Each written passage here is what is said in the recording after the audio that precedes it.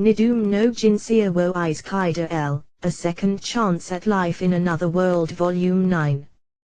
The Kunujai Margraviate is situated at the westernmost end of the human continent. In the center of Klinge, the biggest city within the territory, lies Renya's castle. As Renya, the feudal lord, couldn't come up with a clever name for it, it's simply called Feudal Lord's Castle. Frau stood on one of the castle's balcony facing the western side. With her standing there calmly while the hem of her apron dress and her flaxen hair fluttered in the somewhat strong gusts of wind, she looked like a normal little girl one could find anywhere, but she boasted of a majestic aura similar to that of some country's general. Standing behind her, Keith was rapidly blinking after having rubbed his eyes. Even so, the coercion he feels coming from Frau's back remains the same. Fixedly staring in the miasma forest's direction with her arms folded, she had the appearance that would allow her to be introduced as a princess general from some country and no one would doubt it. However, her age and height didn't make such a story believable. But, no matter how many times he looks at her, Frau is still a little girl. Frau calls out to Keith, who began to believe that he himself is completely losing out in terms of aura when compared to Frau, while directly looking into his eyes. Keith-san, what are you thinking about? No. Frau, I'm wondering whether they will come attacking, I guess. Keith, the report from the scouts regarding a change in atmosphere in the miasma forest arrived right after Renya and the others departed to the elven country through the transfer gate. Starting with sudden noisiness in the forest, which had been silent until then, the soldiers, who had even gone as far as going inside the forest to investigate, a task that appeared somewhat unreasonable, apparently discovered several monster swarms. Seeing swarms of monsters in the miasma forest wasn't that unusual, but as it's at most been goblin or kobold packs, it completely changes once those swarms consist of completely armed orcs and trolls. Even though orcs and trolls are already a considerable as threat when they are just strays with simple weapons, it turns into a major headache when one considers the possible threat level of a conglomerate of orcs and trolls that are wearing proper weapons and donning armors. As the vague topic, which he came up with owed to his inability to bring up something else to answer Frau's question, was more depressing than he thought, Keith started to feel slightly disappointed at his own inability to hold a conversation. However, for Frau that topic apparently wasn't as depressing as Keith thought. Frau calmly responded as if it's trifling. Well, it's set in stone that they will do so. No. Frau, after all. Keith, upon Frau saying that with a tone as if she were asking him why he's going on about such a thing at this point in time, Keith placed a hand on his forehead and sighed very deeply. Now that I'm told, once again, directly that the enemy will come even if it had been predicted, I can't stop myself from feeling gloomy about it. What brave children. Nano. Frau, pardon. Keith asks back as Frau's remark, which completely disregarded Keith's innermost thoughts, felt like it was extremely out of place. Even though he implied plenty of doubt in his voice, Frau continues talking without turning around towards Keith while revealing a smile on her lips. It's the brave children that motionlessly waited within the forest for the master's presence to disappear in order to attack Klinge, as they didn't see any chance to win while he was here. The fact that they didn't run away, which is a common tendency in monsters as they don't feel any loyalty, is remarkable. No. Frau, she's most likely praising them, but to Keith those words felt somewhat off. You call that brave? Keith, you don't. No. Frau, being refuted by Keith, Frau finally turns around with a puzzled look. It's probably not wrong to use the word this way, but if you consider that the orcs and trolls have been readying their weapons while holding their breath within the forest for Renya's presence to disappear, it's rather impossible to call such an act brave. pull the line of the forest's surveillance back a bit for now. Be careful not to incur any losses. No. Frau, just because they saw monsters in the forest, doesn't mean Klinge is going to be plunged into battle all of a sudden. It's necessary for the monsters to march from the forest to Klinge. Along that route there are several settlements that have already been evacuated. As the monster army will likely raid every settlement in their path in search of humans who were late in escaping as well as any money or food left behind, it's expected that these settlements will slow the monster army down to some extent. Frau wanted to set some traps as the settlements were going to be trampled down anyway. To be precise, Frau proposed to Renia to set up devices that will explode, dragging the whole settlement into the blast. But as this was rejected by Renia, she wasn't able to put such a strategy into practice. According to Renia, having their houses destroyed by the attacking monsters compared to having them destroyed by Renia and the others will give the residents a completely different impression, even if they argue that it's a strategic decision. I somewhat understand the notion. No. But it's inefficient. No. Frau grumbles. But it's impossible to go against her master's will. It's not like we know what the scale of the Demon King's army that's going to attack Klinge will be, but the numbers that would have been defeated through the planted traps would very likely only enter the range of a measurement error. Frau renews her thinking. Anyway, there's no other option but to defend Klinge with our current cards. What are we going to do about Trident's army which were left outside the city? Keith, leave them alone until they contact us. Nano. But if the enemy army comes into sight, we will ignore them even if they contact us. Nano. Frau, since Renia is a noble, he has various ties of obligation, but for Frau something like that doesn't exist. And, it's Frau who has been entrusted with Klinge's defense. In the current situation the Principality's army outside the wall doesn't register as a protection target for Frau. Given that Frau is a fairy, she can refuse matters she hasn't been informed about with a simple "I haven't been ordered to do so." In that case the question of responsibility will shift to the one giving her orders, in other words, Renia. But as Renia is personally attending to the hero's job of visiting the Dragonoid country to check its condition while taking said hero along, he could argue that he forgot as he was very busy. Even Frau didn't know whether Renia entrusted her with the city's defense after thinking this far ahead, but since there's no gain in being concerned about such things, Frau plans to boldly ignore the existence of Trident's army. I'd really like to ask Margrave Dornor to come back as soon as possible. Keith, seemingly judging it to be pointless even if he were to deeply ponder about the Principality army's treatment, Keith attempts to change the topic.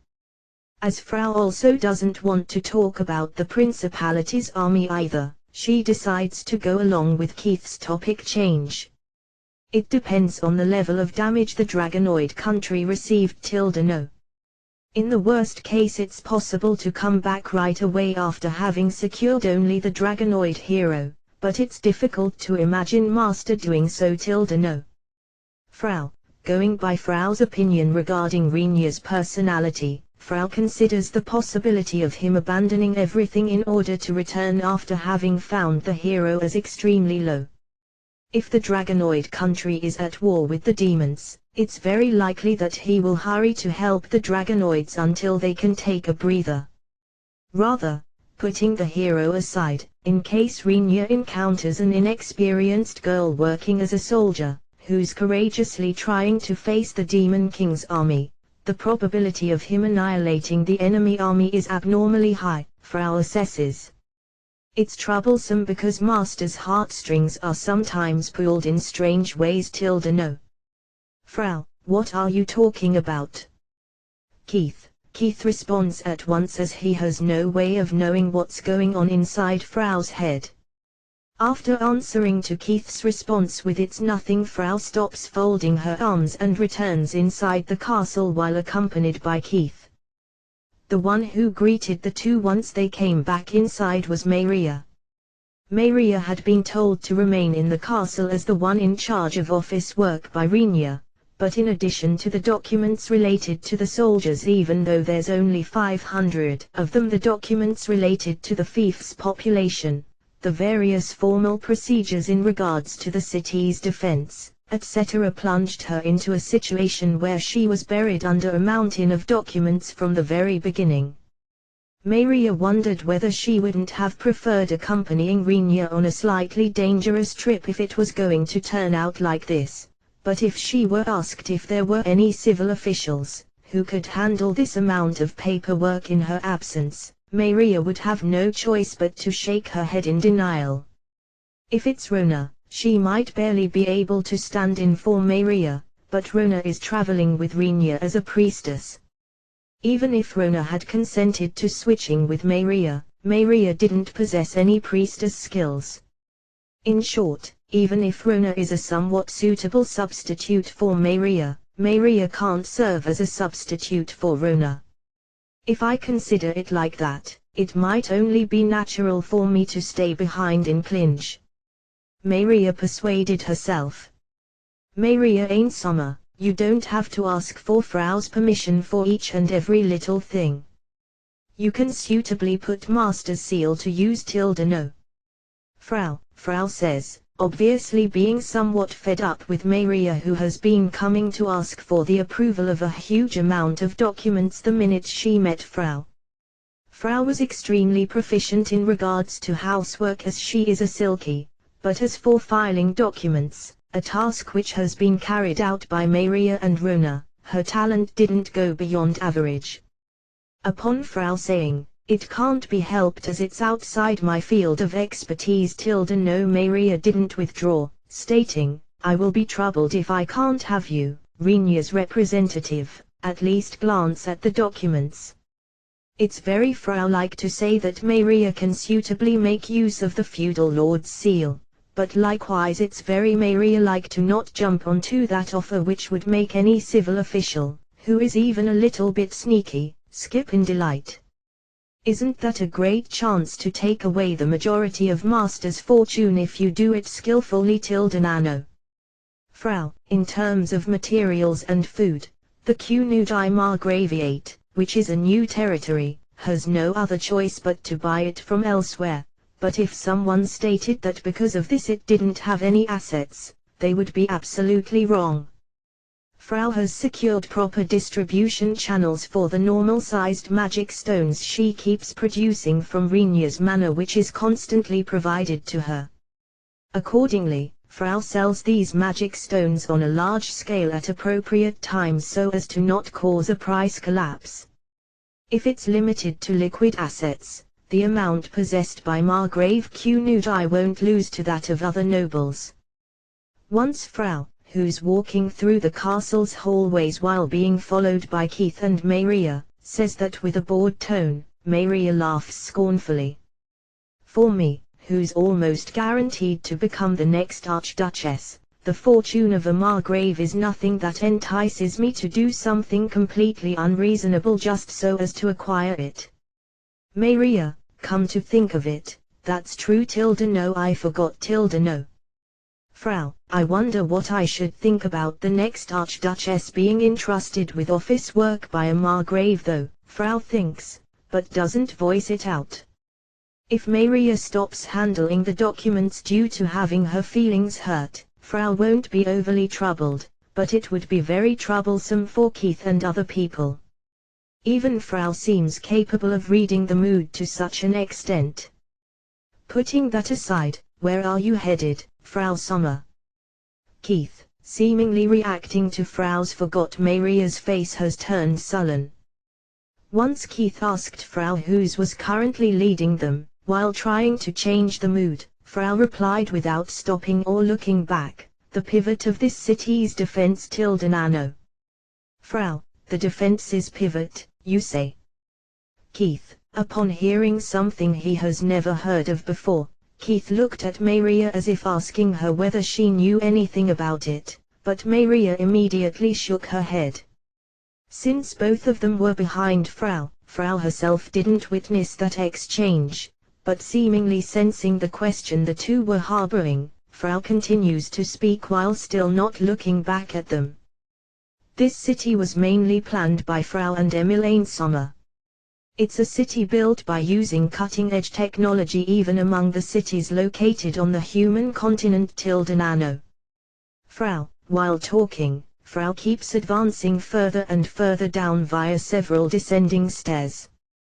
When they passed the first few stairways, there were still maids and soldiers passing them, but after they descended another few sets of stairs, almost all the people and their presences were gone.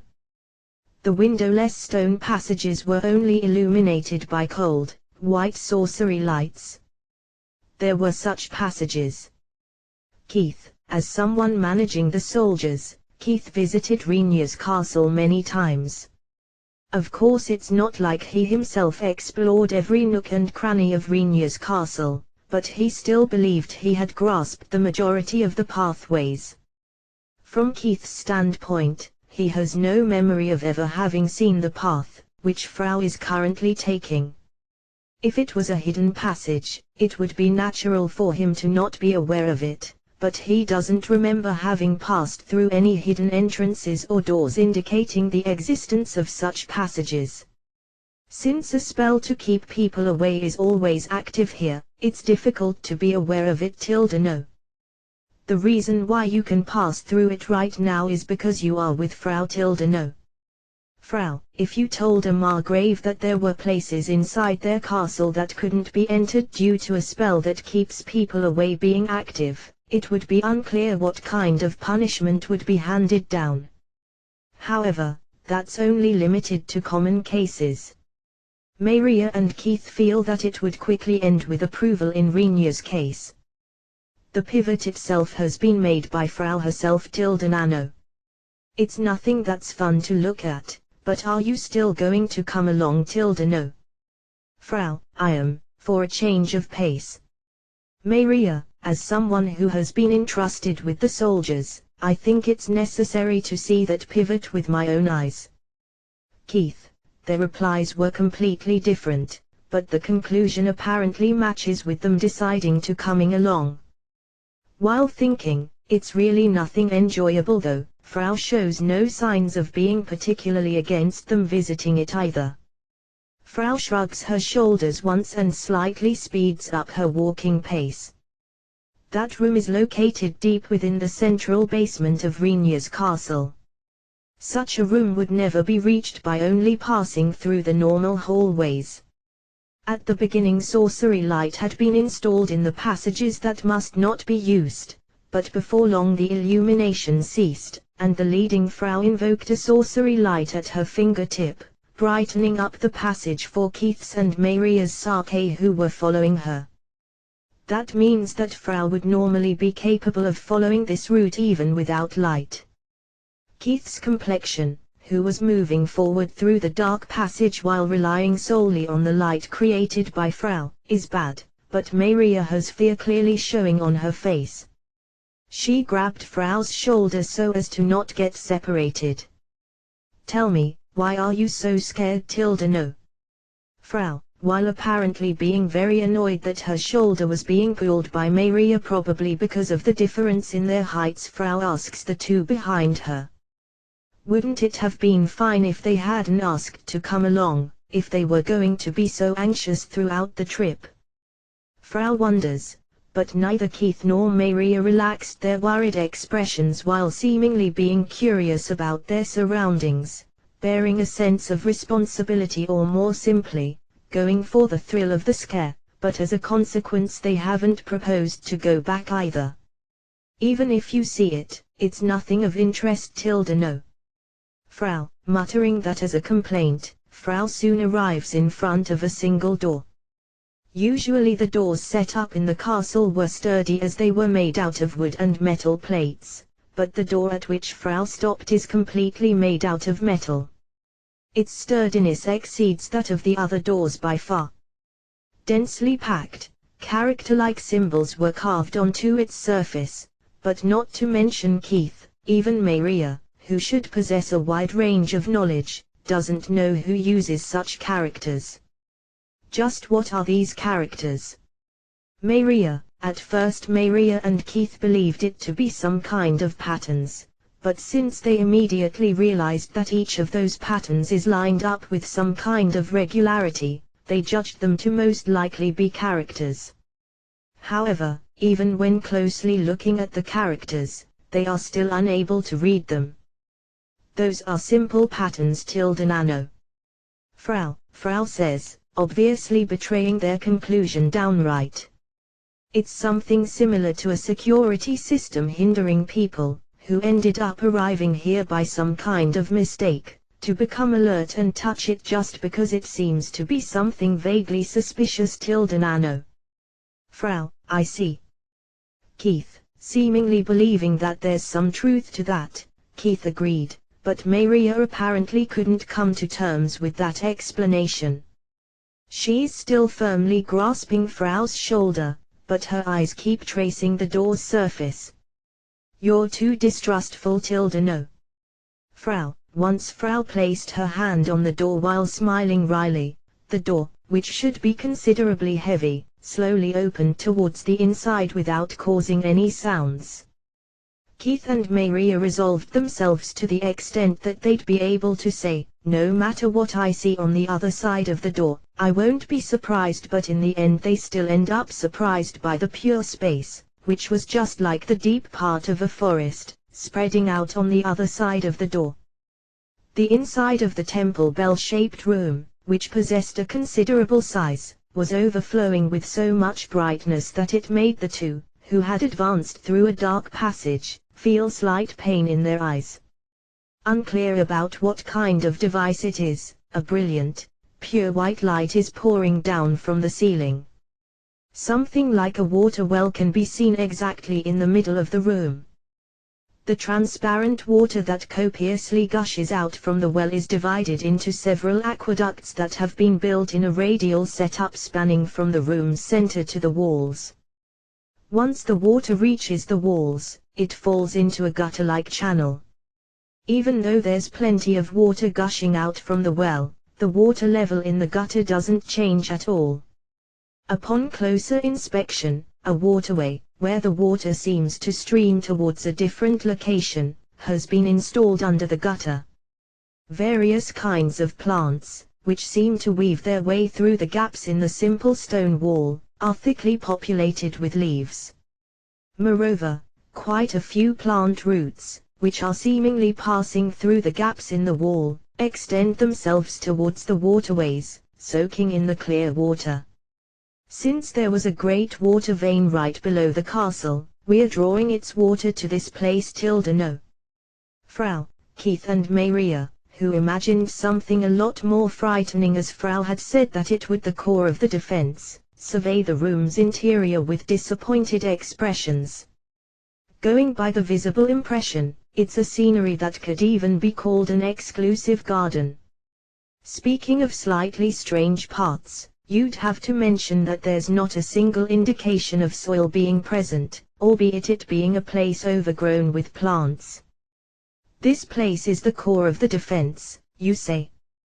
Keith raises as question, unable to swallow Frau's words, no matter how he looks at it. Frau nods shortly at that. The spring water of this place passes along many magic stones, and the water, which is then abundantly rich with mana, is spread throughout the city's underground no. That water greatly contributes to the growth of the plants within the city. And those plants are going to resolve the provision of food during the defense and the strengthening of the outer wall no. Frau, once they are told by Frau, while we are at it, the fact that there are plenty of plants that contain great amounts of juice also becomes a countermeasure against fire attacks for the city no. Even Keith begins to think that it might make sense. How to say it? Plain, isn't it? Keith, unable to admit directly into Frau's face that he expected it to be an outrageous facility which would be eerie and impossible to understand, Keith states a harmless and inoffensive impression. Keith, just what have you been expecting no? Frau. Once he was glared at by Frau's scornful eyes, Keith scratched the back of his head while raising a powerless laughter. This place is right below Master's home Nano. No matter how you look at it, I couldn't have set up something as strange as you've been expecting, Keith No. Frau. Well, that makes sense. I wouldn't be able to calmly sleep if a dragon opened its mouth right under my bed either. Keith, if you got it, then return to your post at once No. Neither of you should be in a position where you have the time to play around Nano. Frau. Keith kowtows towards Frau, who bluntly announces that with both her hands pressed against her hips and a rough nasal breathing. Just as Keith is about to leave the room in order to escape from Frau, he notices that Maria hasn't moved from her spot. Maria was squatting close to one of the aqueducts with her eyes closed partly and an expression that seemed as if she was somewhat entranced. Maria-sama. Keith. Yeah, I will stay here a bit longer. The air here is nice. It feels really good. Maria. I will go back by myself, I guess. Keith. Once you enter the branch passage, it's basically a straight path as long as you don't open any strange doors Nano. Frau. Frau stared at Maria, who showed no intention of going back, but once she grasped that Maria really didn't have any interest in moving, she added a sorcery light to the hilt of the longsword worn by Keith. Keith, you're a good adult, so you will go back by yourself No. Maria-sama will later be escorted by Frau No. Frau. Roger. Well then, excuse me. Keith. Keith leaves the room after bowing with a short bob of his head. After he was out of sight, Frau closed the room's door and cast a fleeting glance at Maria, who was still crouching.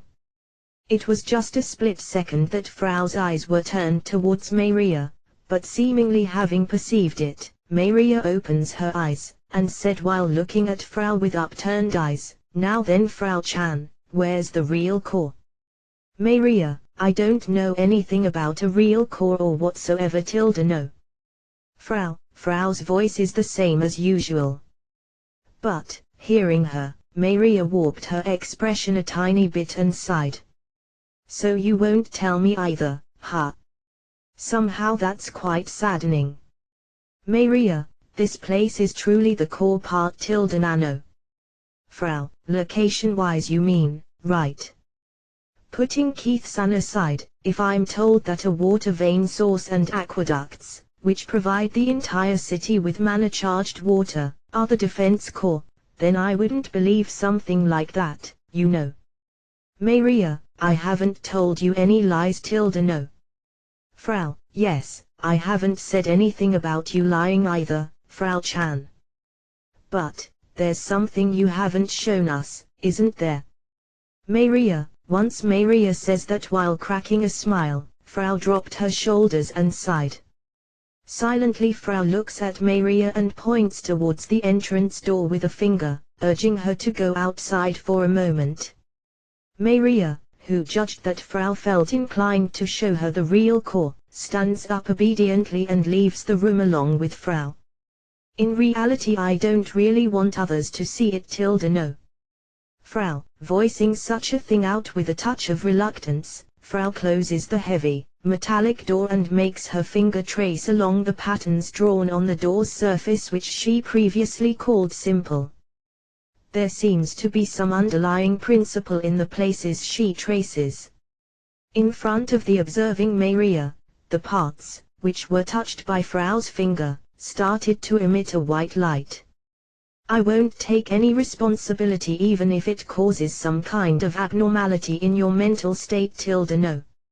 Are you still willing to go ahead with it No. Frau. The threatening tone being included in Frau's voice could be said to be reasonable. As a matter of fact, when she showed it to Emil said that the best outcome that could come from timid people or mentally weak people seeing it would be them fainting. Frau was given the detailed instruction by Emil to warn people that it will very likely induce a mental disorder if things go the wrong way. You have installed something so dangerous here. Maria is surprised and shocked by the contents of Frau's warning, but the option of not seeing apparently doesn't exist in her mind. While continuing the process of opening the door, Frau secretly prepares herself in order to use the tranquility spell at any time. If Maria transformed into a bedridden puppet that only laughs foolishly from seeing it, Frau couldn't predict what ordeal she would have to go through once Renew returned. First of all, there's absolutely no way that it'll simply end with him saying, "Oh okay, I guess it can't be helped. Well then, I'm going to open it no. Hold on to your mind properly no. Okay. Frau, while nodding towards Frau's words, Maria quietly chanted something.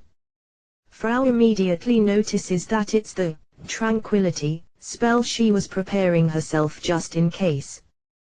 The tranquility spell calms down the target's mind if it's afflicted by something very disturbing.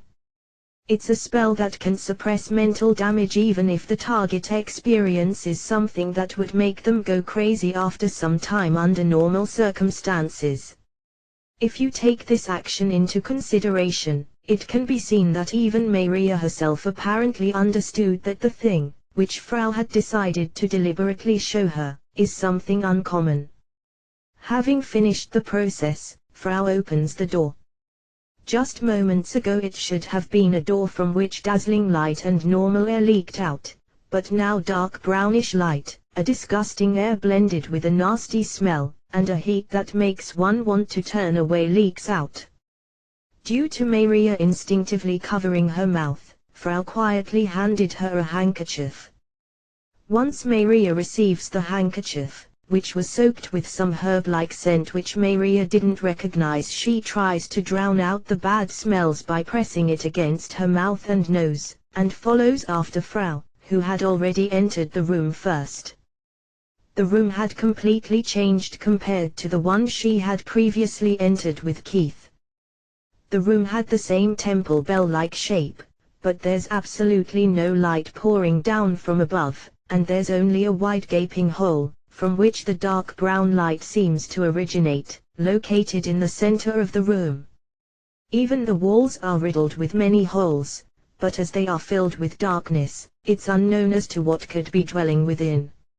A red, gooey liquid bubbles upwards from within the wide gaping hole in the center, giving one the impression that it's the crater of a volcano at first glance. Each time one of the bubbles burst, a hot stench seemed to spread into the vicinity. However, if it were only that, it would have been no more than a smelly, hot hole. Thinking that there's probably nothing that could cause one to lose their mental sanity either, Maria peered into that hole over Frau's head, and then her expression froze.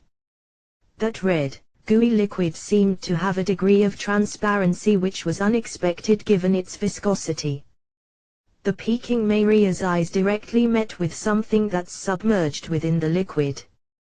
Countless eyes. Furthermore, things that had assumed human shapes. They, which extended their arms as if struggling while slowly swaying within the liquid, were in a state that made their body contours ambiguous, making it difficult to specify their gender or age, but for some reason only their eyes were clearly visible.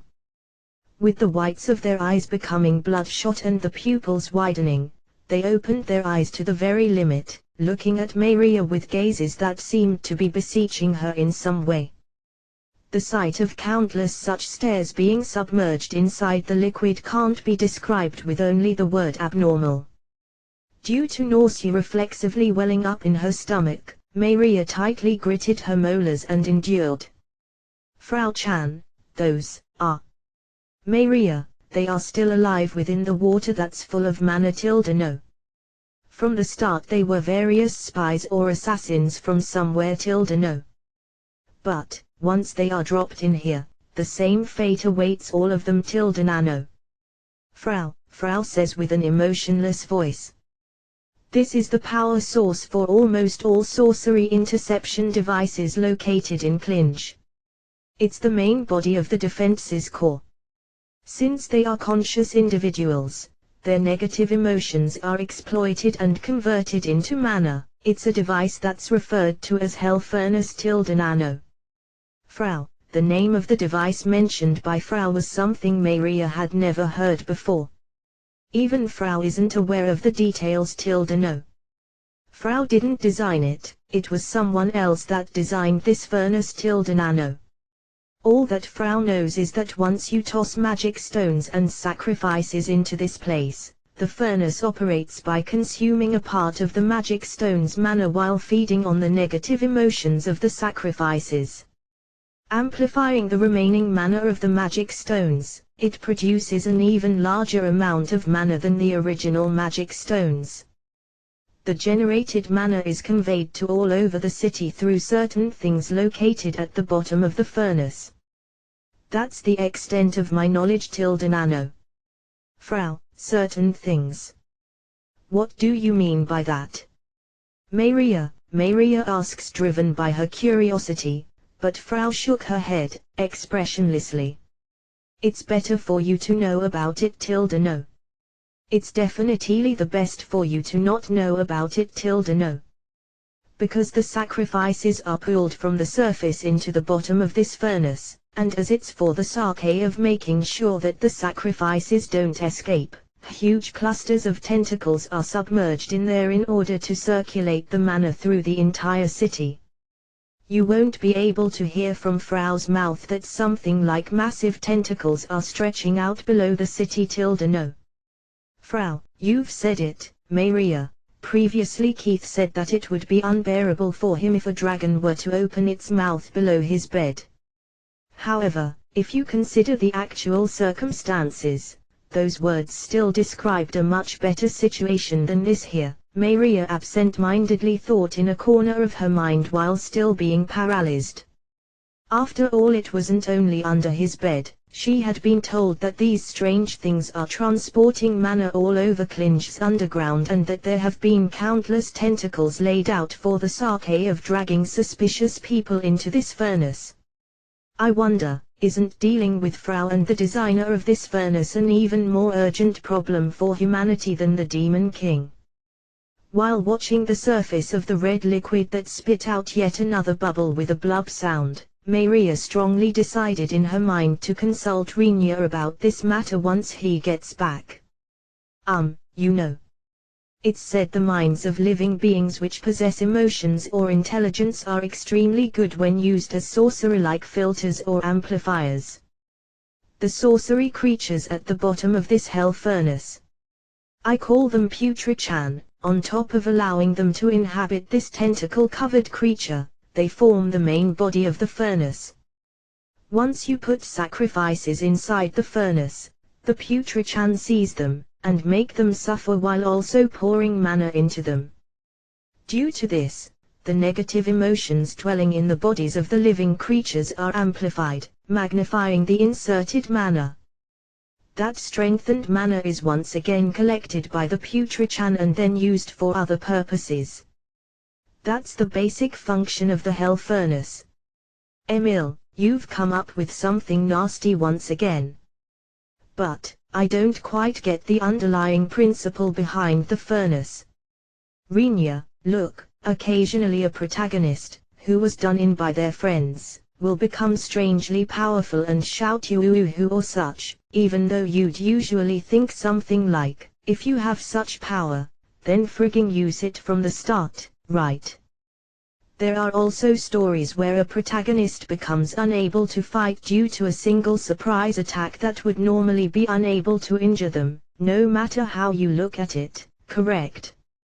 It is certainly true that if something like that happens it can't be helped, seeing as it's the story's development, but you'd be like, why did that attack connect despite their high defense values?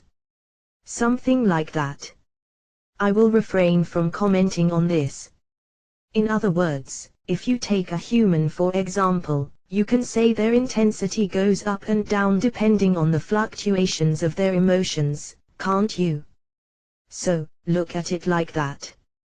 It's a system that wrings out the negative emotions through torture, like tormenting us. According to scientific investigations, it's easier to extract anger or grief, which are classified as negative emotions, than comfort or joy, which are classified as positive emotions. Got it?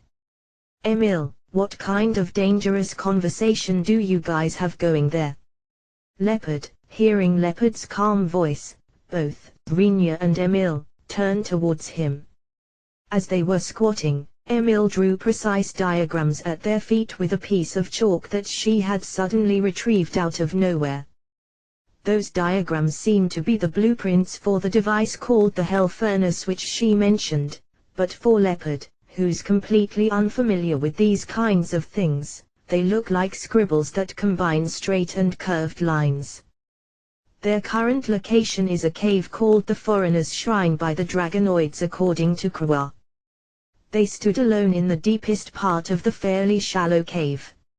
It was a simple place with nothing but the transfer gate that looked as if it hadn't been used very much.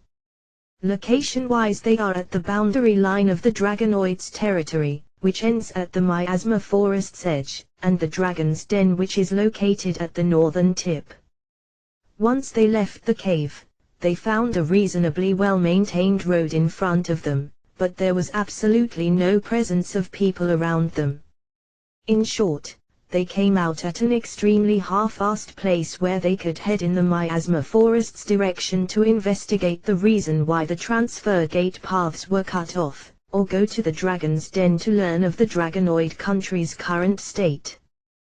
Because the elves were usually given a lift by young dragons, who would turn up to help with their travels on a whim, or took wyverns who had been tamed by the Dragonoids, they apparently didn't care about the shrine's location that much, but right now it was a considerable problem for Rinya and the others. Even the distance to the closest city is quite large if traveled by foot. In the first place, there's no way for them to know the state that particular city is in right now. On top of that, there's not a single person among Rinya's party members who is familiar with the area.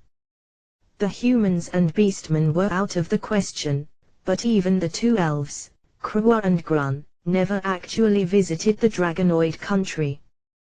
They only obtained their knowledge from hearsay and several documents and books that had been left behind. Even so, that's still better than having absolutely nothing to work with. Currently Krua and Grun have gone ahead in order to search the vicinity.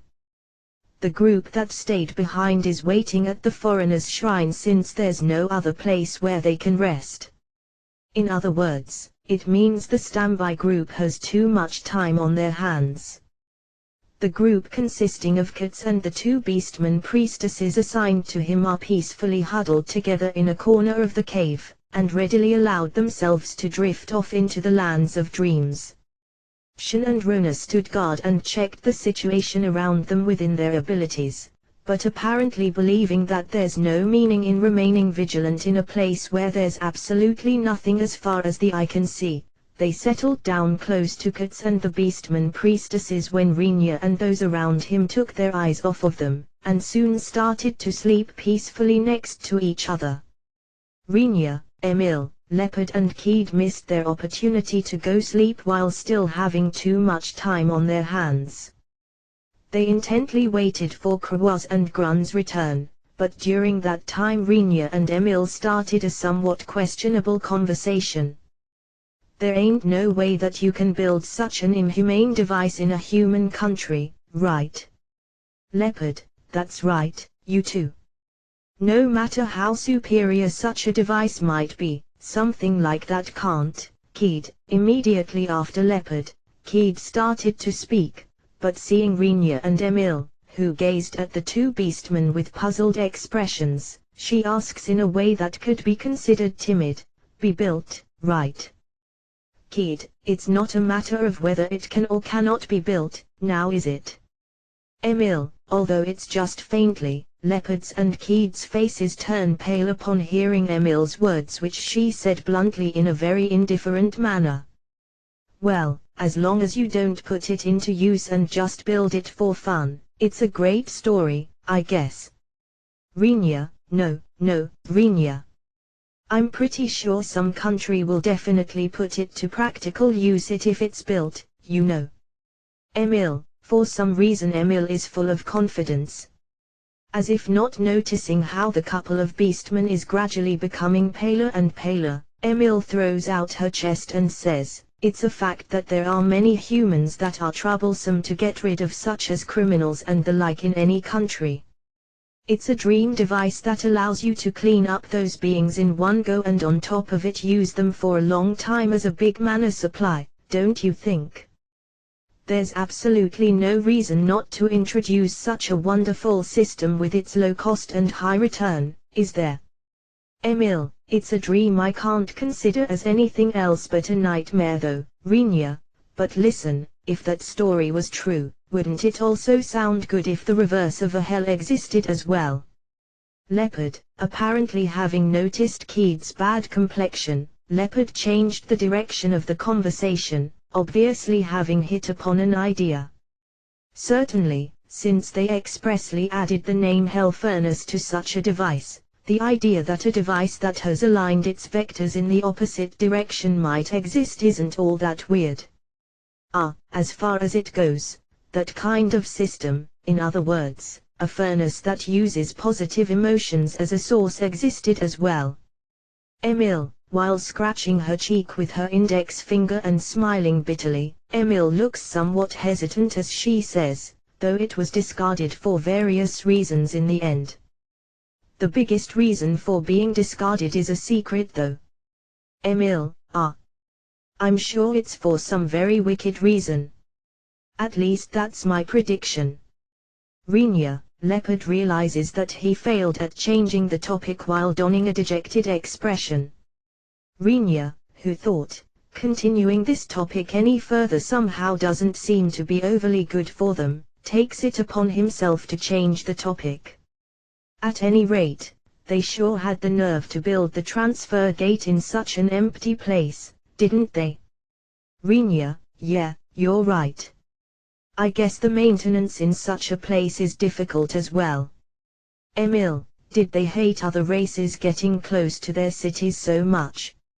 Rinya, now that you mention it, it sure seems like it. Even the transfer gates in our country are not connected to places inside the cities, but to ones that are slightly outside, aren't they? Leopard, upon Leopard saying so, obviously rummaging through his memories, Rinya wondered whether it might be the same for the transfer gates in the human countries as well, but even if he wants to confirm it, all humans besides himself are peacefully asleep at the moment. Feeling like it would be evil to expressly wake them up just to ask such a thing, Rinya decides to shelve that question for later. That's because the Dragonoids are really troublesome. Emil, really? The Dragonoid hero Albert whom I met before was an unusually decent hero though. Rinya, it's been quite a while ago already, but Rinya says so while remembering the face of the hero who came to greet him once. Wait a moment. Hey Rinya, what do you mean by unusually decent hero? Leopard took a part of what Rinya said as a challenge and flared up at him. Apparently he thought that Rinya's words implied that all the other heroes besides Albert aren't very decent. Rinya stares at Leopard's face, then at Katz's, who is sleeping soundly, and moreover thinks about Grun, who left to scout. After pondering for a short time, he opened his mouth. Sorry. I suppose the only one who's not normal is you. Rinya, I'm very normal. Leopard, there's zero persuasive power in those words. Kid, Leopard claimed while raising his voice, but once he's bluntly refuted by Kid, he ends up utterly dispirited as it seems he doesn't have any words to return. Letting his ears and tail hang, Leopard shrinks his big body and turns in the direction of the wall, but it looks like Kid doesn't feel like comforting him. Occasionally I wonder about it, but do you guys really love each other? Rinya wonders whether this isn't the moment where she should console Leopard, even if it's a lie, but Kid immediately flapped her hand. He will get conceited if I pamper him too much. The male beastmen are in the perfect state if they are slightly disheartened. Kid, even if I die, I definitely don't want to be reborn as a beastman. Rinya, due to Rinya saying that he would be horrified from continuously being treated in such way, Kid and Emil burst into laughter at the same time for some reason. Did I say something funny? Rinya, they probably couldn't hear his question through their laughter, but all of a sudden Krewa turns up in the cave's entrance. When they departed, Krewa left empty-handed without taking any weapons with her, but in her right hand there now dangle several wild rabbits which had their necks strangled and precisely broken. They are tied together at their ears by something that looks like an ivy. In her other hand she's grasping a bundle of leaves that are very likely different kinds of herbs and wild grasses which she picked somewhere along the way. Krewa, tell me again, what was the reason why you went out? Rinya, once Rinya asked her while looking at the things in her hands, Krewa immediately replied with a smile plastered all over her face, to investigate and check the situation in the vicinity. Krewa, what are those things you're holding in your hands then? Rinya, once she was asked by Rinya as he repeatedly points at her hands, Krewa thrust her loot in front of him while maintaining her smile. It's food. Please be delighted, Rinya. This area has a soil that allows herbs to grow en masse, and plenty of wild rabbits and wild mice inhabit the area. Krewa, you're sure you're an elf, right? Rinya, who wonders what to think of an elf who happily eats wild rabbits and mice, says sarcastically, but it looks like Krewa doesn't understand what he's implying at all. If asked if my eating habits are more like an elf's or a human's, I would say they have gotten closer to those of humans since I started to live with you, Rinya. Krewa, now that you mention it, you're certainly right there. Rinya, Grunyazama is slightly worried, but since it's not like we can't eat meat anyway, it's fine. Krewa, what about the report regarding your investigation? Rinya, there's nothing at all. Absolutely no sign of people or battle. There are no dragons in the sky either. It's very peaceful. There's nothing you ought to see. Krewa, Rinya wasn't sure whether she had forgotten her task, but as far as it goes Krewa apparently understood what she had to report. It might be a little bit harsh to travel by foot. The continent with the least amount of cities is the northern one. The distances from one city to another is very large. Krewa, I guess there's also the option of asking Drakun and his friends to lend us a dragon. Rinya, when it comes to having the speed of a flying dragon, it's possible to travel without wasting too much time, even if it's a considerable distance. There not being any dragons in the sky, as reported by Krewa, means we have to get them to allow us to use them as transportation by some means once we meet a flying dragon, Rinya assessed. In this case some means becomes one centered around physical communication, or to be precise, forceful persuasion by shooting them down. As for me, I believe that it might be better to stay in this shrine today, no matter whether we are going to head towards a nearby city or towards the dragon's den. That's true, traveling will probably be less burdensome after taking a good rest. Maybe there is something like a dragonoid patrol that might pass by this place here, too. Seeing as the transfer gate has been installed here, it was difficult to imagine that the cave, where Rinya and the others are currently at, had been completely abandoned. In order for the transfer gate to continue functioning as one, regular maintenance is necessary. That's a task that can only be carried out by the hands of people. If we are lucky, now might be just the time when the transfer gate needs maintenance. And even if that's not the case, it wouldn't be weird if the fact that this transfer gate had been forcibly activated by the Elven country has been transmitted to the dragonoids controlling this gate. In that case, it's also possible that someone will be dispatched to check the situation. Waking up those who are sleeping right now so as to head out seems pitiful as well. I guess we will set up camp here. Renya, once they decided on a course of action, things went by quickly.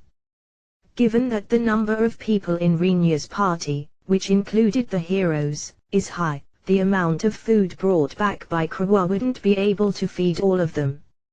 Renya has put various ingredients that seem usable inside his inventory, but as they are currently in a situation where they don't know how long they'll have to stay in the dragonoid country, he judges that it would be better to supply food that can be procured locally rather than touching the ingredients in his inventory. Krewa put down the ingredients in her hands and went outside to inform Grun to temporarily return to the cave. Whereas it was decided that Leopard and Keed would go out to secure some more herbs and meat. Renya, what about us? Emil, I suppose we will prepare the rabbits while staying here. Renya, no matter how many rabbits Krewa catches, there's no one amongst Renya's party that would eat them with their fur and skin still attached. As such, it becomes necessary to process the wild rabbits into raw meat that could be cooked. Leave the dismantling to me. Emil, as if to say that dissection and dismantling are her specialties, Emil took out several knives out from her coat, and immediately started dismantling the wild rabbits. While watching her abnormally skillful work, Renya began to ponder about what they should do from now on. It's said that no unnecessary grease will sully a blade and no blood would be allowed to pointlessly scatter in the vicinity, if you leave the handling of game to a skilled cook, but due to the fact that the same could be said about a mad scientist, Renya harbors a feeling that he can't identify as being either or shock. That's how splendid Emil's way of processing the wild rabbits was. The wild rabbits, which were caught and then strangled in advance by Krewa with such skill that awoke Renya's desire to ask her if she was really an elf, were systematically dismantled and separated into skin, meat, intestines and bones by Emil's knife, which has an excessive sharpness without no blood splattering around. Since there was the additional share which was caught by Leopard and Keed, it was a fairly large amount of game, but Emil processed it almost instantly. Emil's skill was at such a high level. What about the blood draining? Renya, this kind of wild rabbit's meat has a light taste, so retaining their flavor by not draining their blood is the usual way to cook them. Emil, even in my former world there was a duck that allowed for such a cooking method, wasn't there? Renya recalls. It's said that the taste improves by letting the blood circulate inside the meat if you strangle the game in a state of blood congestion without bloodalting, but on the other hand it has the flaw that the meat will become darkish and specks will appear. As for food cultures that regard the smell of blood and the taste of iron as delicious, it didn't agree overly much with Renya's palate, but it's also true that there's the expression, when in Rome, do as the Romans. Once told that it's normal, Renya thought that it might be better to abide and decided to leave it to Emil. Renya, who thought that he would just have to prepare his own preferred dishes in exchange, is about to make a soup stock out of the bones, but then notices that the mountain of bones, which had been put aside by Emil, is already gone. Once he looks around searching for the bones, he finds Leopard, who had suddenly started a fire outside the cave where the sun has begun to go down, suitably placing the bones he carried in both arms around the open-air fire to grill them. Thanks to Emil's superior dismantling technique, there's almost no meat left on the bones. At most one could find a few sinews and cartilages. In front of Renya, who wonders just what Leopard is planning to do with the bones, Leopard started to abruptly bring the bones to his mouth after the bones were grilled properly. You don't say.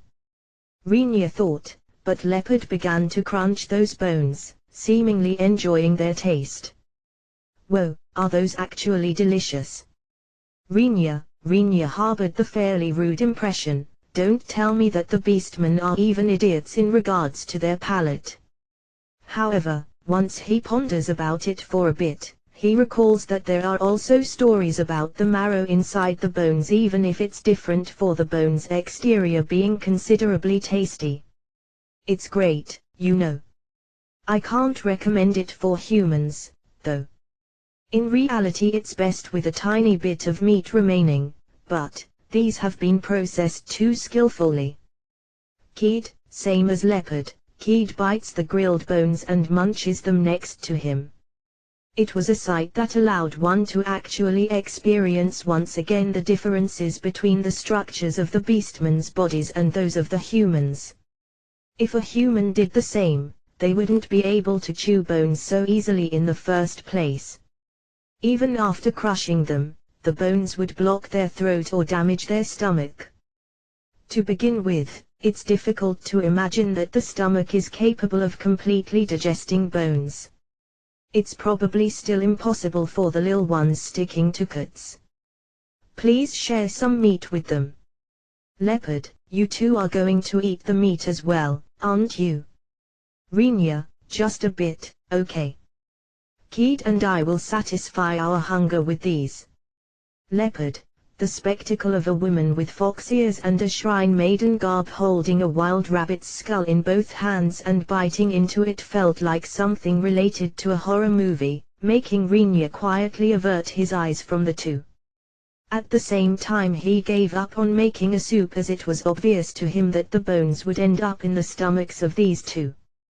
The processed meat was further cut into a suitable size, and after sticking it on skewers, it was grilled over a fire in the vicinity of the open-air fire used by Leopard and Kid to grill the bones.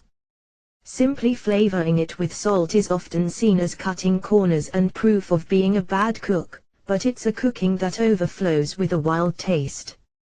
Rinya, who felt slightly cruel for forcing the two elves to sate their hunger with nothing but meat, decided to provide bread, several fruits and fish from his inventory.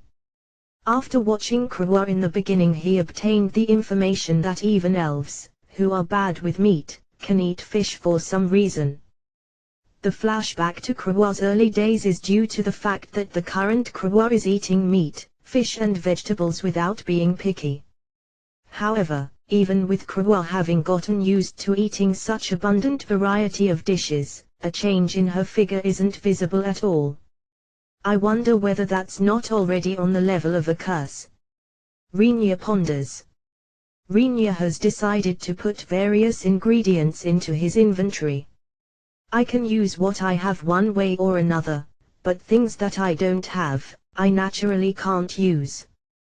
Fortunately it was possible to stack food stuff, by stuffing it into a barrel and putting it into his inventory after labeling it as a barrel with food. Because the item's contents apparently have no influence on the inventory's capacity, it has turned into an exceedingly helpful feature. In the same way he carried several types of tableware in barrels called barrel with tableware. It's an action ode to Rinya's fixation that food should be served on proper crockery, but if you speak from the viewpoint of adventurers, it can't be called anything but extremely pointless. However, it was mostly favorably viewed upon by the other members of Rinya's party. It seems they are slowly growing up in this regard.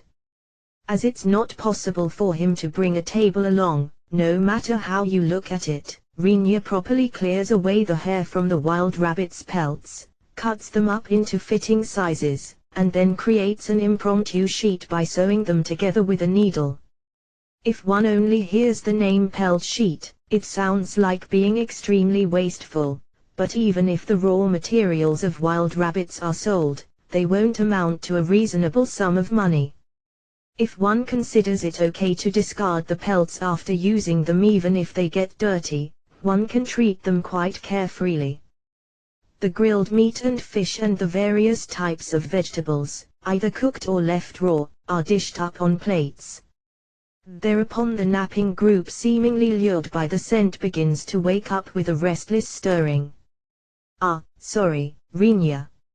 I haven't even helped." Shin was ashamed for having continued to sleep so deeply, but Rinya waved his hand, telling her to not mind it. "It'll be just fine if you work instead when the others become sleepy." "Rinya, excuse me for not having helped out either." Kats quickly lowers his head. Rinya caressed his head while smiling wryly. "Children don't have to worry about such stuff, got it?" Rinya, "But, if I had helped out, we might caught much bigger game." Kats, feeling somewhat bothered by Kats's words, whose head Rinya is still caressing, Rinya asks, "What specifically?" Rinya, "A dragon or such." Kats, "Okay, even if you find one, let's not hunt it in this place, okay? After all, it will be scary in various ways." Rinya, "If they did something like hunting and eating dragons in an area ruled by dragonoids who consider dragons as sacred, it wouldn't be clear what might happen. At the very least it won't be anything good." Rinya instructed Kats while keeping his voice as gentle as possible. "If I don't warn him properly here, it's very likely that hunted dragons are going to be laying outside the cave one morning. You don't have to mind it. So just eat the food." Rinya, "But, Kats, it's fine, just eat it. Even if you're going to hunt something for argument's sake, make sure to stay away from dragons in this area." Rinya, "You ease Tilda." Kats, he had an expression that made it obvious that he still couldn't comprehend some parts, but Kats began to eat the rabbit meat as told. Rona, "Make sure to diligently help with tidying up." Rinya, Shin and Rona, who began to secretly grab rabbit meat while hiding in Kats's shadow, choke after being reminded of that. "Well, putting that aside, I'd like you to listen while eating." Rinya, who secured his own share and decided to leave the rest to the others, addresses everyone as he watches the many dishes decreasing at an astounding rate. Upon hearing his words, the other members stopped their hands for a moment and turned their eyes in his direction, but as they had been told by Rinya that he will speak during their meal, they immediately focus on their food again. "How obedient." "Hey, for starters, while we kill time in here today, I want to talk about our plans from now on." Rinya, "Plans?" Rona, it's Rona who asks back while bringing the sake cup, which had been prepared next to the dishes by Rinya, believing that drinks might be necessary as well, close to her mouth. Because Leopard and Keed said that they will actually be fine with a little share of the meat, Rinya prepared a somewhat strong sake in order to get them to drink it as an appetizer alongside the scarce meat, but Rona seems to fully intend on keeping them company with the drinking. Rona continues to drain sake while keeping a fixed pace, but although her face becomes faintly red, her articulation remains steady. "I think the following plans are good options: wait here until someone comes, head to a nearby city, or head for the dragon's den." Rinya, "If it looks like no one is going to come after waiting for tonight, I think it'll be a poor move to wait any longer." Kawa, the one who stated her opinion first, was Kawa. "If it's a situation where someone has enough leeway to come here, we should be able to meet them if we wait for that long. As we will spend the night here, the decisions have now been reduced to two. I cast my vote for searching for a city. That's, if we head to the dragon's den without knowing anything, Krua, it won't give the dragonoids an overly good impression if we are with you, is what you mean, right?" Leopard says, following after Krua, who seems to have slight troubles to voice out such a problem.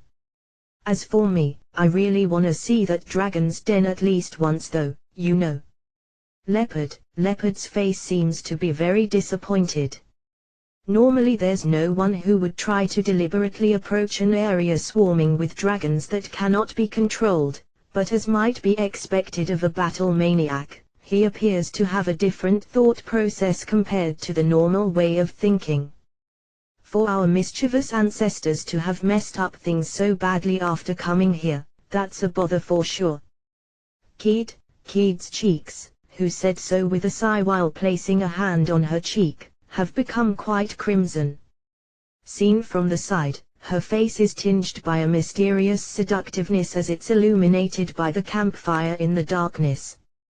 Coupled with the beast ears and shrine maiden garb, it's a sight that would make people, who have such preferences, go all gung-ho if they were to see her right now, but there's almost no doubt that they would be beaten senseless by Leopard, who's right next to her the moment they try anything. Keed's drinking pace was around the same as Rona's, but it looks like she's a lot weaker against alcohol than Rona. I think I will cast my vote towards the city, too. If we go to a place such as the Dragon's Den, it's not like we will be able to do anything, even if we leave you out of the loop there, Renya. Shen, those are Shen's words, who innocently chews her rabbit meat. Leaving vegetables and fish for the elves, she's solely focused on continuously eating nothing but meat. Refusing even the sake, she washes down the meat with plain water. I will follow Shen, so I have no personal opinion on this. Rona said as if it was the most natural thing in the world. Personally, I'd really like to try going to the Dragon's Den. But, well, I will obey Master's decision. Emil, without putting a hand on the meat, Emil only drinks the sake provided by Renya. She's consuming the alcohol very, very slowly, and as such the symptoms of drinking sake aren't visible on her face at all. Should I regard Emil as being able to hold her liquor, or should I see it as demons having strong stomachs? Renya is puzzled by his line of thought, but the only ones here, who know of Emil's true identity, are Krawa and him. There's definitely no way that he can bring up that topic right now. It really looks like the opinion to search for a city is predominant, doesn't it? Renya, that makes sense after all. I mean, even if we won't be welcomed with this lineup, the ones who will still be able to enter without being exposed to danger are the two elves, Grun and Krawa. Emil, at normal times, it might even be possible to be guided to the Dragon's Den as long as we have a proper talk beforehand, but, right now we won't be of much help in that regard. Krawa, well then, today we will spend the night here, and then, once dawn breaks, search for a city while heading south. Any objections? Renya, upon Renya summarizing their discussion like that, no one raises any objections. In that case we will decide on the order for sentry duty. We will have 2 people guard and watch the fire on each shift. Kuts, you and the 2 small priestesses will go to bed early. Renya, I can stand watch as well, you know. Kuts unhappily complains while being assisted with the meal by the 2 priestesses by his side. While thinking, come to think of it, I didn't hear the names of the 2 priestesses until now, Renya tells Kuts, no. Kuts and those 2 next to you, Renya, Zubeki and Botan, Margrave Summer. Keed quietly throws a lifeline. Renya is thankful for her timely assistance, but as Keed is Keed, her innermost thoughts were terrifying. That hag, Queen completely forgot to introduce the priestesses that were attached to Kuts. Keed, if one is at the age of Kuts, Zubeki and Botan, their job is to sleep at this time. There's no need for you to unreasonably stay up at night. I won't allow any objections. Renya. Kuts looked dissatisfied upon hearing Renya's clear and assertive words, but the priestesses on his side start to smooth it over. Kuts Summer, you have to gratefully accept Margrave Summer's concern. Let's regard them as words taking your health into consideration, Katsuma. Got it. I will properly work during the day, okay? Kats, yeah, of course. Rinya agreed, but what he thought inside his mind was something else. The two priestesses, who attend Kats, resemble each other so much that it's easy to guess that they are twins.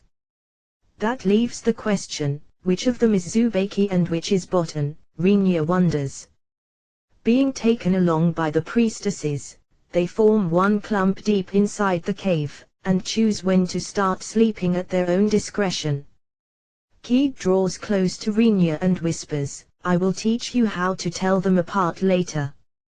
Kid, please. Though I feel very awkward for this to happen after being together so long. Rinya, no, our side forgot about it as well.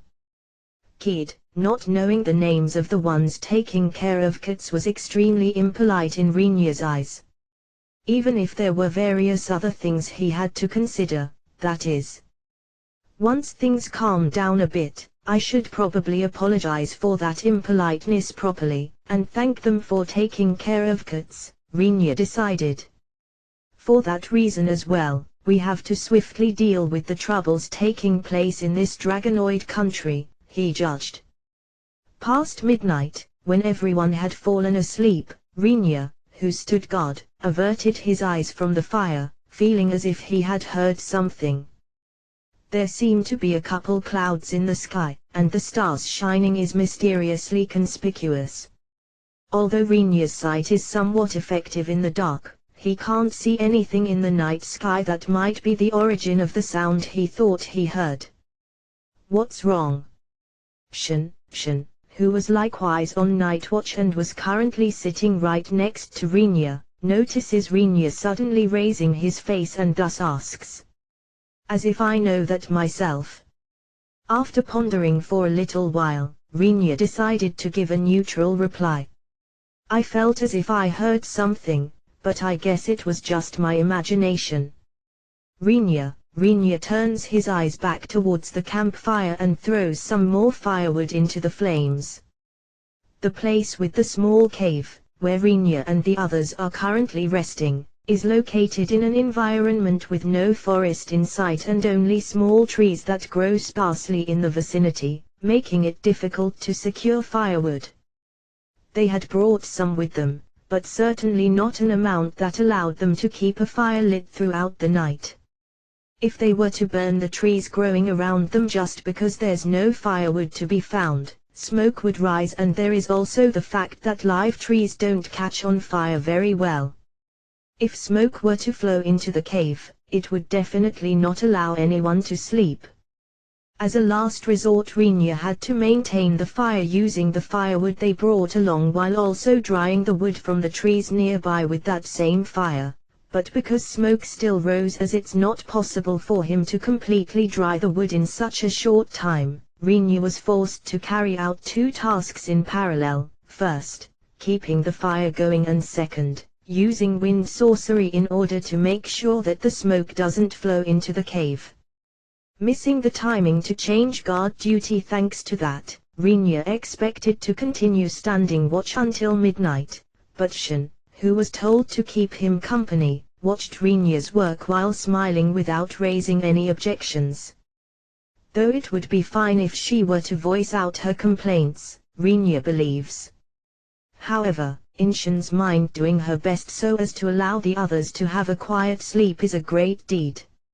At the same time, she hasn't realized at all that as long as the shifts don't change, it'll just be the two of them. Just for reference, what kind of sound did you hear? Shin, I think you could call it the sound of wind being cut. Like a shrill, echoing sound. Rinya, I didn't hear anything, though. Shin, being told that, Shin looks up into the sky, but her eyes, which are only average for a human, can only see the stars twinkling. There's no way that she could see something that cuts through the wind like Rinya mentioned. I think it's just my imagination. Even if something was there, for argument's sake, I don't think that we would be able to see anything now, seeing as said thing was moving at a speed that could cut the wind. Rinya, that makes sense, Shin. After nodding once, Shin rests her gaze on Rinya again as he's watching the fire. Seeing her smiling face, Rinya tilts his head in confusion, wondering just what was so amusing, but thinking that it might be something that he wouldn't be able to guess anyway, he decided to stay silent about it. Given that this place is what it is, it's not all that strange for outrageous things to be flying around either though. Rinya, well, it's the Dragonoids' country after all. I guess it wouldn't be a surprise for dragons to soar through the sky. Shin, it wouldn't be strange, but it would sure be easier for us if they would descend here. Rinya says while throwing another piece of wood into the fire. Considering it normally, there aren't any idiots that would want to encounter a dragon while camping outdoors. After all, that would usually lead to one's death. However, in the eyes of the members currently present, an encounter with a dragon wouldn't mean death, but only a future chance for a competition over foodstuff and materials. Shin smiles bitterly. I'm not going to hunt it, okay? Rinya says, apparently having seen through Shin's thoughts. As if hearing something unexpected, Shin's expression changes into one full of surprise. You won't? Shin. Rinya nods at Shin, who asks back, wondering whether she had misheard. I won't hunt it. I will capture it. Rinya, I mean, it will serve as a means of transportation and a source of information, so what's the point of hunting it? Rinya asks. Dragon, a being that's referred to as the strongest monster as far as it goes. It makes me wonder whether Rinya and the allies around him are not crazy. Shin let a sigh escape her lips. I don't think that he's bad, but at the same time he has many aspects that wouldn't let me to honestly nod if asked whether he is a good person. Though Shin herself is aware that recently her own thinking has been strongly influenced by Rinya. Can't you shoot it down? Shin, it might be possible if I see it, but in the night sky. In the first place, isn't shooting it down, ordering it to hand over its information and forcing it to let us ride it not exactly the type of stuff a villain would do? Rinya, you're certainly right there. But somehow I feel like, why care about that now of all times? Shin, based on that I've seen from the way he handles Drakan, aren't those kinds of threats and coercions a daily occurrence? Shin wonders. Since I have never meddled with the dragons over here, you can't really call it now of all times. Rinya, it looks like he's well aware of his cruel treatment of the dragons over there, or in other words the dragons in the outskirts of Kukrika and those related to them. Rinya's face, who stated such a thing flatly, doesn't show a single sign of a guilty conscience. Well, that's all fine, but, Shin, Rinya interrupts Shin, who started to speak in an astounded manner, with his eyes. And this time Shin, who hurriedly held her tongue, could clearly hear a noise. It's a somewhat high-pitched, scream-like sound. Guessing from the sound's weakness, Shin felt that whatever made that sound was in a faraway place from where they are now. In front of Shin's eyes, who was about to ask Rinya just what might have caused that sound, Rinya suddenly holds up a palm towards the sky.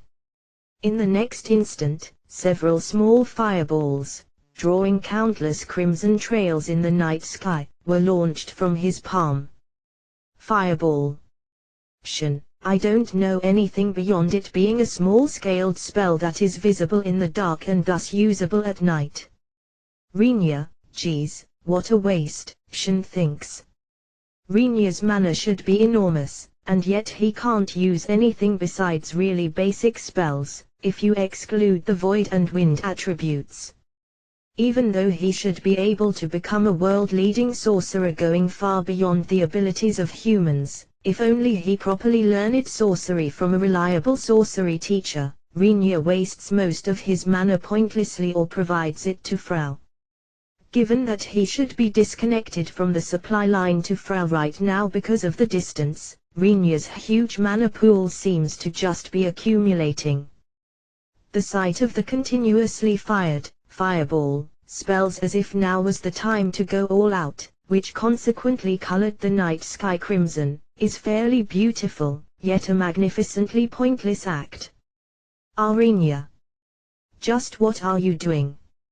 Shin, there was something in the sky. I have no intention to hit it, but it might come down to see what's going on, right? Rinya, it's a spell that will explode if it hits something, but if there's nothing to hit, it will merely scatter in the sky fruitlessly. Even so, as he's launching a number of spells that's gradually going beyond common sense, the situation in the sky became visible for Shin, albeit only vaguely. Certainly, it's quite far away, but something's flying over there. Shin, it seems to be circling around, but it isn't actually coming down. I guess it's being cautious. Rinya, wouldn't it be better to stop with the fireballs and switch over to bright light? Shin, even if it's called a weak spell, fireball is still categorized as offensive sorcery. Shin could see a shadow, as small as the tip of her pinky fingernail, flying high up in the sky, but whatever it is, it only makes sense to be cautious if attack sorcery is launched up into the sky.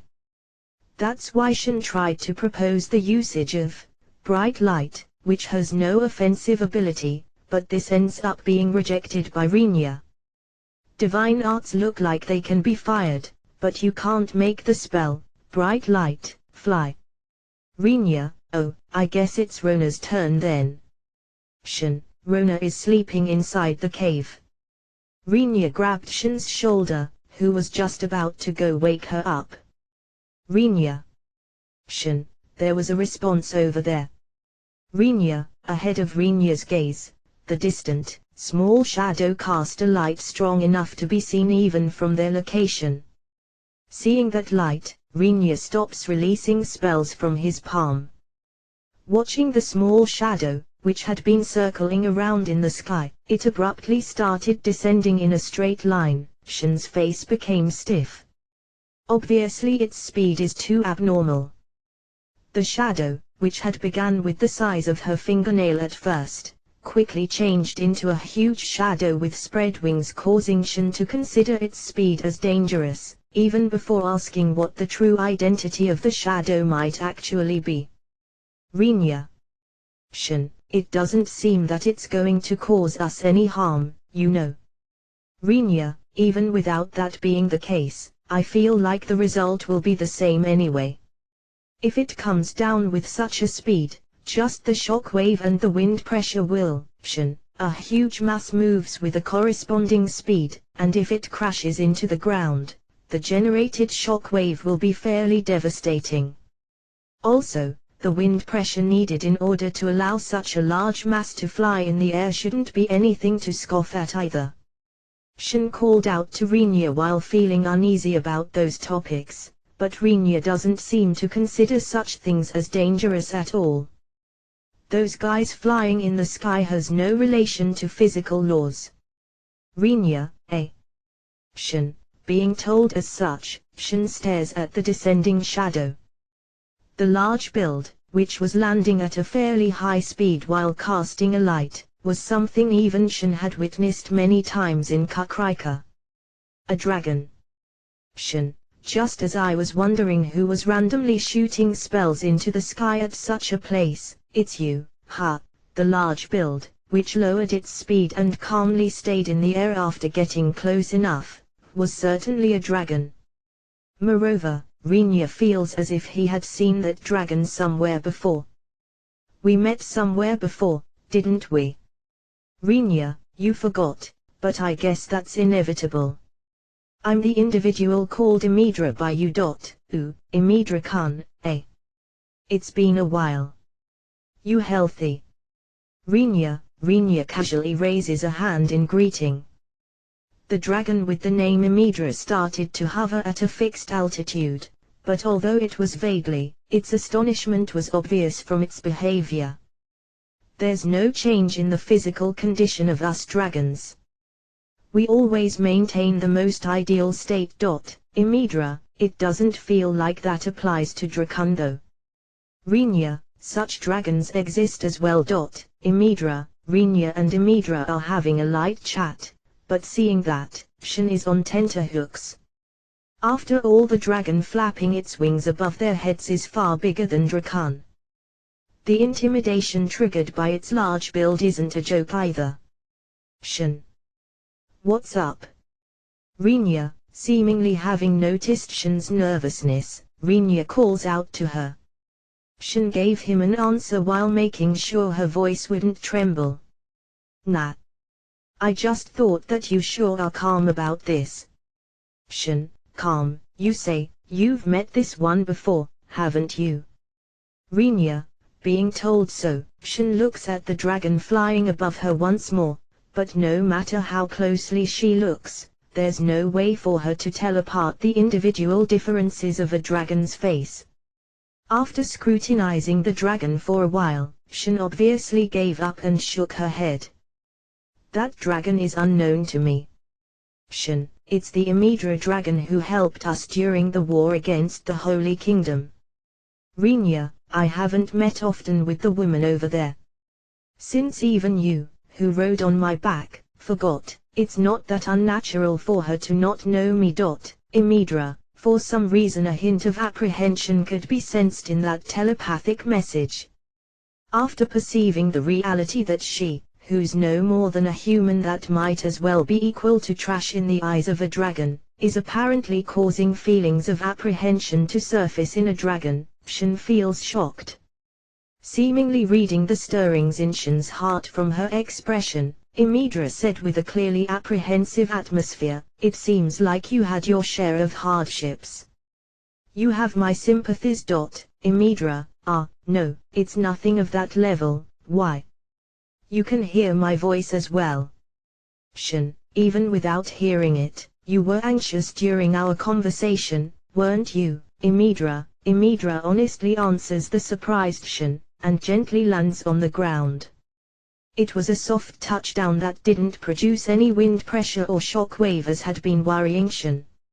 It's a reunion at a weird place, but I guess it's not like you can really call it coincidence either. Imidra said while looking in the direction of the cave behind Rinya and Shin, and Rinya nodded. The transfer gates from the human and beastman countries have become unusable. In order to investigate what happened, we came here together with the hero. Rinya, I hear you are the guardian of the hero. That sounds like a hassle. Imidra, thanks for your concern. Right now I'd rather have some information than such concern, though. Please tell us if you know anything. Rinya, upon Rinya's request, Imidra didn't use telepathic communication, but instead spit out its breath as if squeezing it out from its mouth, which contained an array of sharp fangs, and slowly laid its body down in front of Rinya and Shin. Very well. I will answer your questions as far as I can. Imidra, somehow a pronounced weariness clung to Imidra's telepathic message. The night sky is illuminated by bright red, flashing lights. The sound of several overlapping sirens spread at an annoying volume, originating from speakers installed on black and white-toned cars. It indicated that some incident had taken place just now which ordinary people mustn't approach. Men and women wearing blue uniforms deployed behind those two colored cars that had been stopped in disorder. In their hands they are grasping small handguns.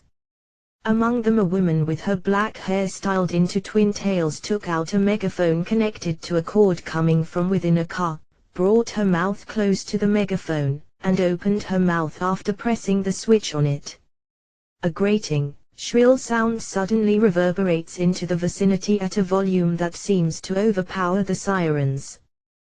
The twin-tailed woman, who reflexively dropped the megaphone as she plugged her ears due to the sound which made all those that heard it shudder, slapped the back of a nearby man's head, who seemed to be her subordinate, with her palm. She apparently hit him with quite a bit of power as the struck man's face ends up slamming into the car's side with considerably force. The setting is weird. It's been howling, right? Redo it. Even though it would be fine if you did it yourself. Even while turning a reproachful gaze at the twin-tailed woman, the man begins to adjust the equipment inside the car as he was told. As he works, the woman looks at the building which has been surrounded by the two colored cars. The building, which has 5 floors and a facade made out of bare concrete, has many searchlights pointed at it, obviously illuminating it in the dead of night. Not only do the lights make the structure of the building known to the vicinity, but it's also for the sake of preventing someone escaping from within by using the cover of the night. I adjusted it. Hearing the man's voice that's dripping with discontent, the woman once again grasps the megaphone and brings it to her mouth.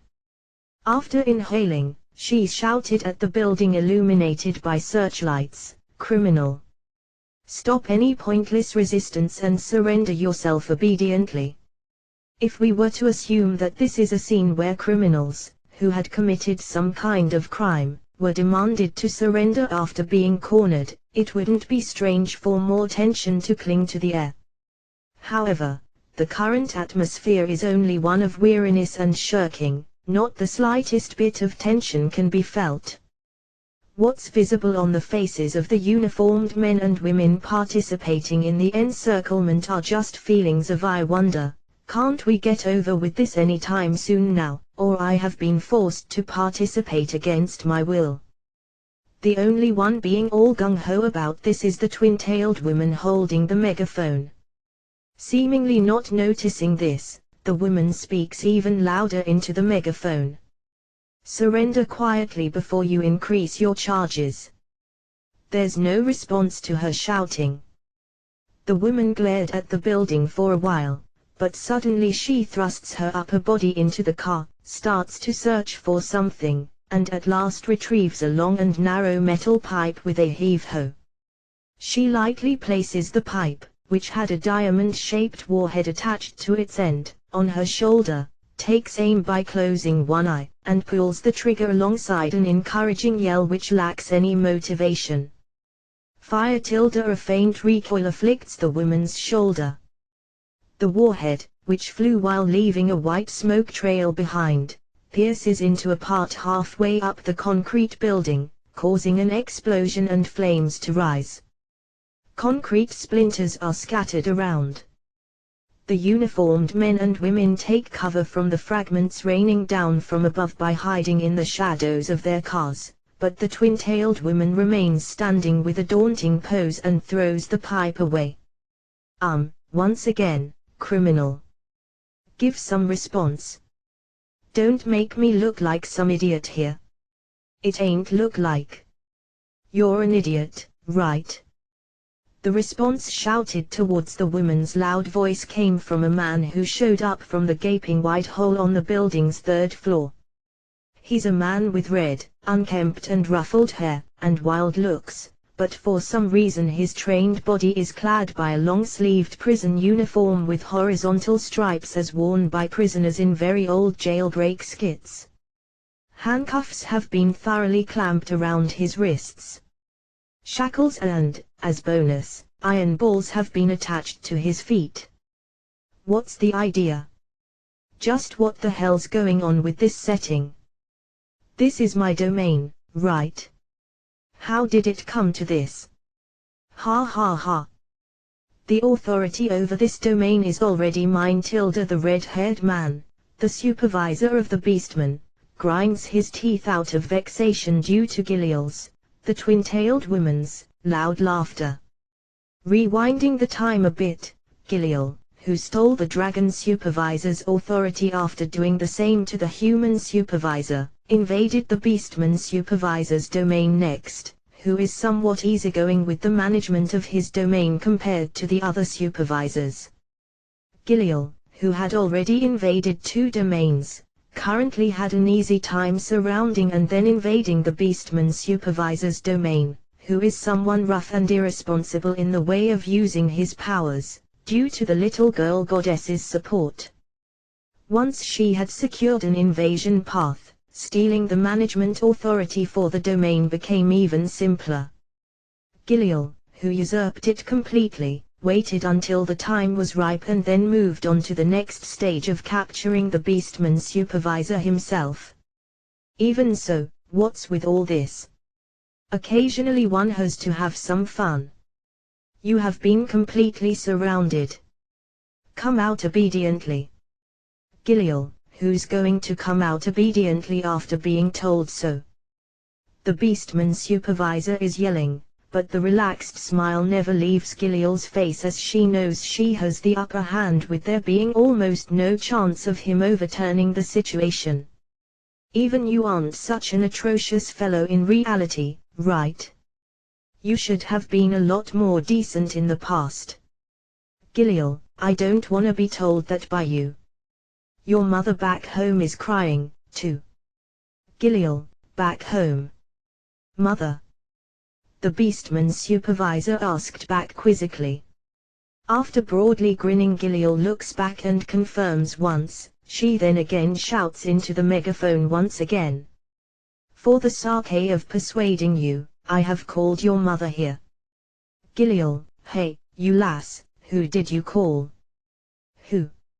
As far as the Beastman supervisor is aware, something like a home doesn't exist for him. It's only natural, but a being corresponding to a mother doesn't exist either. Ahead of the Beastman supervisor's gaze, who peeks outside through the hole wondering just what Giliel was talking about, the person summoned by Giliel shows up. It's a very small person who appears to very likely be a woman. Her hair is streaked with grey shades, and deep wrinkles cover her face. Her back is bent and she's wearing a matching combination of coat and work pants, but the Beastman supervisor's eyes immediately perceive that she's a person he has never seen before. Once he looks properly, he can see that her hair is a wig, no matter how you look at it. Even her wrinkles are fake, obviously having been put on with cosmetics or something else. In the first place, given that her nape and hands have glossy skin, it's quite apparent that her bent back was deliberately done, too. Once that small person steps up next to the car while being so unsteady on her feet that she had to be supported by Giliel, she embraces the megaphone, which was handed to her by Giliel, with both hands, and breathes in once. Yo shall. Already unrelated to any encirclement or similar, everyone present, who was swallowed up in this situation including Giliel, toppled over due to her screaming voice. Even the Beastman supervisor, who would usually use such an opportunity to run away, collapsed on the spot, as if buckling from his knees, and was dangerously close to falling out of the building through the hole, but then managed to cling to the wall in a fit of panic. Without any energy to stand up, almost everyone thought simultaneously, Yosho, who's that? Without realizing that question, the small person grasping the megaphone continues screaming even further. It's me. It's Muauuauum. Yosho. Stop doing such terrible things. Won't you please make up for your cry-through-tims? This destructive power is a bit unexpected. Certainly I didn't dream that all of our allies would be falling over as well. Giliel, who escaped the same fate as the others by only falling onto her knees as she somehow managed to cling to the door of the car, mutters with cold sweat running down her face, but the small person's screaming doesn't stop. Mum doesn't recall having raised you into such a thrilled. I don't even remember having been raised by you at all, the Beastman supervisor mutters feebly while sitting, but his voice doesn't reach her. The uniformed members, which joined the encirclement, drop their handguns, and frantically hold back in their laughter, but their shoulders were still trembling and their faces were turned to the ground. Please come out. Yo shall. I feel like the acting has gone a bit too far. Even I, who knew about this in advance, can barely stand. Giliel, if you don't do things like this with spirit, won't you become unable to do this out of shame after you begin wondering just what it is you're doing? Bah, now that I'm conscious of it, any further is no good. The little lady drops the megaphone, and once she flings off the wig, freely flowing blonde hair spills out from below. When she removes the makeup by carelessly rubbing her face with a towel quietly handed to her by Giliel, the face of a little girl, which was so good-looking that one could only consider it a joke, became visible. With such a face being bright red due to shame, the little girl, who stood there wearing only her underwear after having recklessly taken off the coat and working pants, swings her hand, causing her attire to instantly change into a pure white, gothic dress. She quickly straightens her back using her arm, which was covered by a snow-white glove. While her face was still blushing, she pointed at the Beastman supervisor, who dumbfoundedly looks in her direction, and shouted, "Mum is crying shameful tears. You're still going with that?" The Beastman supervisor retorted energetically. While the uniformed personnel that were about to stand up somehow noisily collapse again as if having suffered the final blow, the Beastman supervisor mutters in a daze as he knelt on the concrete floor, "Master, that little girl, who threw out her chest, possessing a dignity unbefitting of her childish appearance, was the very same chibi goddess to whom they ought to bow their heads towards as their lord." Right then and there the Beastman supervisor placed both hands on the ground in a crestfallen manner, seemingly unable to believe that she was present. "Master, why act like this? Ha! That's what you retort at? Are you an idiot? Even if you try wearing a dress and showing a sense of majesty at this point in time, it's completely for naught, right?" The uniformed personnel nod at the Beastman supervisor's words, who tries to reason with a trembling voice. Due to the unpredicted reaction by her surroundings, the little girl fidgeted around with her fingers while replying with what seems to be an excuse. "No, I mean, Giliel told me that she definitely wanted to play out this setting. I just felt like there occasionally might be a need to have fun like this, too. I tried suggesting it since I thought that it would be fun, but I guess I'll limit it to only this time. It caused emotional damage that went far beyond my expectations. If things hadn't turned out well, it's very likely that the lower-ranked angels would have perished due to our exchange just now." Giliel, the little girl glares at Giliel, who scratches her head with a feeling of it might have been a blunder with a look as if she's blaming her. "Did it already reach the point where you can intervene, Master?" The Beastman supervisor seems to have regained his composure, at least enough to finally be surprised about his master being present, but the little girl denies that by waving a finger left and right. "The main body is a no-go. This is a clone that feels as if it's only a 100 millionth part of my main body." "Even so, yes, even so." The little girl nods while revealing a faintly sharp smile on her lips. "I still possess enough power to destroy you guys." The bloodthirst that she seeped into her voice was definitely not something one could have predicted from her appearance. "Caillou, but, if I try to exert that power, it'll be easily repelled by the world. With only 2 domains released, it's still impossible, as expected." Giliel responds with a sigh and the words, "How regretful," to the little girl, who simply shrugs her shoulders in reply. Watching those two, the Beastman supervisor jumps down from the place where he was hiding. Once he lands on the ground, he goes down on his knees in front of the little girl and bows his head. "I shall surrender, Master, judge me however you see fit." Looking down on the Beastman supervisor, whose tone had become humble, the little girl laughs scornfully. "You're a simpleton, but I guess that's also the reason why you know when to quit. Well, whatever. I will come up with a punishment later on. The criminal's name is Yosho. The time is 23:45. Restrain him and take him away. Giliel, eh? You still continuing with that setting? Without minding the little girl and her reflexive question, Giliel retrieves a transceiver from within the car and contacts some place. While the uniformed personnel in the vicinity that had toppled over take out pairs of handcuffs or bring over towels in order to hide their previous state, the still kneeling Beastman supervisor raises a voice that sounds somewhat pathetic. Say, Yosho is, yeah, give it up. That's also something linked to your punishment. While thinking, even if I correct it myself, I'm sure that this supervisor will be called Yosho by Giliel and the others from now on and forever. The little girl watched as handcuffs were placed around the wrists of the dumbfounded Beastman supervisor and secured with a hard, cold click. What looked to have been spit out by the miasma forest were the few survivors of the first wave of attacks. The Dragonoid's abilities are extremely high compared to humans, elves and beastmen.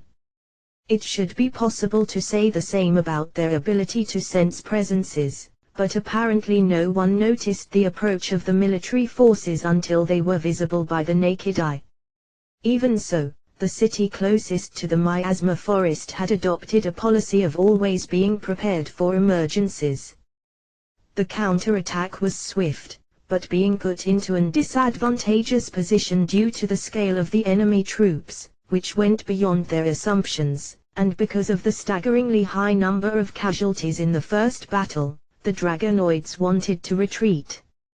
However, they had already been surrounded.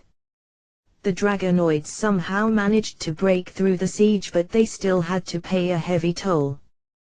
The information regarding an attack by a monster army was spread to the other cities, but the monsters advanced at an abnormally high speed. The Dragonoids were forced into battle without having been able to prepare interception tactics or coordinate between the cities. Falling into the dilemma of being crushed one by one, close to half of their territory was easily occupied by the monsters. It might also have been our arrogance at fault. Saying that we will somehow deal with the likes of inferior monsters. However, it's also true that it was an invasion of unforeseen magnitude. Imidra deeply exhales while resting her huge body in front of the cave. It was probably meant to be a sigh, but the breath released by Imidra's huge body has too much power, and I'm pretty sure it's somewhat difficult to describe it as a sigh. The invasion speed was too fast, you say? Leopard, the members that were still asleep had been woken up by Rinya. Among them, Leopard expresses his doubt. Normally, if you were to speak of a monster army, their main forces would consist of orcs and goblins. Those only travel by foot. Each of the continents on this world is considerably vast. You could say that anyone would harbor doubts if they were told that half of that land was invaded so quickly. It probably means that the demons are finally going at it for real. The lower-ranked monsters seem to march with bloodshot eyes. And, in addition to the confirmed sightings of demons, there are even evil dragons among them. Imidra's adjusted her telepathic communication so that everyone could hear her reply. That fine adjustment was apparently something that made Imidra feel proud, as it didn't suit her huge build. Some weird term popped up once again, huh? What are evil dragons? Rinya asks about the word he was hearing for the first time. He didn't know whether this might be common knowledge in this world, but there's no way for Rinya to know something like that. They are the descendants of dragons who escaped the dragon continent after having lost in a strife against other dragon species in ancient times. Imidra, it's a story at the level of being a fairy tale among us humans. Shin supplements the polite explanation of Imidra. Are they black-colored or something? Rinya. Imidra slowly shook her head at Rinya, who asked that based on the prejudice that the color black is associated with bad guys. Originally they were dragons no different from us, but, when they ran away after their defeat, they were cursed by the 4 greater dragons, causing their bodies to be dyed purple. Back then, the dragons, which possessed the most power, were called purple water dragons. All of the existing evil dragons are descendants of those dragons. Imidra, you're saying that they are participating in the invasion. Rinya, we basically don't concern ourselves with the world, but if the evil dragons have come forth, we cannot ignore it any longer. But, there's also something I can't understand. Until now the evil dragons never attacked while supporting the Demon King. So why now, Imidra, if it's a war between fellow dragon tribes? Such an event has taken place several times, but dragons actively attacking other races has never happened as far I'm aware, Imidra says. That was a reality stemming from the knowledge that the beings called dragons are completely different from the other races, regardless of whether they are normal dragons or evil dragons. People never intervene in the turf wars of ants, right, Imidra? The example is bad, but I get it. If it wasn't you, I would have turned you into sashimi by cutting you into 3 pieces. Rinya, even when they were compared to insects by the dragon, Shin and the others didn't really think anything of it. Everyone understood that dragons are beings standing on a different level in the food chain, but only Rinya alone glared at Imidra, obviously feeling slightly offended. Imidra's face cramped up and she averted her eyes. I'd like you to understand, that it's just an example. Imidra, I do, so continue with the story. Rinya, since the evil dragons plunged into battle with us, they didn't cause any damages to the dragonoids, but a share of the losses caused by the evil dragons beforehand had repercussions on the following battles. Moreover, even if it's just a means, they are taking on the role of moving the monster army, which has apparently increased the invasion speed. Imidra, a monster army invading with a speed equal to a dragon's, ha! What a pain. But, evil dragons, eh? Hey, Shin. Rinya, yes. Shin, suddenly being brought up in the conversation, Shin replies with a high-pitched voice as if squeaking. Are there no evil humans that escaped to the demon territory to oppose humanity? Rinya, there aren't. Someone like that, Shin, would definitely turn into prey or a play toy at the moment they entered the demon's territory, right? Rona, Shin shakes her head, and Rona interjects while placing a hand on her chin. I guess that makes sense. Rinya turns his eyes in Leopard's direction next, but he provides a reply before Rinya even opens his mouth. There ain't any such beastmen. I mean, something like evil beastmen wouldn't be funny at all. Leopard, Rinya-san, if we limit it to the beastmen, there's none among them who would consider running away to the demon's territory just because they lost a battle. They would probably fight until they win or give up. Keed provided a very beastman-like way of thinking as an answer.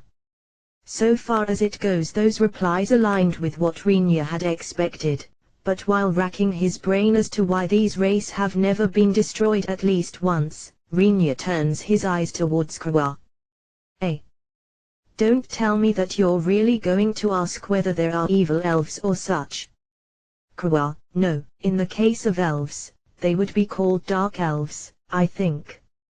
Rinya, once Rinya mentioned a word that had somehow managed to stay in a corner of his memory. Kawa stared at Rinya with a slightly surprised expression, and then spoke after a short pause. That surprised me a bit. For you to know about the elves' minority groups. Kawa, so they do exist.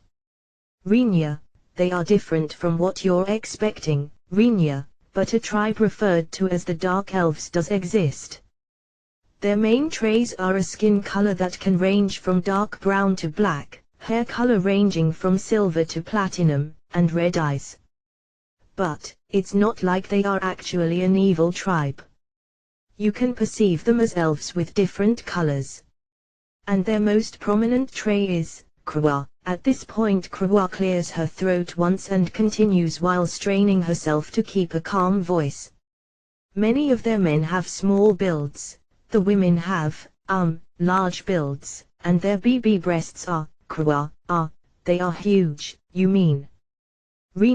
Once Rinya, who guessed what Krua was trying to say from her expression as she struggled to voice it out, said the words without any hesitation. Krua's eyes became glazed, as if a switch had been flipped over.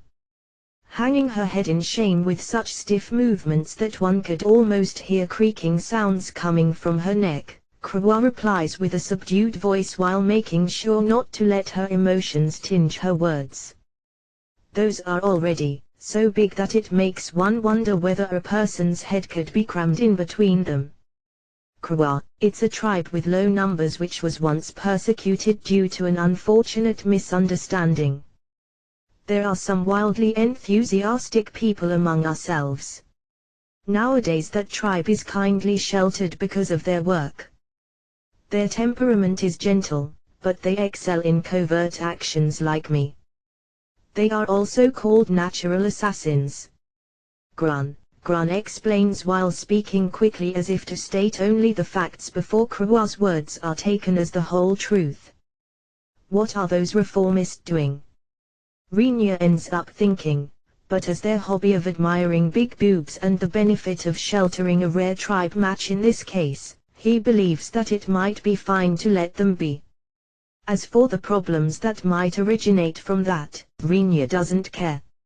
I will answer before being asked, but even something like evil dragonoids don't exist, I believe, Imidra, even though there are evil dragons.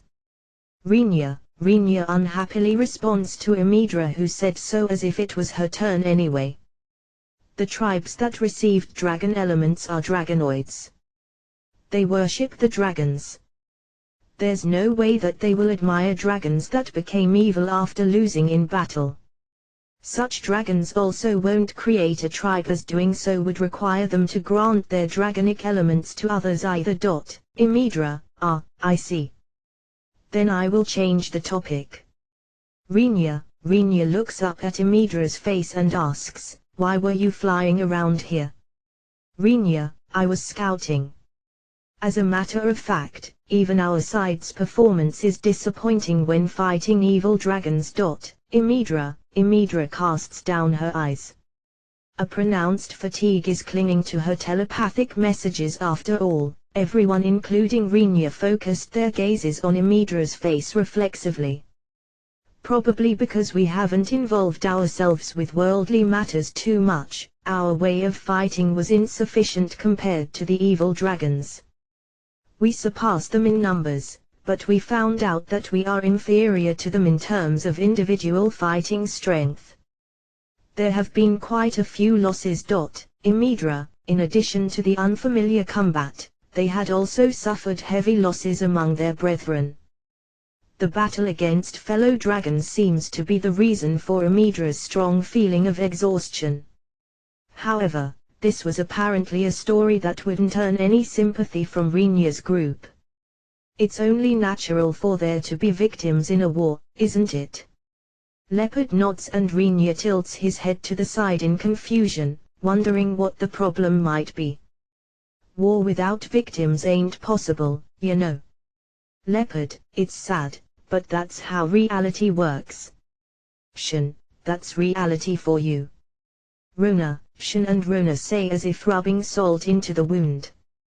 You guys, Imidra, if you lose heart with only that much, wouldn't it have been better to have stayed in the dragon's den without participating in something like a war in the first place?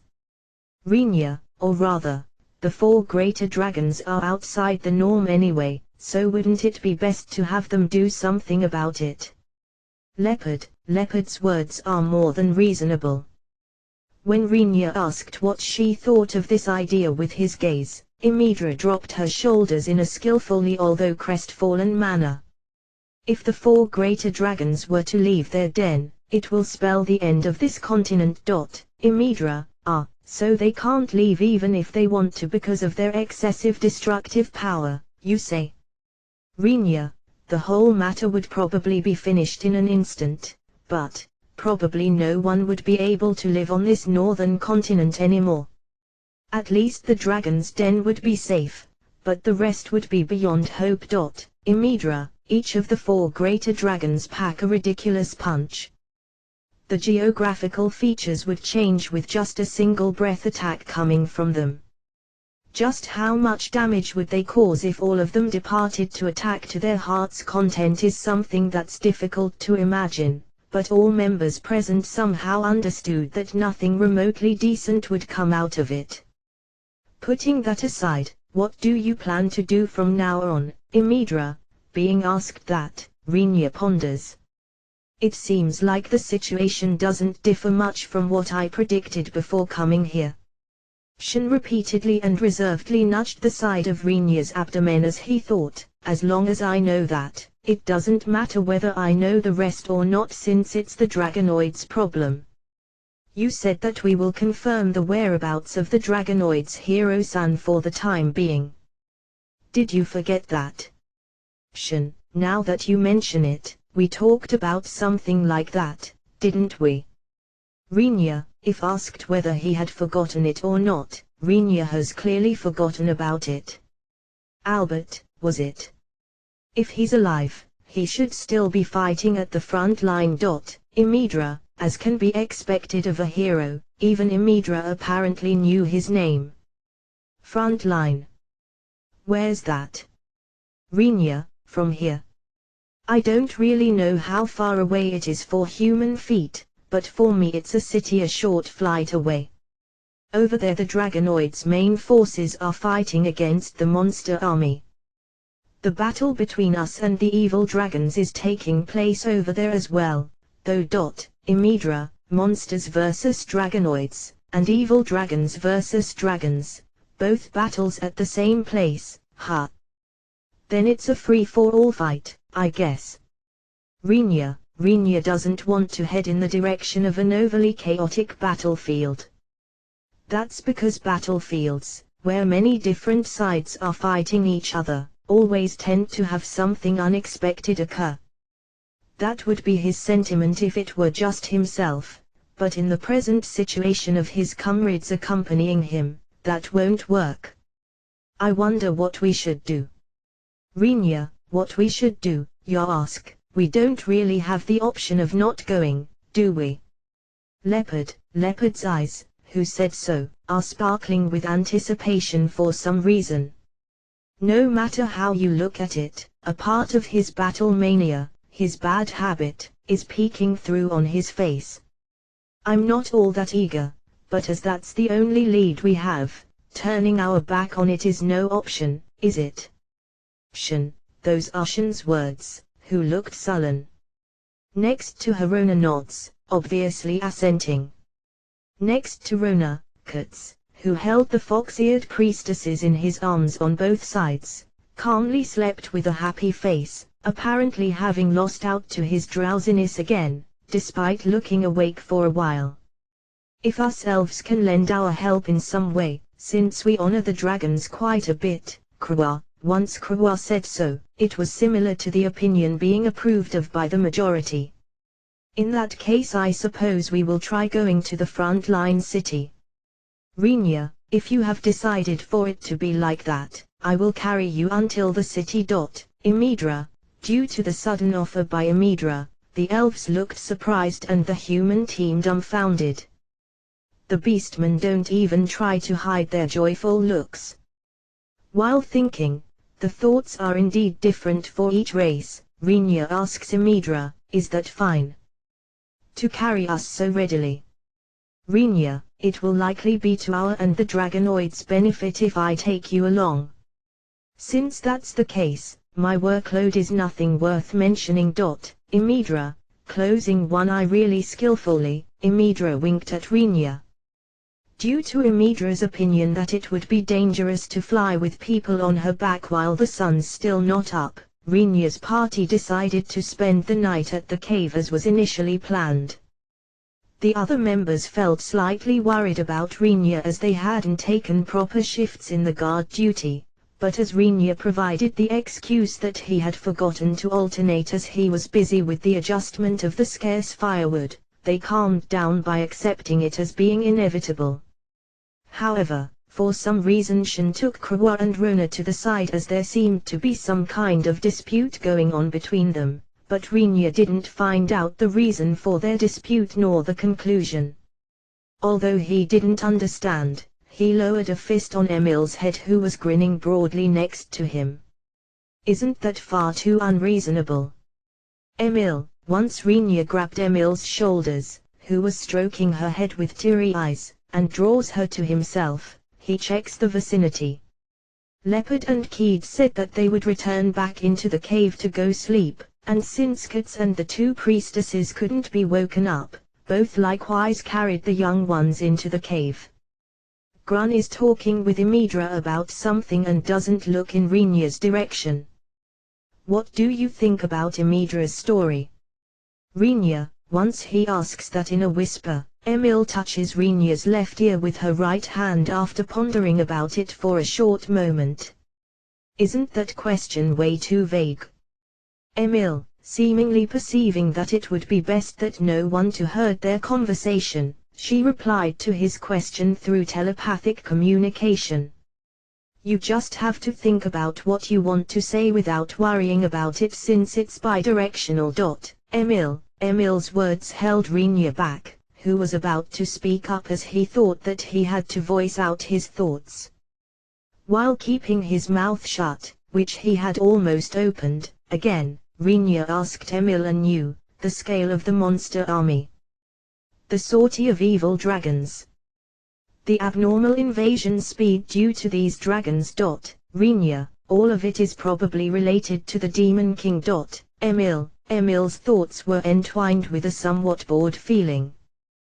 Probably because this telepathic communication is an exchange of thoughts, the speaker's emotions seem to be directly transmitted to the other party. The scale of the army is strangish. Their attacking method consists of nothing but surprise attacks. The feeling that the Demon King doesn't mind the drawbacks from recruiting even the evil dragons is prevalent. No matter how I look at it, it gives me the impression that the way matters are proceeding is too high-handed. Emil, isn't that what a Demon King usually does? Rinya, going by the image that Rinya possesses, the beings called Demon Kings are overbearing and arrogant, pressing forward with any kind of method possible. Once he informs Emil of that, she sighed once while playing around with Rinya's ear. Certainly, that's how it might be. Emil, that's a kind of half-hearted way of talking, isn't it? Rinya, once Rinya asks that while peeking into Emil's face which is right next to him, she stares back at Rinya's face after acting as if she were being somewhat hesitant while saying, I don't know who's become the Demon King. But I know some of the candidates who were rumored to have a good chance. I can't believe that any of them would have done something like this. Emil, in other words, you're saying that someone else became the Demon King? Rinya, no idea. The probability isn't zero, but I think it's low. Say Rinya, I have a little request. I wonder, won't you listen to it? Emil, Rinya mercilessly drives his right hand's thumb into Emil's left flank, who was looking at him with upturned eyes after quietly leaning in closer as if snuggling up to him a little bit. Emil, who jumped up with a start out of shock, reflexively removes her hand from Rinya's ear, and next crouches down while holding her side due to the pain assailing her. It's a conversation about catching a demon alive or something like that, right? Even without acting like this, I will comply with your request as we share a reasonably good friendship. Rinya, why yeah. It's a great help that you catch on quickly, but isn't this treatment way too mean? Emil, Rinya looks down at Emil, who's looking up at him with teary eyes while still squatting, with his arms folded across his chest. Rinya, who had become desperate to suppress his slightly risen pulsation, didn't notice Shin, who had apparently knocked out Krua and Rona, intently watching them from the shadows while biting a handkerchief. And then dawn breaks. When Rinya said, "Let's depart then," and after everyone had gathered their luggage and extinguished the fire, he was driven by a somewhat uneasy feelings while looking up at Imidra's huge body. With Rinya in the lead, his party consists of 11 people: Shin, Rona, Katz, Zubeki, Botan, Leopard, Keed, Krua, Grun and lastly Emil. Once Rinya asked, "No matter how big your body might be, won't you be overloaded like this, Imidra?" Imidra lifted her long neck, gazed at the own back for a while, and then carefreely said, "Won't it work out somehow if you sit close to each other, Imidra? Hey, you're one of those dragons that seem to give others a bad riding experience, aren't you?" Rinya, although Rinya said so, it's not like there's a huge cage like the one used before to carry the soldiers. Even if it comes to making one, there's no material, and they don't have the time for look for some either. I guess there's no other option but to resign ourselves to it. Rinya, no, wait, if you give me a little bit of time, Imidra, as if having suddenly realized something, Imidra lifted her head towards the sky and released a single, long, shrill roar. Everyone was surprised by Imidra's abrupt roaring, but they immediately grasped the reason as to why she did it. It's because they discovered the dot-like shadow that appeared in a section of the sky. Your friend. Rinya, since I found her flying nearby anyway, I called her over. Imidra. Imidra says such a thing as if it were a trivial matter, but hearing that another dragon was going to visit this place, everyone's faces, apart from Imidra's and Rinya's, cramped up. Imidra is more or less friendly, but that doesn't necessarily mean that other dragons will be friendly towards humans and beastmen. There's also the possibility that they will start acting violently while saying something like, "As if I could work together with such diminutive races." Having thought as far, everyone's eyes focused on Rinya. Rinya tilts his head to the side in confusion upon noticing that, not understanding why they are looking at him like this. What's wrong? Rinya, home. I guess it just means that they will be separated into food and raw materials, if they are stupid enough to go on a rampage. Leopard. When Leopard silently mutters that, which represented everyone's feelings on the matter, it's Imidra's turn to have her expression freeze. Without paying any attention to such an exchange, the shadow, which had been no more than a dot in the sky, quickly grew in size, and turns into a dragon before long. Contrary to Imidra, this new dragon's body was deep crimson. I guess this one will be Rubadra then. Rinya, I wondered about it before as well, Rinya, but could it be that you don't have any naming sense, Imidra? Rinya looked sullen after being reprimanded head-on, completely having his naming sense denied, but although none of those present said anything, all of them agreed with Imidra's opinion. Without throwing a single glance at Rinya and his party, the deep crimson dragon starts to hover above their heads and fixedly stares at Imidra. Imidra returned that stare by looking back at the crimson dragon in the same way. What's this? Two dragons that were staring at each other. One is manily sitting on the ground. The other is floating in the air while flapping its wings powerfully. Rinya's group, which had been completely left out of the loop, has absolutely no idea just what was going on with that staring contest. Which reminds me, the telepathic communication among us dragons isn't transmitted to you guys. Imidra says after a while, as if having finally remembered about their existence. For some reason the hovering dragon averted its face suddenly in a huff. You were talking amongst each other, weren't you? So, what's the outcome? Rinya asks Imidra while looking up at Crimson Dragon, who was still looking away, but from the new dragon's attitude, it's easy to imagine that the result wasn't positive. She is unwilling, or rather, she declined. It looks like she can't bear to have diminutive beings ride on her back. Imidra, as Imidra said that, the Crimson Dragon raised the flapping speed of its wings and started trying to flying away. However, no matter how strongly she tried to flap her wings, her body wasn't ascending at all. After looking above with nothing but a no, Imidra slowly lowers her gaze towards the ground. Within her line of sight she found Rinya wiggling his fingers while having a smile plastered all over his face. "What did you do, Imidra?" Rinya replies to the questioning Imidra while keeping his smile. "Nah, I just thought that there's no way that Rubadra would really do something so mean." Rinya, so, Imidra urges him to continue as she once again looks at the Crimson Dragon, who hasn't stopped trying to flap its wings even after having partially succumbed to panic, as she still doesn't understand what was done to her. In the end, skinship is necessary to get along with each other, right? Rinya, who knows, but, what did you do, Imidra? That's the manipulation spell. Rinya says, but Imidra immediately denied those words inside her head. The manipulation spell can only manipulate inanimate objects.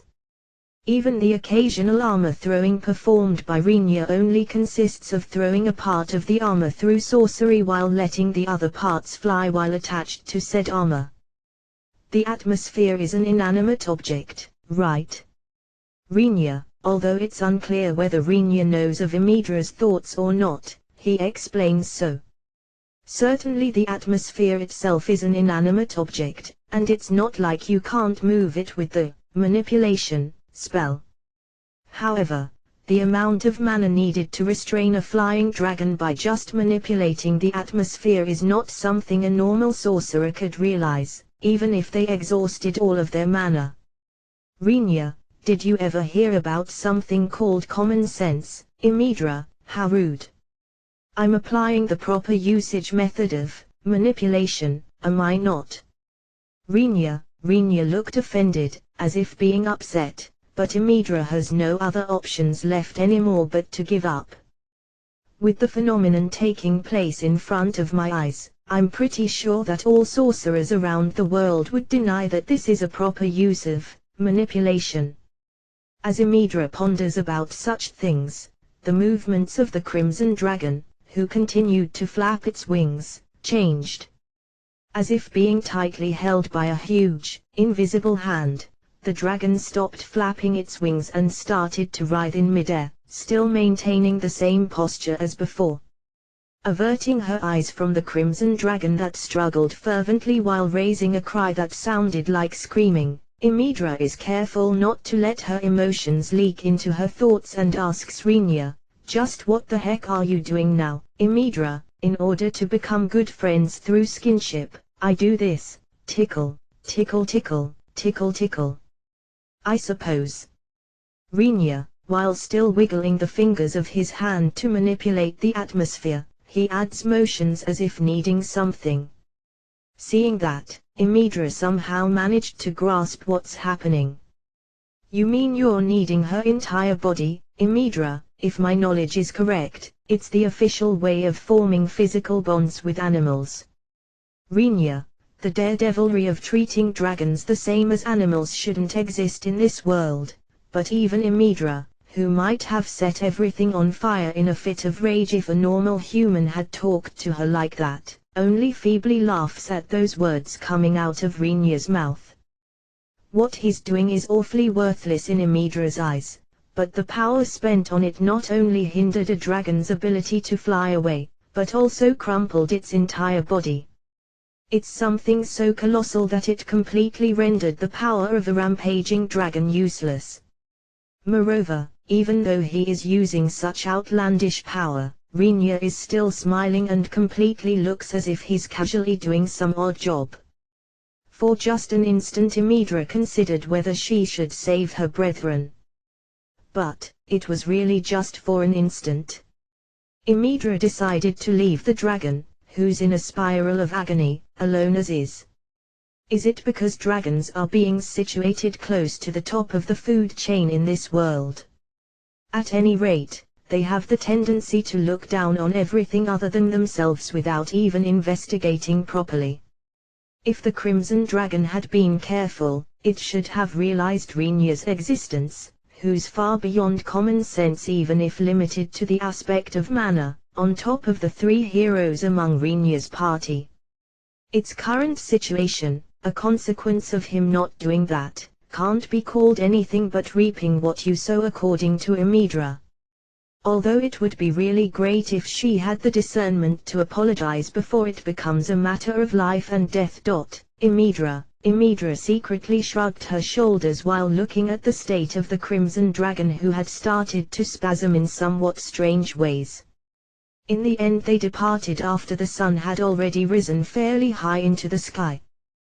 This wasn't owed to a delay of the preparations or such, but because Rubadra had fallen into a state of stupefaction with its entire boding doing nothing more than twitching and its mouth being partly open after it had its entire body got crushed by Rhaenyra's sorcery. The time for it to revive and recover to the extent of being able to fly was considerably long. So far as it goes, one might as well evaluate it highly since the whole matter finished without anyone getting injured. But the appearance of Rubadra as it unconsciously laid stretched out with the whites of its eyes showing and breathing roughly while drool was dripping out of its mouth apparently caused the other members to feel pity with it. It turned into a situation where they looked at Rhaenyra, who averted his eyes from what he had done, with cold eyes. Imidra threw in a bomb that aggravated the situation even further. That Rubadra is a female, you know, Imidra. Was that information necessary? Rhaenyra glared at Imidra, but he can feel the even colder looks stabbing into his back.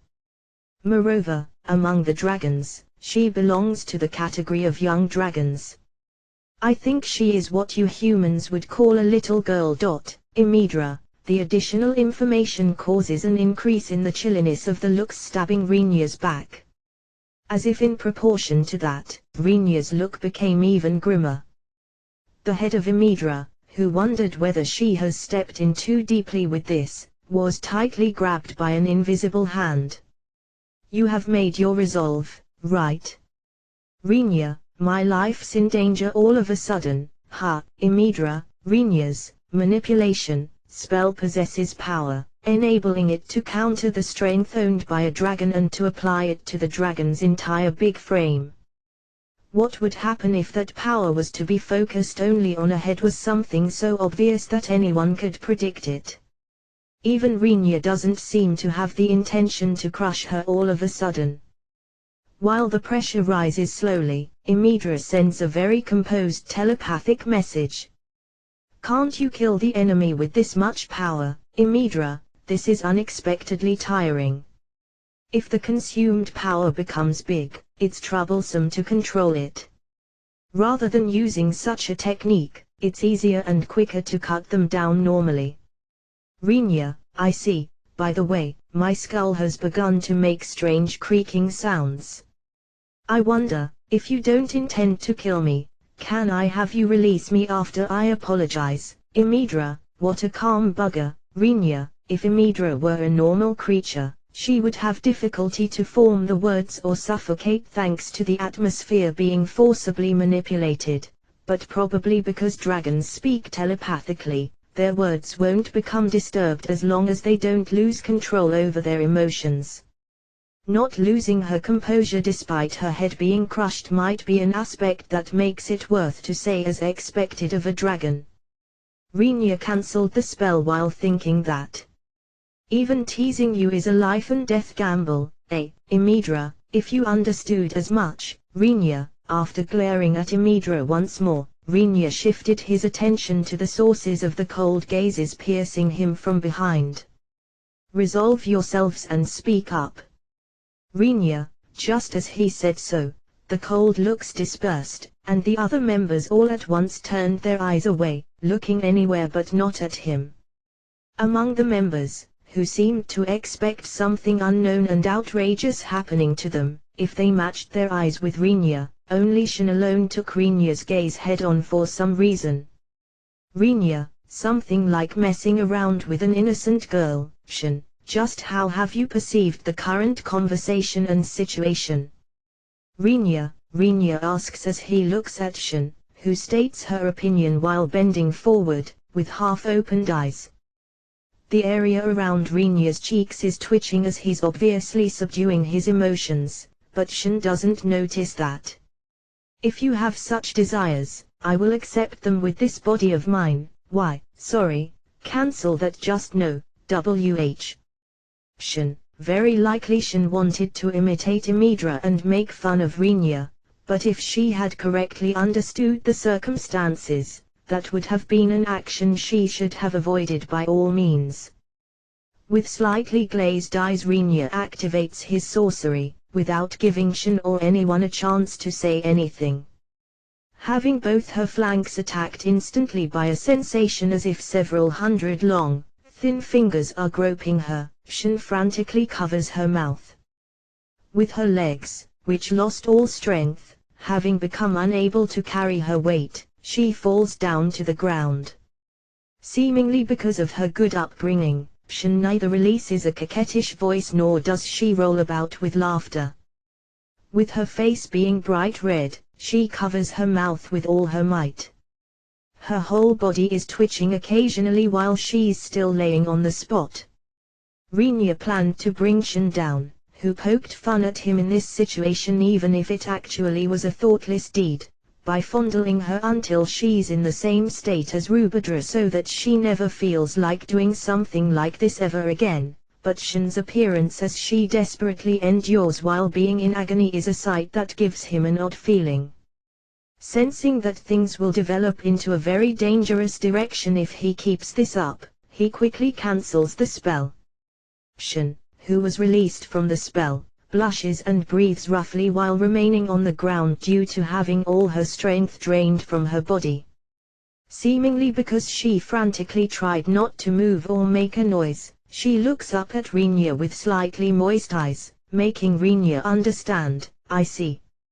It's one thing if the other party is a dragon, but if done normally, this turns into an extremely bad situation. Rubadra, who seemed to have finally regained consciousness at this point in time, only lifted her head with her body still laying down, and looked with frightened eyes in Rinya's direction, but Rinya turned in her direction and bowed very deeply. Sorry, it was my bad. Rinya, what about me? Shin, you got your just dessert. Rinya, once she sees that it has come to an end, Rubadra becomes cooperative albeit still being very cautious of Rinya. It was decided that Rinya's party would mount the two dragons for travel. Separating the people between the dragons was handled one way or another, resulting in the human group and the two fox-eared beastmen riding on Rubadra's back, and the rest on Imidra's. Once the two dragons flapped their wings after confirming that everyone was on their backs, the ground became distant within a blink, and Rinya's party quickly became unable to see the cave where they had spent the night. In Rinya's eyes, who has already experienced riding on Imidra's back, the flight was something that vaguely reminded him of his previous experience, but for the other members, who experienced this for the first time, the flight speed was apparently so high that it froze their spines. Shin, who rode together with Rinya, didn't even move while clinging to his back. Kurtz, who held the scared priestesses in his arms on both sides, was enjoying the flight with an expression that hid what he was thinking. Only Rona felt bored while being all by herself. As it's not like she can push her master, Shin, aside to cling to Rinya's back, she looks up to the sky from the edge of Rubadra's back while indulging in a melancholic nostalgia by herself. The one experiencing something similar to Rona is Emil, who was riding on Imidra's back. Being together with the two huddling beastmen, who are lovers, and the two elves, who are older brother and younger sister, she tries not to move while sitting near the tail and staring in the opposite direction of the flight, seemingly in order to make sure that she doesn't look at either of the pairs as much as possible. Rinya believes that there are quite a few things that don't work out as one would expect, but as he has no more than one back, he cannot help that Shin is occupying it. I can't really tell them to use my back in turns, as I can sense Shin's will to cling to my back at all costs. I might need to follow up with Rona and Emil later. Rinya, who started to think that, smiles bitterly while wondering, isn't this situation like I'm a main character from some story? Hey, Rinya. Upon hearing Shin whispering into his ear, his heart rate jumped up by a beat, but while maintaining his superficial calmness, he curtly answers, "What is it?" Rinya, "Can I put my hands around your waist? I'm slightly scared." Shin, Rinya felt like asking, "Was your personality always like this?" But even compared to Drakan, Rubadra and Imidra are flying at an exceptionally high speed. It seems they have also chosen a safe altitude considering the possibility that we could get attacked from the ground, hence we are flying quite high up in the sky. So it might be inevitable for her to feel scared. Rinya thought, and then replied while nodding. "Do as you like. You can read the mood, right? If you touch any strange places, I will kick you off." Rinya felt slightly worried that she might get her revenge for what he did to her before the departure, but Shin's answer had a gentle and somewhat relieved tone. Got it." Shin, upon Shin placing her face on his back and softly hugging him by wrapping her hands around his waist, Rinya judges, "I shouldn't be a character that could obtain such a situation, and Shin shouldn't be a character that acts like a heroine from somewhere either." Suddenly he notices Rubadra looking in their direction. Her look somehow seems like an envious stare, saying, "How nice, I'm so jealous Tilda." In a hurry Rinya turned his eyes towards their flight path. Imidra and Rubadra, both fly very quickly. It's very likely that one could call this the fastest travel method on this world, if you exclude transfer gates. But then again, it still leaves the question open as to just how many beings would use dragons as a means for travel. I really wonder, how long is it going to take for us to arrive? Rinya, air travel isn't overly interesting in regards to the scenery unless you look below. This was knowledge he obtained from flying on airplanes in his previous life. The other party members were somewhat excited by the sky view which they can hardly ever see, but despite being interested in a different world's sky at the beginning, Rinya got bored of it in no time. As for the destination, Imidra said that it would just be a little flight, but Rinya doesn't know how much a little time for a dragon is in human terms. In the worst case I have to consider the possibility of a little being several hours with the dragon's attitude being as carefree as the elves. It's around 1 hour. Rubadra, oh. Rinya, due to the suddenly audible telepathic message, Rinya turns towards Rubadra. Since she's in the middle of flying, her face is facing the front, but only her eyes were still turned in Rinya's direction. Does that suffice as an answer to your question, Rubadra? Yeah, while you're at it, it would be a big help if you could tell me your flight speed. Rinya, flight speed. I don't really get it, but right now I'm flying straight ahead, so it might be slightly faster than the speed needed for sound to propagate, I think. Rubadra, in order for a dragon rider not to get injured by the dragon's flight speed, the dragon will protect its rider with sorcery. Of course it has the condition that the protection is limited to those who received permission to mount the dragon, but because of this protection, the rider, for the most part, won't feel any wind pressure or coldness. Rinya's body couldn't sense that they were moving that quickly, because of that protection ability and there being almost no change in the scenery as Imidra and Rubadra were flying at a fairly high altitude. However, since it's the dragon herself saying so, there's probably no mistake in that estimation, Rinya concludes. Once he accepted that, there was no intolerable difference in the flight duration being described as a little, but if one just consider the distance, it means that Rinya's party traveling to a place that's more than 1.200 kilometer away. Rinya is forced to actually experience the size of this world all over again. I see, thanks. But, why a sudden telepathic message? Rinya, in case the other party is a dragon, Rinya can't create a telepathic connection from his side. He can't use telepathy unless it's triggered by the dragon. Rinya, who believed that his first impression was really bad, mostly gave up on holding a conversation through telepathy with Rubadra, but he most certainly didn't expect that it would be Rubadra who would open the telepathic channel from her side. If I don't communicate with words, it's inconvenient, right, Rubadra? Rubadra replied while turning her eyes back to the front. Telepathic communication transmits the emotions of the participants quite directly. Rubadra's feelings, which Rinya sensed, seemed to be curiosity, bashfulness or maybe embarrassment. All of these feelings were jumbled together, so he can't identify them exactly. I think, somehow her curiosity is winning over the psychological damage inflicted by my previous actions, Rinya believes. Isn't that maybe the reason why she talked to me while acting as if the events at the beginning were really trifling? Only Rubadra herself could answer that, but it's certainly not like I can go ahead and ask her. After all, I will be troubled if she closes down the telepathic channel because I hurt her feelings, despite her having gone out of her way to expressly talk to me. That's true. Not being able to talk is inconvenient. It's a really big help. Thanks.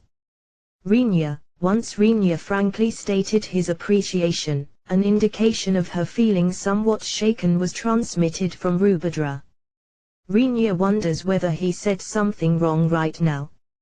As he does, Imidra turns up above his head, casting a shadow on him. She apparently got closer while Rinya wasn't paying any attention to his surroundings, but even he cannot help feeling somewhat scared with Imidra approaching up to a distance that could be reported as a near miss in the news of his former world while flying faster than the speed of sound. What's wrong, Imidra? Rinya, she shouldn't be able to hear him even if he called out to her, but with Imidra still keeping the telepathic channel to Rinya open, his words are transmitted as thoughts. I'm sorry for interrupting you when you're on such good terms. Imidra, who is on good terms? Rubadra sends a thought of protest, but Imidra continues talking without responding to her. Somehow our destination seems to be in an uproar. Imidra, no way. An attack against the city. Furious smiley maybe. It's possible that we will jump right into the midst of battle. I think we will arrive in another 15 minutes. Imidra, going by rough calculation, there's approximately 300 kilometers left until the destination. While wondering what to think about Imidra's senses which allow her to perceive the situation somewhere so far away, Rinya hoped that things wouldn't get troublesome and prayed that Imidra was wrong with her prediction. Around 10 minutes after Imidra's warning, a second warning came in from Imidra, who flew while making sure to stay close to Rubadra. As expected, they are in the midst of battle. The dragonoids against the monster army. In addition, the evil dragons are facing our brethren. Imidra, your bad premonition coming true, isn't that because you somehow jinxed it? Rinya spits out such words while clicking his tongue, but that doesn't serve any purpose in regards to what's happening. There's no way that they can go back at this point. and, even if they could do so, they wouldn't get anywhere. I will ask just for caution, Sake, but will your intervention dramatically change the situation, Rubadra, Imidra? Rinya, don't be unreasonable, furious Smiley. I'm sorry that I have to betray your expectations, but although both of us are fairly high-ranking species among the dragons, there are similar beings among our opponents, too. Having the naive hope that they could charge in with 2 dragons and slaughter the enemies easily crushed, Rinya calls out to Imidra, Imidra, give me a ride on your back. In exchange, the members over there will swap to Rubadra's back. We will go ahead together. Rinya, that's not allowed, Rubadra, being called to a halt with a strangely stabbing thought. Rinya falters and Imidra looks somewhat surprised. While Rinya indulges in the completely out-of-place thought that even dragons have a surprised expression, Rubadra rebukes him. I'm superior in both speed and offensive prowess than Imidra. If you're going to go ahead, then do it with me, Rubadra. It's true, but what are you going to do? Rinya, Imidra, while harboring the really rude thought, at least it doesn't look like she's lacking in sensitivity. Rinya looks at Katz, who's behind him. Katz, who caressed the 2 priestesses to calm them down as they seemed somewhat scared, matched his gaze with Rinya's once he noticed that Rinya was looking his way. Katz, can you carry those 2 priestesses, Rona and Shan, onto Imidra's back? Rinya, no problem, Margrave Summer. Katz, Rinya warns Katz, who had suddenly raised his middle finger while keeping his voice low. Katz, that's the wrong finger, Rinya. Rinya realizes after cautioning him that the middle finger might be the correct one since he's in a different world. Ha!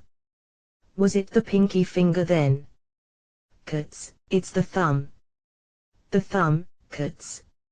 Shan, in a hurry, Shan corrects Katz, who tensely raised his pinky finger. Although it might be called a different world, I guess gestures like this are still the same, ha! Rinya feels relieved. By the way, I have no intention to swap, Rinya. Shan honestly said, you'll be a nuisance, okay?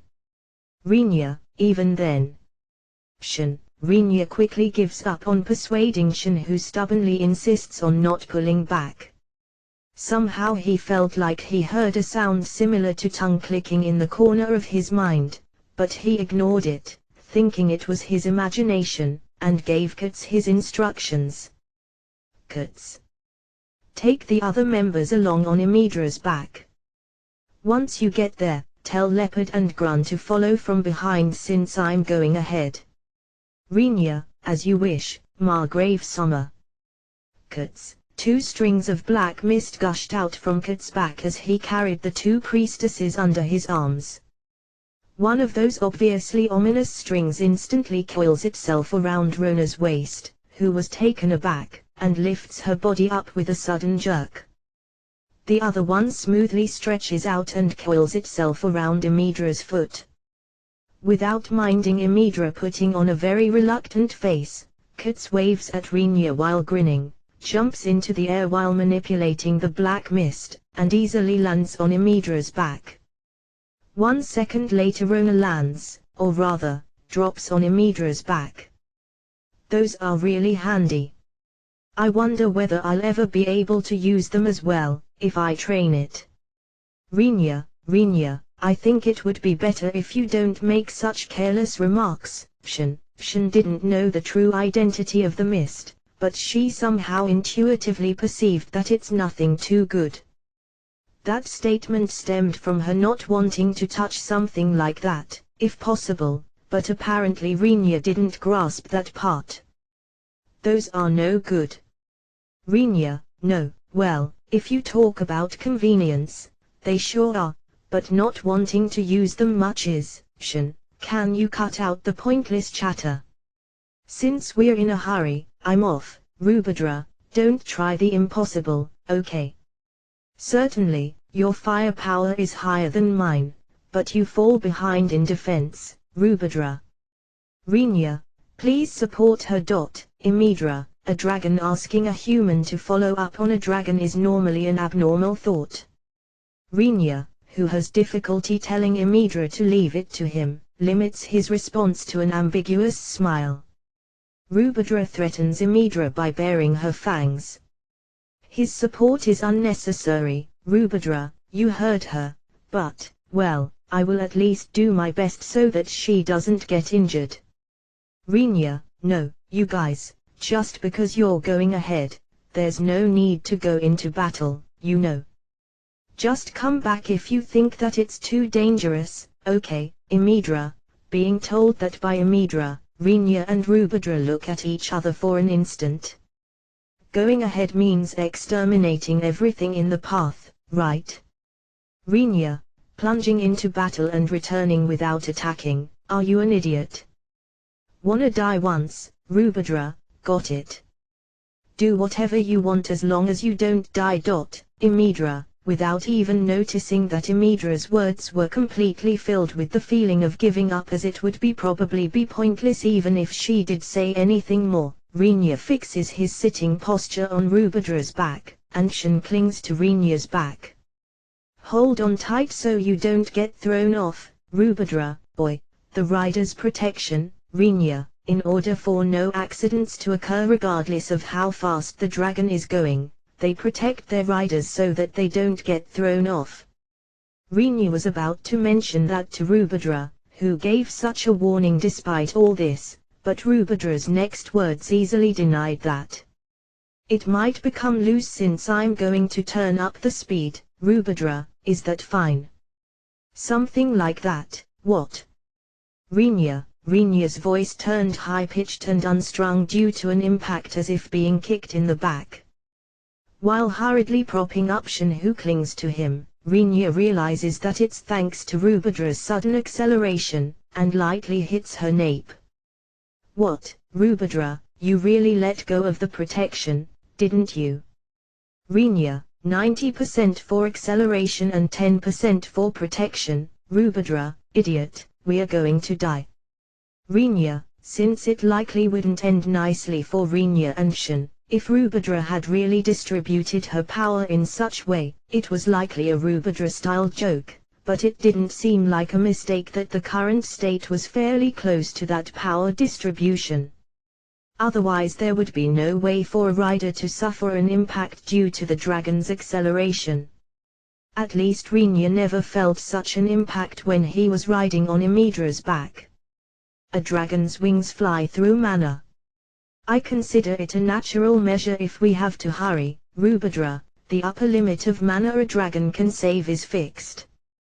They raise their defense power or their speed by dividing it, but it's only natural that one component will weaken if they invest a lot of power in the other. It might be an understandable reason, but for Rinya and Shin, who are actually riding on her back, it's unendurable. Natural, you say, Rinya. Once Rinya looks back over his shoulder while complaining, he saw for just an instant Imidra's figure, which had become extremely small, through the gaps of Shin's hair, which was teasing him due to the wind, although only a bit, as she stuck to his back with her eyes tightly closed to endure the wind pressure. It was obvious that Imidra's speed had lost a bit of momentum because of the increased number of passengers. But her figure became as small as an ant in the blink of an eye and completely vanished from his line of sight. Just how fast are you? Rinya, I'm second among the dragons. Rubadra, Rinya feels like he had somewhere heard that expression before, but he can't remember at all where. The fastest are the descendants of the true wind dragon, after all. Since I'm a descendant of the ruby dragon, my offensive ability is the best among the dragons. Rubadra, is that so? That's all I can say, you know. Rinya, it doesn't matter anyway. Look, it's in sight. Rubadra, Rinya tries to turn his eyes in the flight direction after being told so by Rubadra, but immediately averts them due to the wind pressure assailing him. Although Rubadra said that they are protected somewhat, considerable wind pressure assails Rinya and Shin. Shin has already completely given up on looking at the surroundings. She only kept desperately clinging to Rinya with her eyes shut. Ease up on the speed a bit. Or strengthen the protection. At this rate I can't look forward. Rinya, can you not say something so unreasonable? I'm using my limited mana to the maximum already. Do something about it with guts, Rubadra. By no means did I expect to be confronted with an appeal to use my guts by a dragon, but, can you send some mana to the protection if you have plenty of it? Rinya, don't ask the obvious. Rubadra. Rinya slapped the neck of Rubadra, who talked as if telling him, "Are you an idiot?" and yelled, "Then connect a path to me so that I can supply you with mana." Rinya, and just how much do you think a human's mana can shoulder compared to the amount consumed by a dragon? Rubadra, be quiet and do it. If you don't hurry up, I will lop off your head and manage your corpse through manipulation. Wait, doing that would actually make the flight safe, wouldn't it? Rinya, since a corpse has no life, it's treated as an item and thus enters the range of the manipulation spell. Given that a dragon's body has a shape catered towards flying to begin with, it would be possible to have it fly quite stably if a driving force is added to it through the manipulation spell. Underneath Rinya, who suddenly muttered such a thing as if having hit upon an ingenious idea, Rubadra's body trembled with a start while skillfully keeping up its flight speed. She timidly looks back at Rinya with a gaze that's colored with fear. It's not like I said I'm actually going to do it. If you don't want me to resort to this, then connect to me with a pathway. Rinya, she got it. Rubadra, on the surface she acted as if being reluctant, saying she had no other choice. In reality Rubadra excitedly wondered whether she could endure having her head lopped off as she connected a path to Rinya. It felt similar to the times when Rinya kept up a path to supply Frau with. Currently Rinya isn't providing Frau any mana due to the distance problem. As if taking advantage of it, Rinya begins to pour the mana, which just kept accumulating ever since, into the path connected by Rubadra. Why, wait, what's this? Rubadra, stop asking questions. If you have the time for that, then reinforce the protection. Rinya, in response to Rinya's request, the wind pressure that didn't allow him to open his eyes stopped at once. The noisy whistling and wailing of the wind close to his ears ceased. The abrupt change caused a break in Rinya's thinking, but due to the scenery in the direction of their flight path, which he finally became able to see, he quickly pulled his consciousness back into reality. He saw slightly open plains and a fortress city erected at the border of some rocky mountains. In the sky above the city that was surrounded by high walls, quite a number of dragon-like figures can be seen flying. Countless lines of smokes are rising from the city itself. Rinya didn't know about the state of the wall as they were still too far away, but he could see countless small figures clinging and sticking to it, and some of them have already finished climbing over it. And the city's vicinity is completely surrounded by a pitch-black cluster. They are under attack. Moreover, it looks like they are at a serious disadvantage. We lose in numbers, and our air superiority has been taken as well. Rubadra quickly surveyed the situation in the surroundings while slowing down slightly, probably because she got close to the city. It appears that the dragonoids are in an overwhelmingly inferior position in regards to the ground war.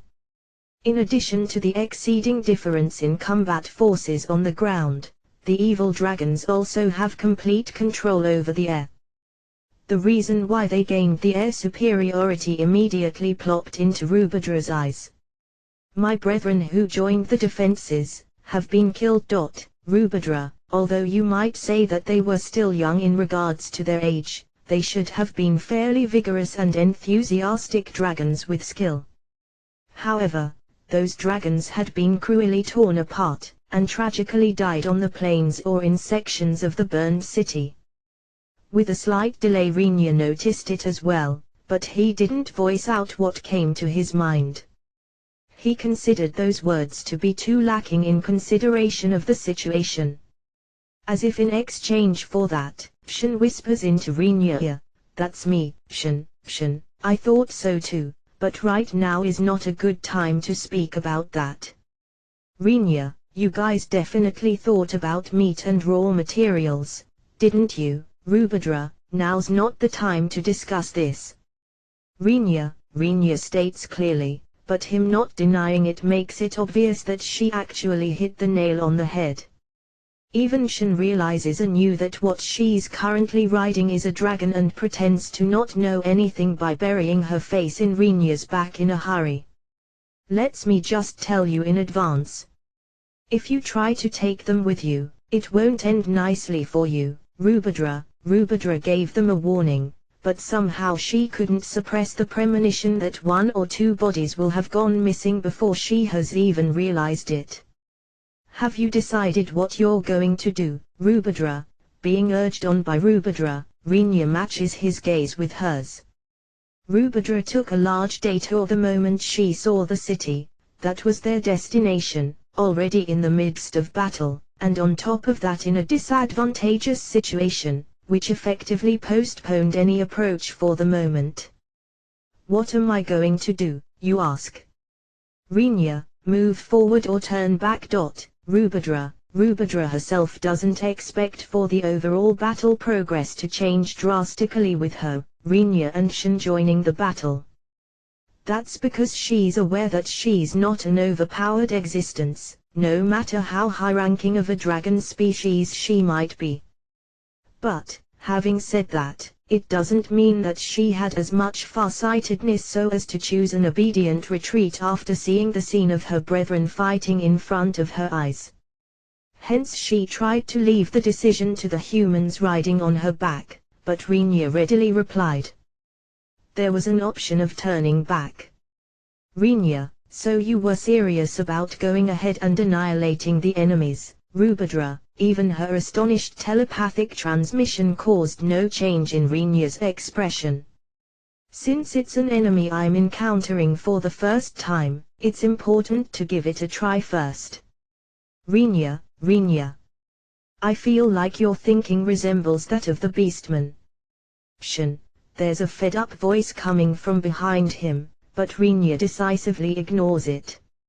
Anyway, since we're lacking information about the enemy, it's necessary to gather some while fighting them for the first time, Rinya judged. As for escaping, we can probably do that at any time.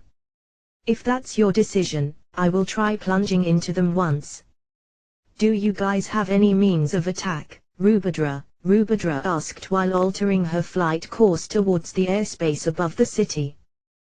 Thanks to that, Rinya suddenly realized that he doesn't have any effective means of launching an attack.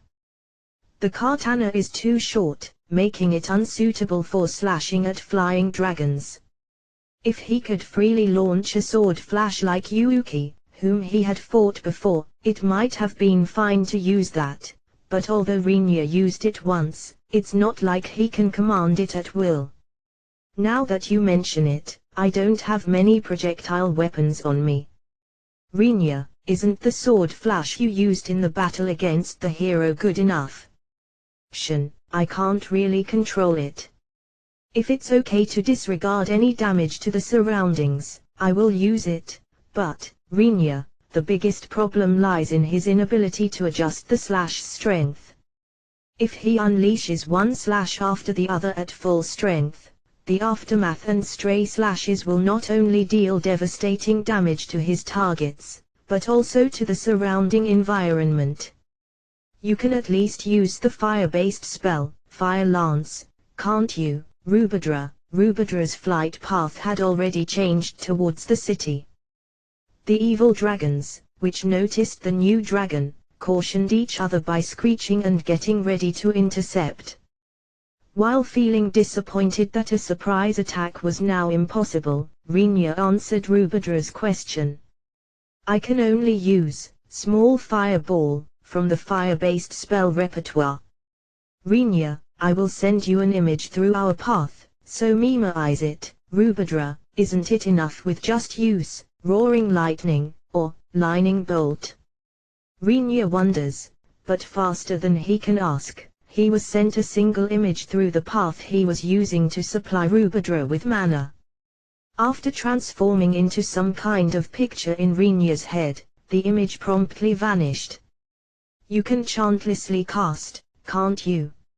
So, now that you can use Fire Lance, take care of the cover fire please. Rubadra, as they steadily approach the city, the silhouettes of dragons flying around in the sky can be seen more clearly. They were violet dragons boasting huge builds which were not inferior in the least when compared to Rubadra and Imidra.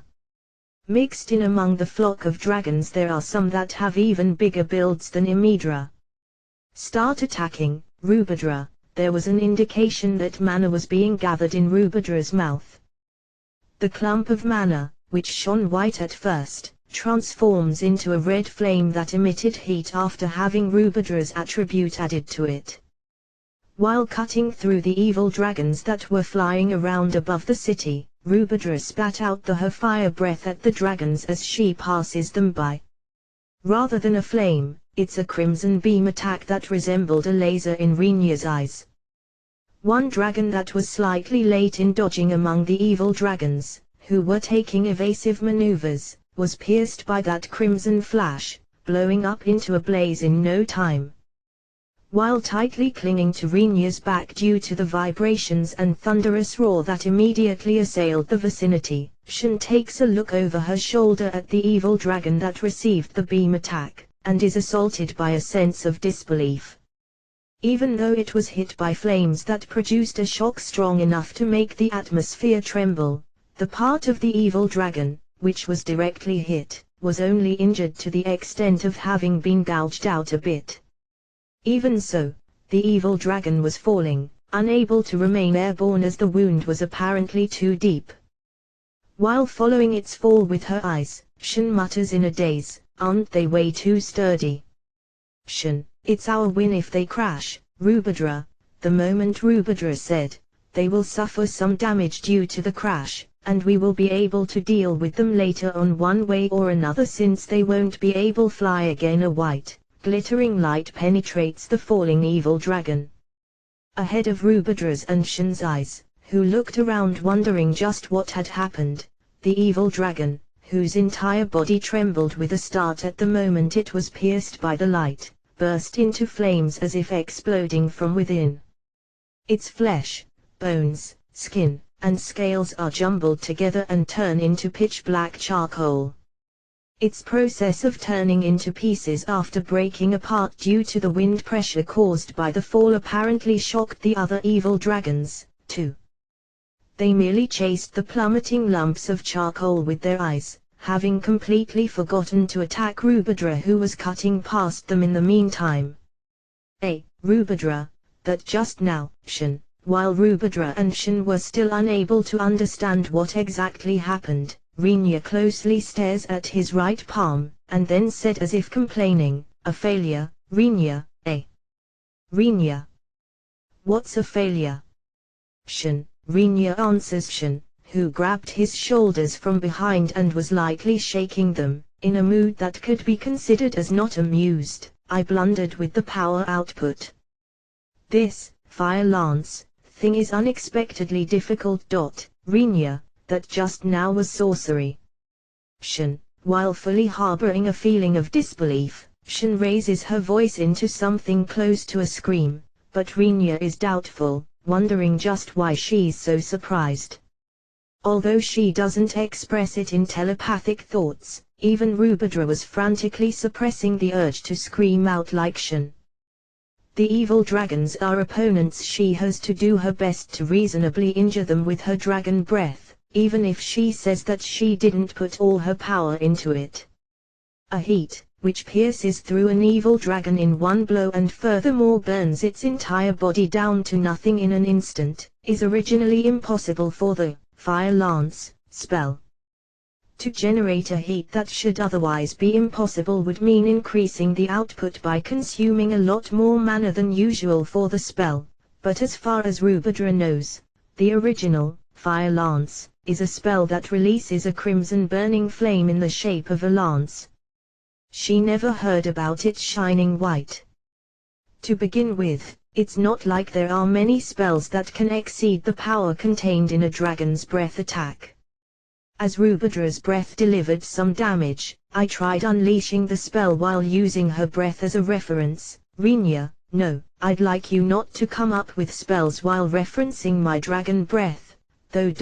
Rubadra, who passed through the evil dragons once while retorting calmly, turns around, preparing to plunge into the enemies once more. Several breaths are hurled at Rubadra by the evil dragons, who apparently recovered from the shock at last, but those scatter and vanish in front of her as she takes evasive maneuvers as if they were being blocked by something in the sky. The evil dragons were forced to watch something unbelievable, but Rubadra realizes that Rinya had stopped the enemy attacks with the magic shield spell in an instant. But then again she didn't want to believe that dragon breath attacks could be stopped by such a spell. Diving through the remains of the scattered breaths, Rubadra opens her jaw. This time Rubadra spits out such a strong breath from within that it tears off the wing of an evil dragon that was passing by. The evil dragon that was spinning while falling after having lost one of its wings is pierced by yet another white lance. This time the lance transformed into a pure white flame that caused a heat wave that made it seem as if the lance had pierced the sky. The power output is still too high. Rinya groans. He repeatedly cocks his head in contemplation, but no matter how much he ponders about it, he was apparently unable to adjust the power output. This time half of its body was blown off, Shin says as she follows the evil dragon with her eyes as it crashes, exposing a hideously burned, pitch-black section of its body. The other half that had been blown off had been smashed up and turned into charcoal like the first evil dragon. I don't understand how to adjust this. Rinya, even if you tell me that, I will be troubled. However, there's one thing I can tell you. It's probably not sorcery that's causing the spell's power output to be so high, you know. Shin calmly retorts Rinya's statement, who keeps grumbling, seemingly having composed herself after the initial surprise. This spell is unusable. Rinya, what's this human saying while conveniently shelving his own abnormality? Rubadra, even while complaining, Rinya continues to defend against the evil dragon's attacks after sensing them. The dragon breaths, which normally could never be blocked by a human, are intercepted by an invisible wall, and scatter once again. Just how am I supposed to reach the level of being able to roast them well with this spell? Rinya, just what do you think sorcery is? Rubadra, a somewhat convenient, strange technique. Rinya, Rubadra hangs her head in a crestfallen manner upon hearing that immediate reply. Around them the pointlessly released dragon breaths are easily blocked and scattered. Understanding that the enemy's breaths will never penetrate the sorcery shield deployed by Rinya, Rubadra has already stopped evading for the most part.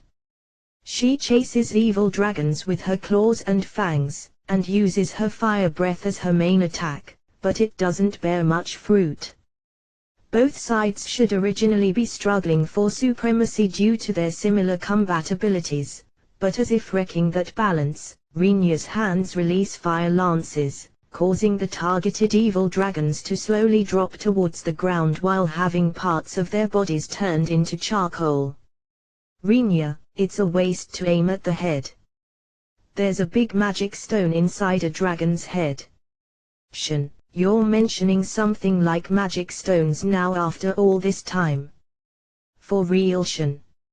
If we get back to clinch, Frau has so many of them that it makes me want to puke.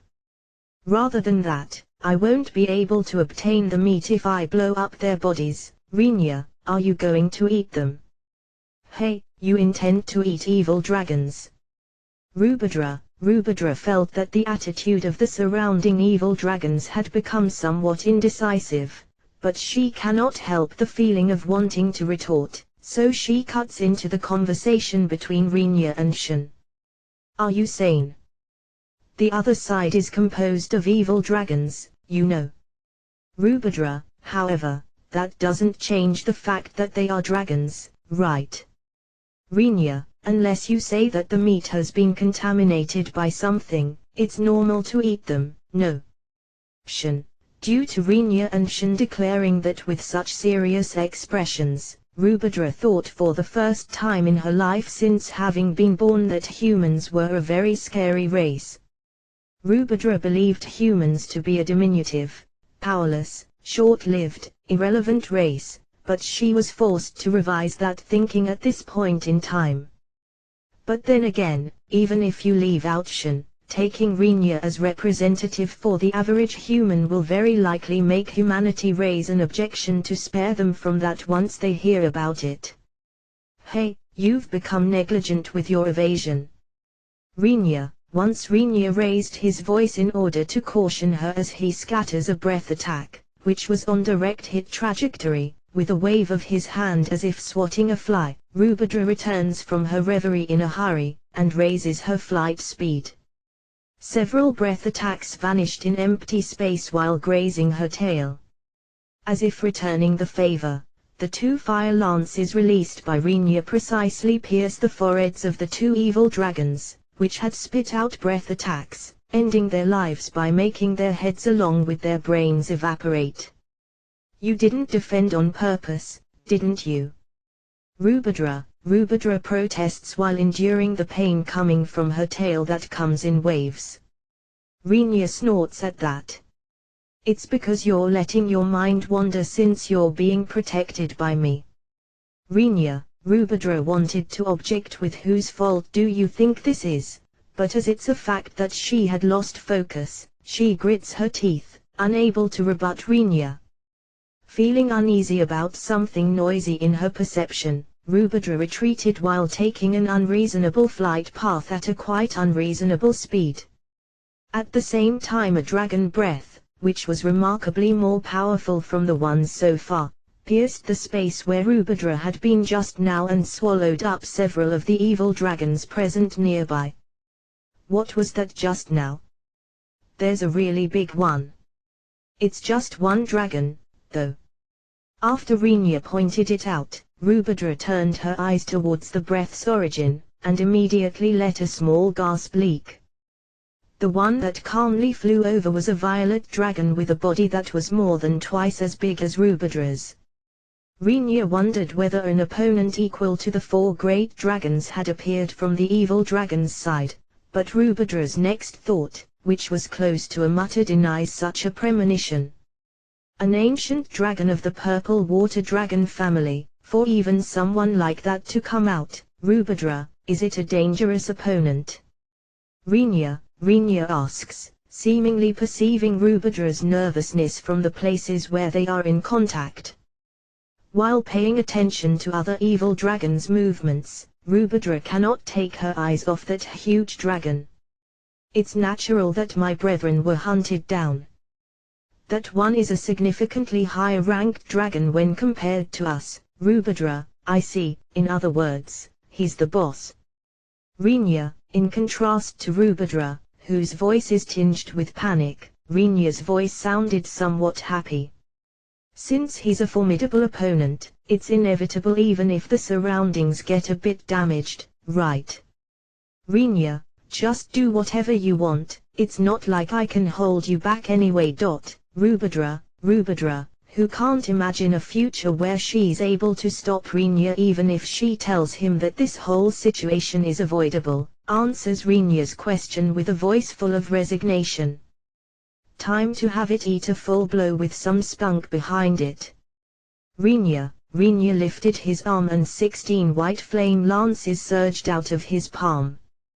Those outlandish fire lances, which were filled with mana, to the point that any more would destroy the spell's structure, forcibly made the surrounding atmosphere expand while also producing sounds similar to explosions as they assailed the huge evil dragon. However, the lances crash into something that looks like a blue shield, which was produced by the evil dragon raising a single roar, and disappear all too quickly. Even the few fire lances, which reached the evil dragon as it apparently wasn't able to block them all, disappear after colliding, leaving nothing more than few faint burn marks on the evil dragon's scales. They were blocked. Due to Rinya's spell, which had turned its targets into ashes with just one blow so far, moreover 16 of those spells not delivering any significant damage despite hitting it directly, Shin raises her voice in shock. Although Rubadra wasn't overly surprised as she had apparently expected something like that, she replies to Shin with an annoyed voice, "The compatibility is bad. I told you that it's a dragon of the purple water dragon family, didn't I? Isn't it common sense that fire sorcery is weak against the water attribute?" Rubadra, Rinya wanted to protest that he didn't know about such common knowledge, but suddenly understanding a single fact from Rubadra's word, he frowns. Considering the breath unleashed by Rubadra, her body's color, and the spell she taught Rinya, there's no doubt that she's a fire dragon. In other words, Rubadra's compatibility should be extremely bad in relation to the attribute possessed by the evil dragons. The reason why she still plunged into them must be owed to her prediction that she will very likely manage to power her way through as she's a much higher-ranking dragon than the evil dragons flying around here. However, that completely changes if it comes to opposing a dragon of the same rank or higher rank like the ancient dragon that's calmly preparing in front of them. The advantages and disadvantages caused by the compatibilities between attributes completely influences the power relation in battle. So that means it's an opponent suited for Amidra, huh? Rinya, shut up. I'm much more useful than a young person like her who acts all mature. To begin with, Amidra is a descendant of the Jade Dragon, and thus she's of the same attribute. Moreover, this fatty is of a higher rank, Rubadra. Rubadra apparently wanted to say that it wouldn't have mattered even if Amidra had come, as she would have been at a disadvantage with her lower rank, but as she herself is not only losing out in rank but also in attribute, the current situation is worse in comparison to the alternative of Amidra being here. Despite admitting to this indirectly, she doesn't even notice that she said it herself. Rinya smiles wryly in his heart while thinking, this is youth, but even if you add up the years of Rinya's former life and the time he has spent in this world, the sum will be miles away from Rubadra's age. The ancient dragon with its mouth gaping open jumps into Rinya's field of view, who's in a somewhat fluffy mood. Its breath is incoming. With its attribute added to it, Rubadra, Rinya, who had started to deploy the magic shield, just as with the time when he blocked the breath attacks of the other evil dragons, adds another 7 layers of magic shield, in response to Rubadra's warning. The violet breath that struck them penetrates the shields of mana without being scattered, unlike the breaths of the other evil dragons. Rinya slaps Rubadra's nape, who tries to evade in panic, to make her calm down. The last shield layer in front of their eyes breaks while being hit by the ancient dragon's breath and disappears, but at the same time the breath attack loses momentum as if having used up all its strength, and vanishes as well. Just barely after piling up 8 layers, Rinya, the breath spit out by Rubadra like a return gift, was a white, shining breath and not a red flash as it had been until now. It seems she produced a normal breath, fearing that its power would deteriorate if she added her attribute to it, but that one shot disappeared after being fruitlessly repelled by the scales. Rubadra grinds her fangs in vexation as the ancient dragon didn't even bother to defend itself from her attack. As if ridiculing Rubadra, the ancient dragon curves its muzzle up and then opens it once again. Due to the mana gathered within its muzzle, Rubidra's movements accelerate in response. It has amassed mana. An attack bigger than the one before is coming. Rubidra, the breath attack unleashed went far beyond the first shot in terms of strength. Rubidra reflexively stiffens due to the breath which was large enough to engulf her whole body. The ancient dragon's breath was approaching and filling Shin's field of view, who unconsciously comprehended that she will likely be engulfed by it.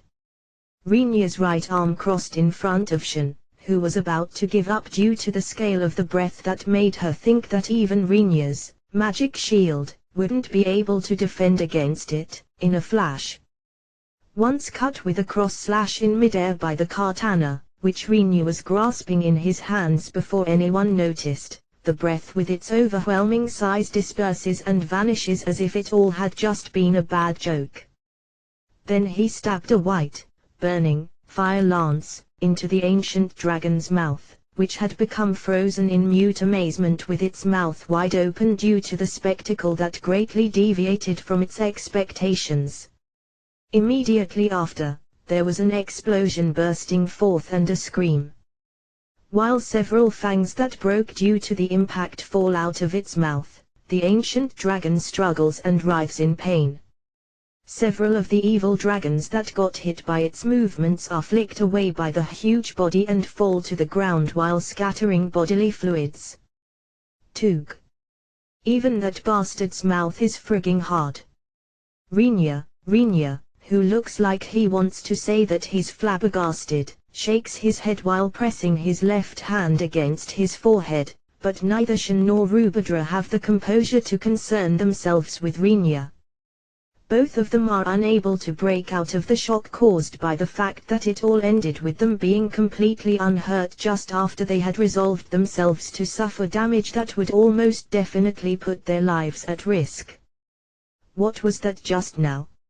Shin, Rinya smoothly answers Shin, who finally managed to squeeze out those words. I wondered whether I couldn't offset the breath attack by making a sword flash fly, but it didn't fly at all. What a failure, a big failure. But, well, since I succeeded in cutting it down, all's fine. Rinya, I wonder, are you an idiot? No, you are an idiot, right? You're definitely an utter idiot. Rubidra, don't use idiot at all 3 stages, it hurts my feelings, you know. Rinya looks sullen, but neither Shin nor Rubidra pay him any attention. Just who the hell would consider cutting a breath attack of a size that could swallow up a whole dragon with a single katana? And just how big of an idiot would one have to be to not only think about it, but to actually put it into practice, too? In the end neither Shin nor Rubidra could or wanted to believe that there's anyone other than Rinya on this world that could successfully implement such an idea. I can hear the sound of my common sense breaking. Rubidra, I still, somehow, know the convenient expression that it's Rinya we're talking about here. Shin, yeah, I do like that way of casually settling matters. Rubidra, don't talk about someone like a cluster of irrationality. Rinya feels discouraged, but the voices of both, Rubidra and Shin, apparently wanted to say, not like a cluster, right? Without even guessing their emotions, Rinya turns the katana's point towards the ancient dragon, and shouts, not knowing whether it's listening, hey big one over there. I cannot afford to spend much time on you. After all, I also have to finish the disturbance below. That's why I will promptly defeat you. Rinya, just now you said cook, you are completely treating it as a food ingredient, aren't you? Shin, I wonder what you're planning. However, no matter what you do at this point in time, you won't hear me saying anything other than yeah, right. Rubidra, ignoring the two, who mutter words filled with tiredness and resignation. For now, Rinya shouts, I guess I will start with a practice run. Launching 16 fire lances. Rinya, the white fire lances rushed towards the ancient dragon while drawing white lines. However, the ancient dragon blocks these with a blue shield just like the first time. Even the several lances that got barely past it have lost a lot of their power, and ceased after causing faint explosions on the ancient dragon's body. The ancient dragon twists its muzzle as if to say that Rinya is doing something pointless despite knowing that it won't work, but in the next instant it stops moving as if having observed something unbelievable. The fire lances, which set out from around Rubadra, who hovers in the air as if facing off against the ancient dragon, had increased drastically in number and were already waiting for launch. Next. Launching 32 fire lances. Rinya, the fire lances that had doubled in number in comparison to the first attack, fly towards the ancient dragon while leaving white trails in the sky. The ancient dragon releases a roar in a hurry, making a blue shield appear, but there's no way for a defense, which allowed several lances to pass even when it had been 16, to completely block twice the number of fire lances. This time a two-digit number of fire lances gets past the blue shield and pierces the ancient dragon's body, but these also disappear without delivering a decisive blow due to the ancient dragon's attribute in addition to the dampening caused by the shield. The breath attack, which it released as a counter-attack as if to declare that it still has some leeway, was cut down by Rinya's katana. Furthermore, a great number of fire lances appeared around Rinya. While smiling happily, Rinya watches how even the ancient dragon's expression starts to be dyed with the color of panic. Now then, how about trying to do your best? Launching 64 fire lances. Rinya, for the first time in a long time did the ancient dragon feel danger approaching its body due to the fire lances hurled at it, which were making the surrounding atmosphere warp due to their heat. The blue shield, which it manifested while putting all its might into the roar, is several times thicker than the ones from the previous 2 times. The fire lances successively explode on the surface of that shield. The shield, which had been constructed with the ancient dragon putting all of its power into it, continues to block the increased number of lances. The ancient dragon, who was about to ridicule the attack as just being the action of a measly human who's not even worthy of being taken serious, sees an unbelievable scene taking place on the other side of its shield. Launching 128 fire lances. Rinya, the fire lances that continuously struck the shield bloom into large and beautiful fire flowers in the sky. In the eyes of Shin and Rubadra, who watch that spectacle from safety, it's no more than something along the line of what a beautiful scene as long as they endure the impacts, which make their intestines tremble, and the roaring sounds, which split their ears. But there's no way for the ancient dragon, who's on the opposite side of all this, to not be scared to death. The shield, which has been constructed by the power of a dragon, breaks apart as it's unable to bear the power of the fire lances. Several lances, which slip through while a new shield has to be set up, reach the ancient dragon's body.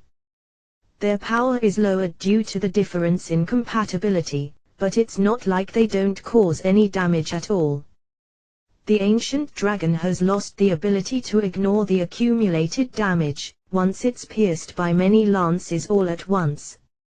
Before long the roar turns into something like a scream.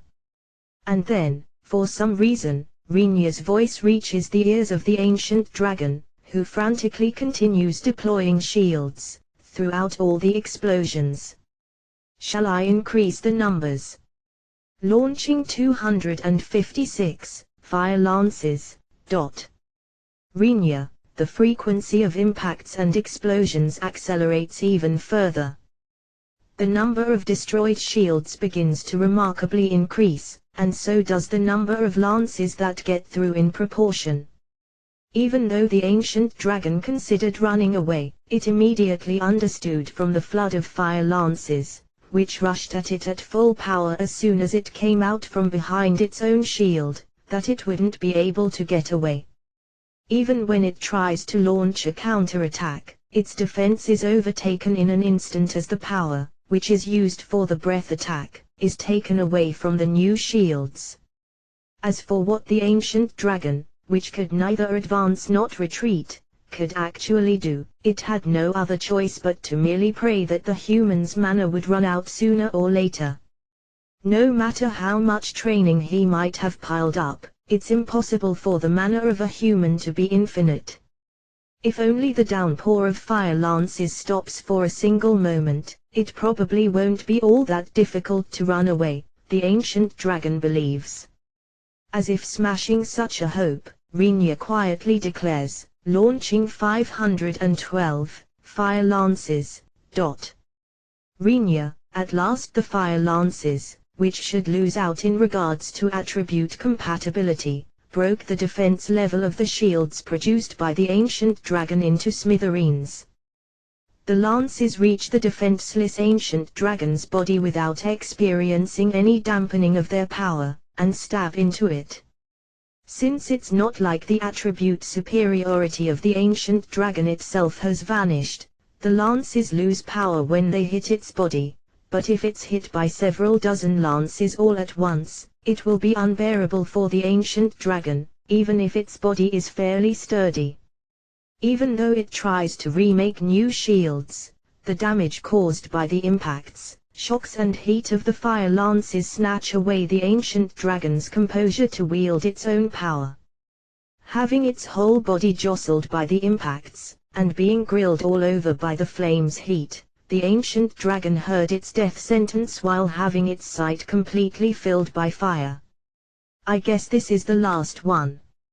Launching 1024 fire lances. Rinya, even though it wants to lose consciousness, its consciousness is forcibly pulled back from the edge by the spell's impacts.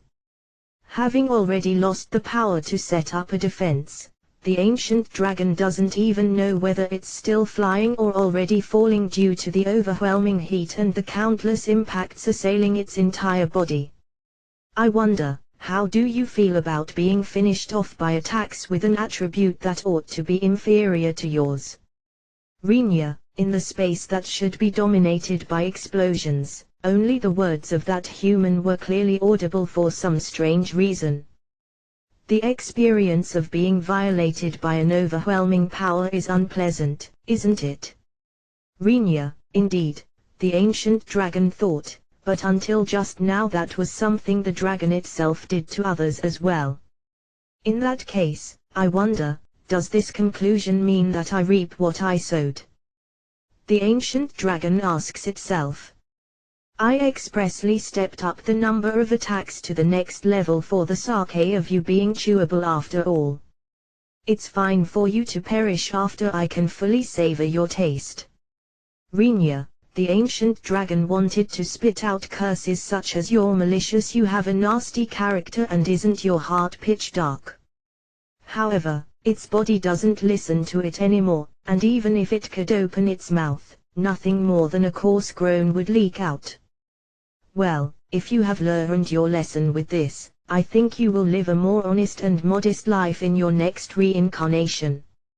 Rinya, the ancient dragon wonders whether there's something like a reincarnation, but the voice mentioned the term reincarnation with an awfully strong conviction. Maybe his words are based on some kind of knowledge. Yet the ancient dragon already lacks the means to make sure of that. I will be happy if you choose correctly and don't escape to another world if possible, but I guess I went a bit too far. Rinya mutters while watching the huge, violet body fall while drawing a trail of smoke with its whole body having become flaccid. After a short time the ancient dragon's body grazes the city's defense wall situated below Rinya's group and crashes into the ground outside the city. It felt like it decelerated somewhat thanks to its continuously opened wings, but if a huge body that exceeds that of Rubadra falls from a fairly high altitude, its impact is unfathomable. A considerable amount of the landbound monster forces that surrounded the city should have been squashed. We have to recover and completely wash it afterwards, Rinya. Even if a dragon loses its life, the sturdiness of its scales and skin is an established fact. No matter how many monsters might have been buried beneath it, I don't think that the dragon's main body has been damaged, Rinya decided to think optimistically. That was a very cruel display of a brute force approach. Rubadra, well, it's Rinya after all. True, it's Rinya after all. Rubadra, having seen the ancient dragon fall, there's no way for the other dragons to consider fighting against Rinya. The evil dragons literally tucked their tails between their legs and started to escape.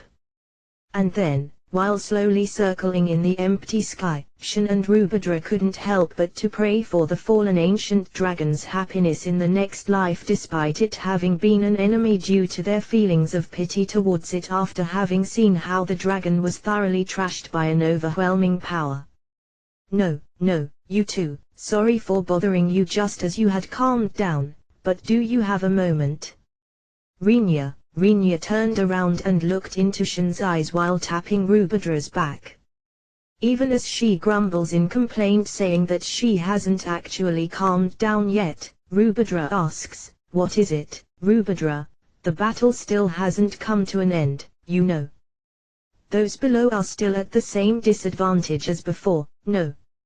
Rinya, then do something about it. Rubadra. Rinya smiles wryly at Rubadra's irresponsible response, albeit short and precise. Certainly, it's a situation where I should probably do something if I'm capable of it, but the part that actually explains what I should do has been completely omitted. That is the most important part, though. While thinking that, Rinya looked down towards the ground. Although they gained total control of the airspace, the situation on the surface is still unfavorable. The wall that should protect the city has already been breached at several spots. The battlefield has spread into the city's inner parts and fires are blazing up all over the city. As far as looking from above, the city's center, where the military installations have been concentrated, is somehow safe, but the other areas have mostly surrendered, Rinya judged. And even for the sole remaining, safe-looking central part, it's probably just a matter of time before it falls. It looks like the situation below has developed in a terrible direction. Shin mutters bitterly. It's more than a safe bet that the fate of the residents, who were defeated in battle, was fairly tragic. Not to mention that the opponents are monsters who don't have a shred of compassion. No matter what fate awaited them, it was clear that their final moments weren't easy. Rubadra, how much longer until Imidra arrives? Rinya, I don't know. I will contact her, though. Rubadra, hurry up and tell her that we gained air control. She is to release Kats below right away once she arrives. As for the other heroes, I leave the decision up to them.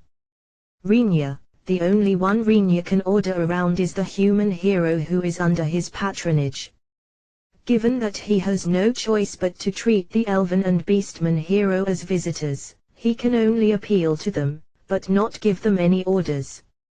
Rinya intends to ignore their visitor status if it becomes necessary, but based on the official stance, that's how it works. Roger. If she hurries up, she will be here very soon. Rubadra starts getting in touch with Imidra after responding to Rinya.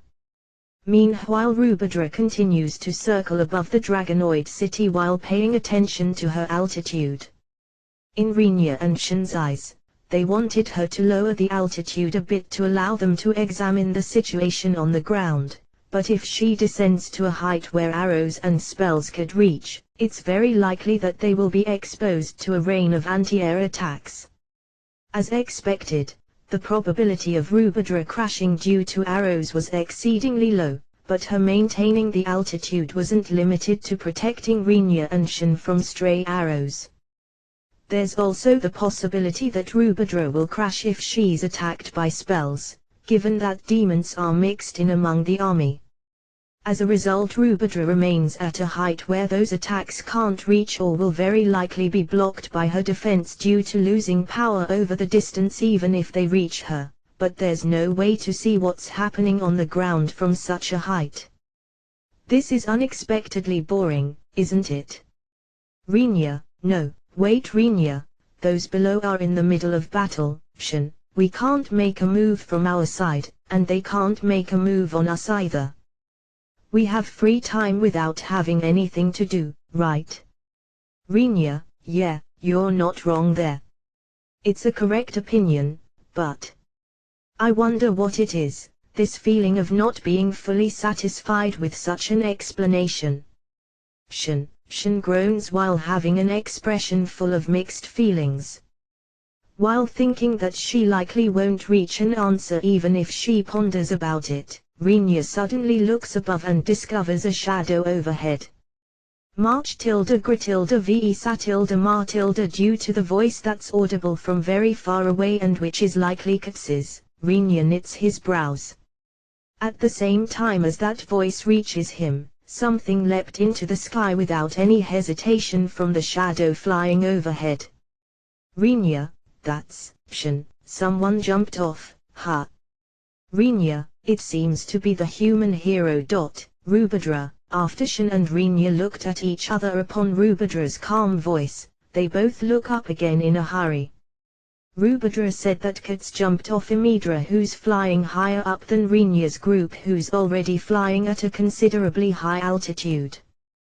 Don't tell me he wants us to catch him, Rinya panics. No matter how much Kats's body is similar to that of a small child, the momentum such a body possesses during free fall is nothing to scoff at. Although you might say that Rinya is quite strong, his body will most likely break if he tries to catch an object with such a momentum. Ahead of Rinya's gaze, who ponders whether it would work to cushion the fall by manipulating the air with manipulation, black wings spread from Kats's back. Rinya and Shin can only watch as Kats's descent speed decreased before their eyes. That's a really handy ability, isn't it? Rinya, the true identity of the black wings was the black mist contained in large quantities within Kats. The pair of wings, which were created by solidifying that mist, isn't an ability that allows him to soar freely through the sky, but if it comes to decreasing the falling speed or gliding, it's certainly capable of doing so.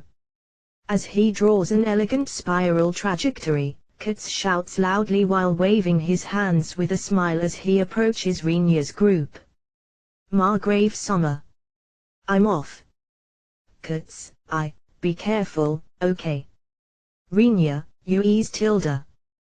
Kats leaves a lively reply behind and continues to descend. Imidra, who tries to chase after him, lowers her altitude, passing Rinya's group in the process. I will drop off the remaining heroes. What are you guys going to do, Imidra? Upon Imidra's telepathic message, sent while passing by, Rinya ponders. No matter how big the monster army might be, the charging combat forces are 3 heroes. They are endowed with extraordinary combat abilities for the sake of fighting the Demon King at some point in time.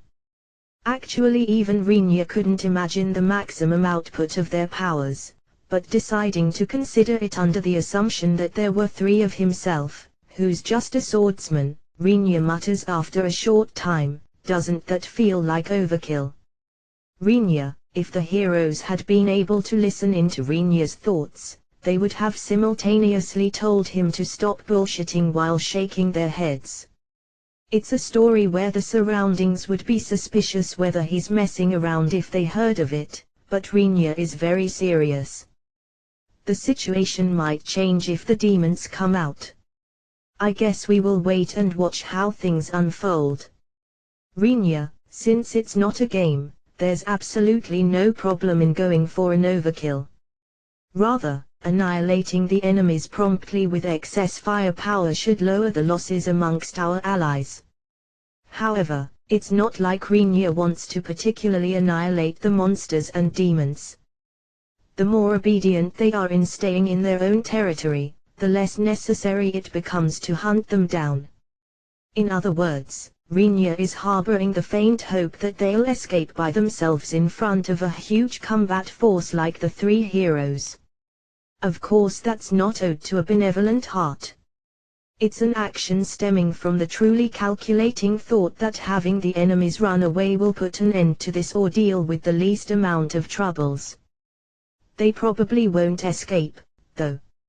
Rinya, while quietly muttering that, Rinya and the others look down towards the ground, just barely being able to make out a pitch-black flower unfolding.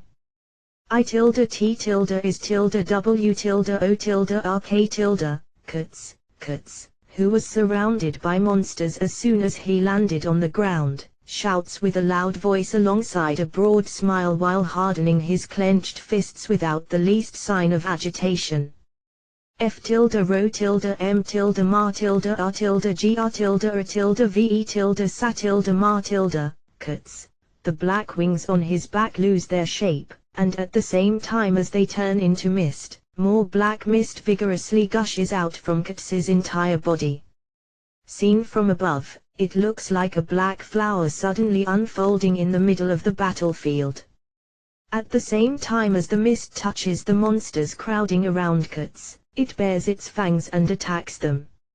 Among the bellows and screams that arise all at once, the black mist separated and a huge silver armor appears from within. While all fired arrows and spells are easily repelled by its surface, the mist gradually transforms into countless thick and long snakes squirming around the silver armor that begins to step forward. Does it mean he has to manifest it each time he uses it? I feel like he really got skilled at it. Rinya casually shares his impression. In my opinion, he's not hero-like at all, Shin. It's only natural for Shin to have such an impression. Arrows are repelled by the surface, and spells don't achieve anything even if they hit. Even attempts to slash at it fail as the blades are unable to penetrate the thick armor. The sight of countless snakes immediately swarming their pitiful victims and devouring them once they stop moving wasn't a spectacle that would make anyone believe that he's a hero, even if he's introduced as one. Even those who try to run away are not spared. The black snakes, which attack them from behind, tear their torsos apart with one lunge. The upper and lower bodies, which were snapped apart, are swallowed down by other snakes before they even hit the ground, and disappear. Those trying to escape while crawling seemingly unable to stand up out of fear have their limbs bitten and torn apart. And once they turned into caterpillars, they were gulped down whole. The ones begging for their lives are swallowed down from the front without any consideration towards their pleas. There sure is a lively show going on over there, ain't there? As expected, it's the human hero, a leopard, clanging thanking the exclusive hero equipment of the Beastman hero, equipped on both his arms. Leopard laughs. Dark red objects, which were broken and crushed to the extent that it was impossible to distinguish what exactly they were before, are scattered at his feet as if fully covering the ground. The stench of iron rust hangs in the air. His entire teku are stained with crimson, slippery fluids. Leopard laughs while looking really happy, but the monsters surrounding him already had fear dwelling in their eyes. He suddenly fell down from above, or so they thought, but gradually beating monsters to death at random without even giving them the chance to counterattack. The largely built Beastman hero had already created an extensive carpet of minced meat by thoroughly smashing up even the corpses. Due to his appearance of laughing while ferociously baring his fangs, the fighting spirit of the surrounding monsters was broken all too quickly. Ah! What are you people? It's a war, right? I'm your enemy, no. Come on, hurry up. Even though Leopard knocks his fists together, there's not a single monster that tries to make a move, even after being provoked. After waiting for a short while, Leopard looks at the monsters, who far from charging at him are even trying to run away with an indecisive attitude, and snorts in a bored manner. What, how boring. Ain't there anyone with some guts among you? No helping it then. Serve me as a distraction. Leopard, knocking his fist together with a noticeably loud sound, he creates a space with his palms facing each other in front of his chest, as if holding something. The air in the surrounding is quickly sucked into the space between his palms. The absorbed air causes a shrill sound, forming into a transparent sphere that continues to rotate. The monsters, who witnessed that, understand that the sphere must be something absolutely dangerous. However, by the time they were able to comprehend that, there was already no time to escape. Let's go with a big one. Feel the roar of Fang King, you little shits. Leopard, the instant he pushed out his palms as if thrusting them forward, the compressed sphere is liberated. The air drill that can't be referred to as wind any longer ran through the swarm of monsters with a thunderous roar. Sand, earth, flesh are all broken at the same time and stirred up. Nothing remains in the path it took. He possessed a mass-amplitude preemptive strike, MAP, weapon. Rinya, a. What? What happened? Or rather, Rinya, what's a MAP weapon? Shin, ignoring Shin, who's shaken up due to the surprising scene of carnage that took place below her and the unfamiliar term used by Rinya. For the time being, Rinya looks at yet another place. If you compare that location to the previous two, it was extremely calm, but the phenomenon taking place there was just as gruesome. A shadow is slipping and squirming through the gaps between the army of frenzied monsters. Even though something is definitely passing right next to the monsters, no one's eyes can catch the shadow. Although that's all that happens, one monster suddenly grasps its throat and collapses. A quantity of blood, which is life-threatening no matter how you look at it, spews out from in between its fingers. It notified the surroundings that the monster had already suffered a fatal wound. As a commotion rises up, wondering just what happened, even though there's no sign of the one that launched the attack, another monster holds down the inner part of its thighs next. The spot, where a thick blood vein passes through, has been roughly and very deeply gouged out. The bleeding, which is too strong to be held back, trickled down to the ground. Simple. Another monster shows the whites of its eyes and falls down. The wound on its back is a puncture wound that reached its heart from behind. Most likely the monster died without even the time to comprehend what had happened. Once it reaches the point where such scenes can be seen throughout the monster army, the monsters succumb to panic. After all, even though there are so many victims, the perpetrator, who's causing all these casualties, is nowhere to be found. Quickly slipping his body from blind spot to blind spot, he moves without making a single sound. While repeatedly moving in a way that can't be perceived by anyone's eyes, Grun mutters, their movements are slow and boring. There's no big difference to cutting a scarecrow. Grun.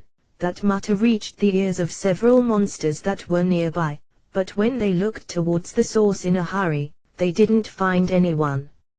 Instead those monsters end up seeing how their own wrists spout out blood after being pried open.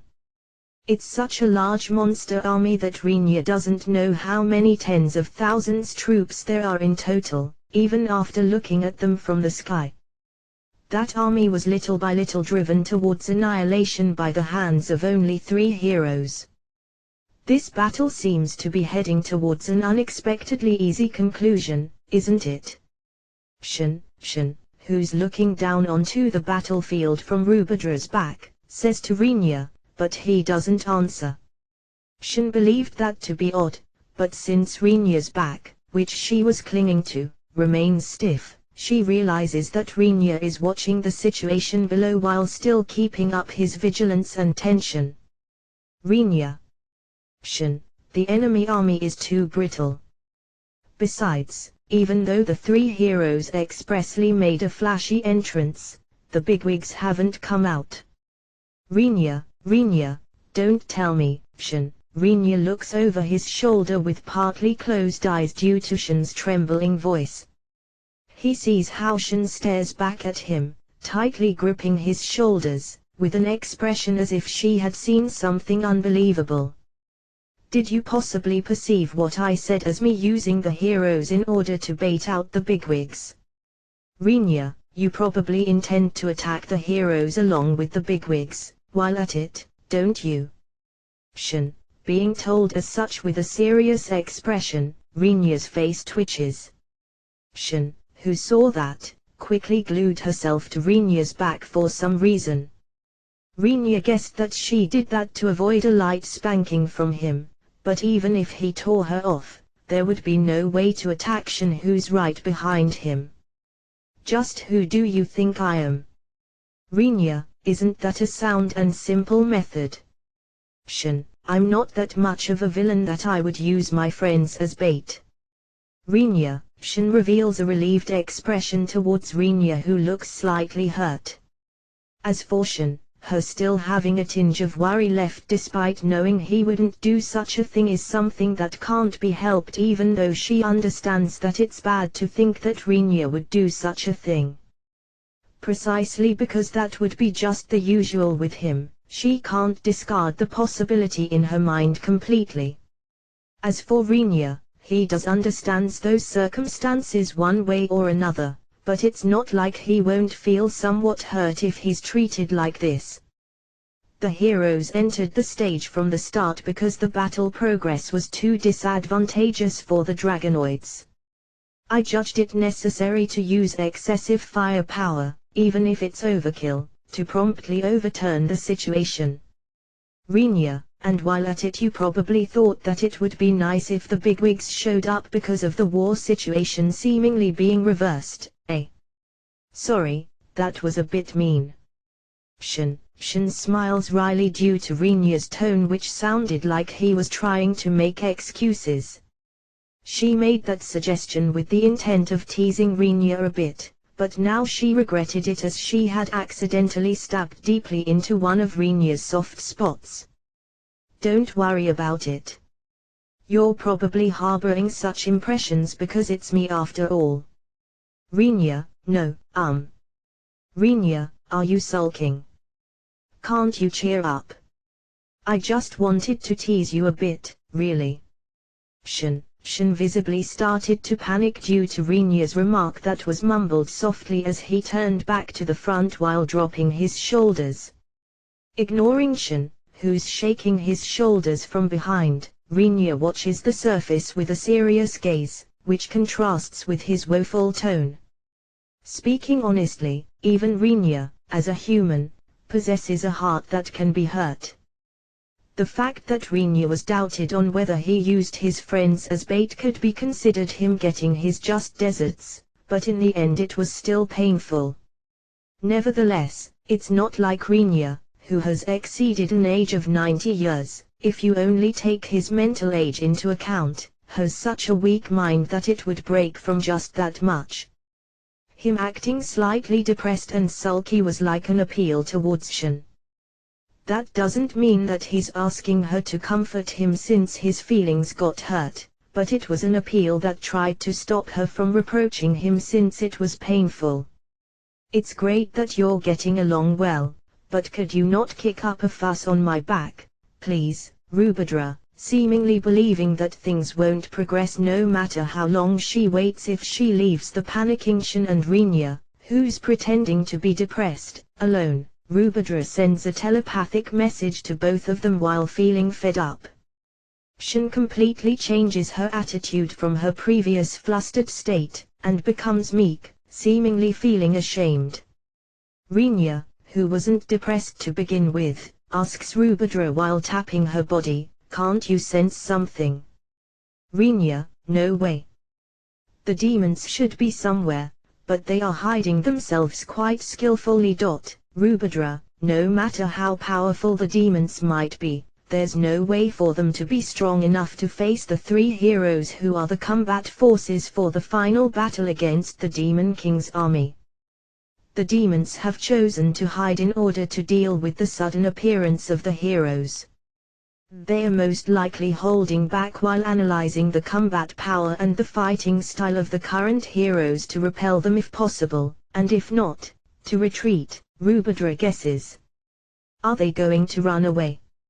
I suppose that can't be helped either though. Rinya, the current objective is to confirm the Dragonoid's situation to begin with. As far as Rinya could say, the subjugation of the demons is no more than taking the opportunity if it presents itself. Since you could say that their goal will be achieved if they make the demons retreat after causing some damage to the monster army, Rinya thought that there might not be a need to unreasonably search for the demons, but Rubadra denies Rinya's thinking. No matter how many monsters are defeated by the heroes, it doesn't mean much.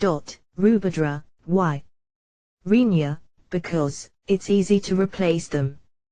If it's monsters from Goblin to Ogre class, it's simple to replace their losses.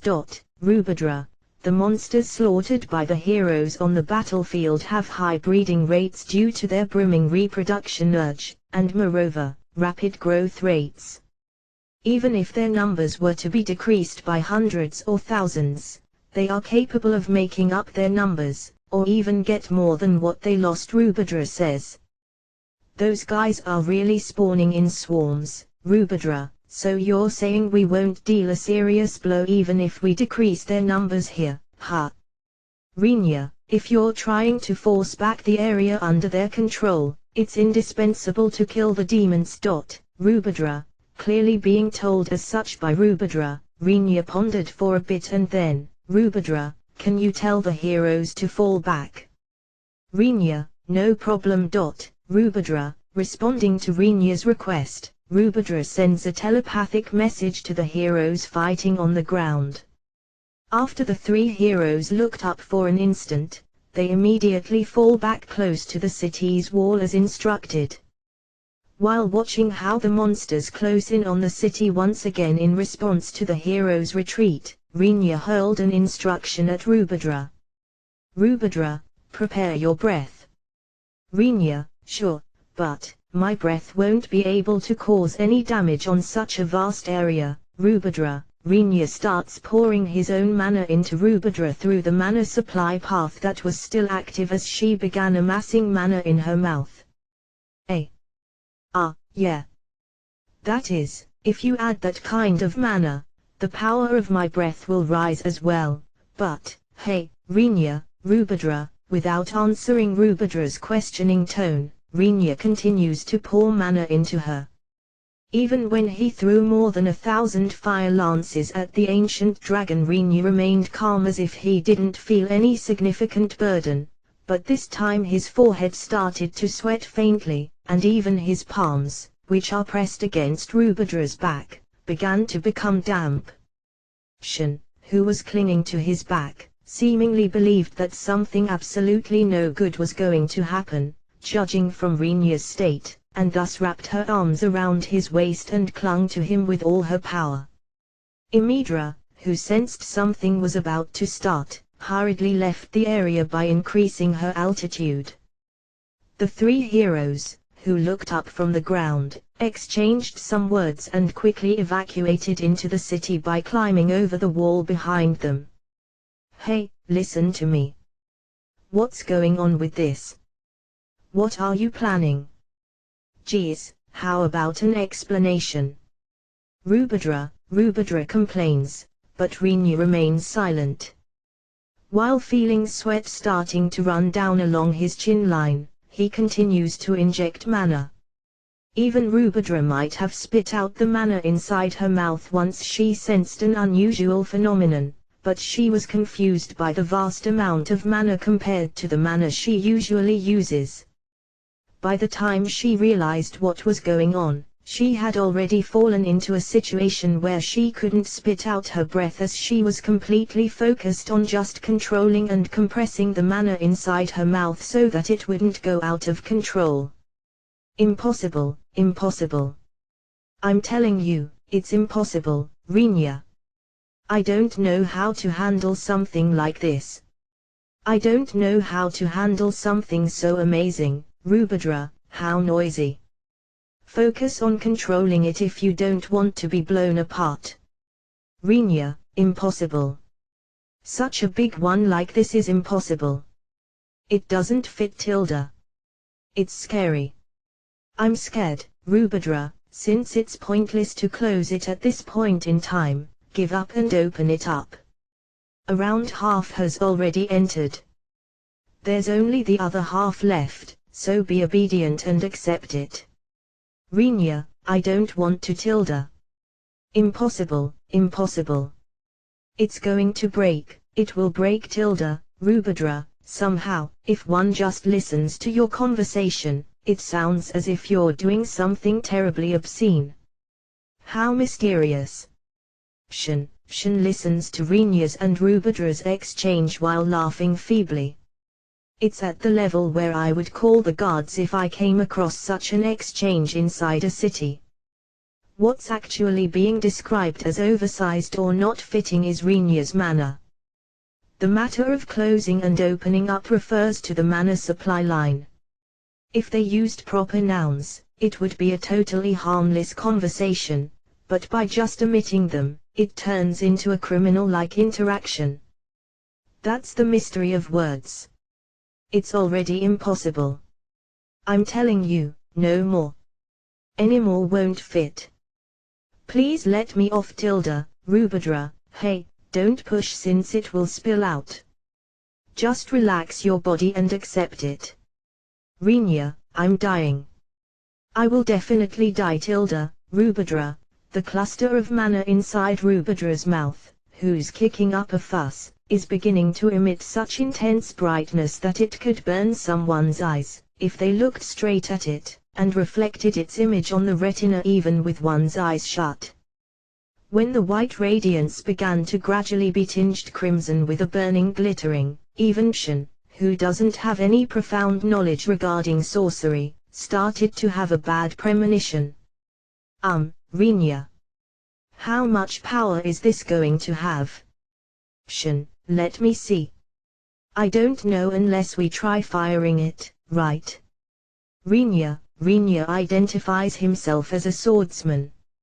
A swordsman who can use sorcery, although it's probably wrong to say only a bit. However, because he perceives himself as a swordsman, he hasn't obtained any knowledge about sorcery, not to mention practical skill. He can merely say with confidence that he has enough skill that he's capable of using sorcery without chanting.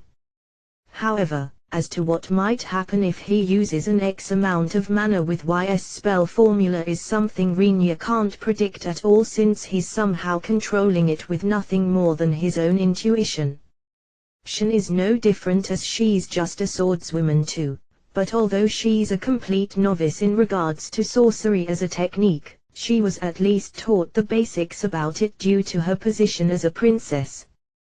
Once she tried to evaluate the current situation with that knowledge, she could immediately tell that Rinya's action was extremely dangerous. After all, he's trying to use sorcery while unable to predict its outcome. Rinya. Can't you stop this? I feel like it will cause unimaginable damage, if you release a dragon's power boosted by your own mana. Shin, stop, like how? Rinya, it was apparently too late by now. Shin racks her brain, brooding over a method to somehow minimize the damage. How much mana do you have left? Shin, I think I have poured in the same amount as I have left. Rinya, so it contains 50% of your mana, Rinya. Use the remaining mana for protecting the city. You can at least use some kind of defense wall spell, can't you? Shin, like this. Rinya turns his eyes towards the Dragonoid city. A wind wall is slowly but steadily formed, surrounding the broken city wall. Before long it changed into a huge tornado wrapping up the whole city. There's no damage at all to the city that's right in the center of the whirlwind which is blowing with a thunderous roar, but the monsters, which were crowding outside the city, were enveloped by it in the blink of an eye, and hurled into the air. What about us? Once fired, we just have to escape at full speed, don't we? Rinya, whatever. Just let me shoot this as soon as possible. Rubadra, Shin quickly tells the whining Rubadra, Ruba-chan, once you fire it, you have to escape as fast as you can. To be precise, if you fly and graze a part of the tornado, you should gain speed due to the wind's power. I'd like you to pay attention and only fly in the same direction as the wind. A flash breath like before is no good. We won't have any time to get away. Gently tui it out while keeping its cluster shape. Tui, Rubadra, without any forewarning, Rubadra spat out the lump of mana in her mouth. It's a breath that was compressed and controlled by force, on top of Rinya's mana, which was poured into it to a crazy degree while blending with Rubadra's mana, which gave it the draconic attribute. The instant she saw the crimson cluster, Shin became pale. Without doubt Shin felt a fear of death from that cluster, which flies while distorting the surrounding air just like a heat haze. Ruba-chan, fly. Shin, full speed ahead. Rubadra, without making sure of the impact, Rubadra turned around and flew while grazing the wind barrier protecting the city as she had been told by Shin. With the power of the wind filling her wings, she sharply accelerated. This was called a swing by, wasn't it? Rinya, one as if I'd know, but Rinya, restrain yourself a bit. Shin. The instant Shin raised a desperate scream on Rubadra's back, who's steadily getting farther away from the city, the world turned pure white and was dominated by a sound that couldn't be perceived as anything but a long silence. Translation notes: 1 Wiki, in orbital mechanics and aerospace engineering, a gravitational slingshot, gravity assist maneuver, or swing by is the use of the relative movement, for example orbit around the Sun, and gravity of a planet or other astronomical object to alter the path and speed of a spacecraft, typically to save propellant and reduce expense. In a very distant place one can see blue dragons frantically releasing breaths and spells towards the ground. The instant the blue breaths and water-attributed spells impact on the ground, they transform into vapor which quickly rises into the sky. Even so, the ground's heat doesn't abate at all. The blue dragons flying in the sky also seemed somewhat unsteady and dispirited due to that heat being released by the ground. Although there's nothing left that can combust anymore, the ground isn't about to cool down. Rinya looks to the side. The hill-like, large object lying over there is the ancient dragon, which was the strongest and biggest among the evil dragons which fell after being beaten down by Rinya.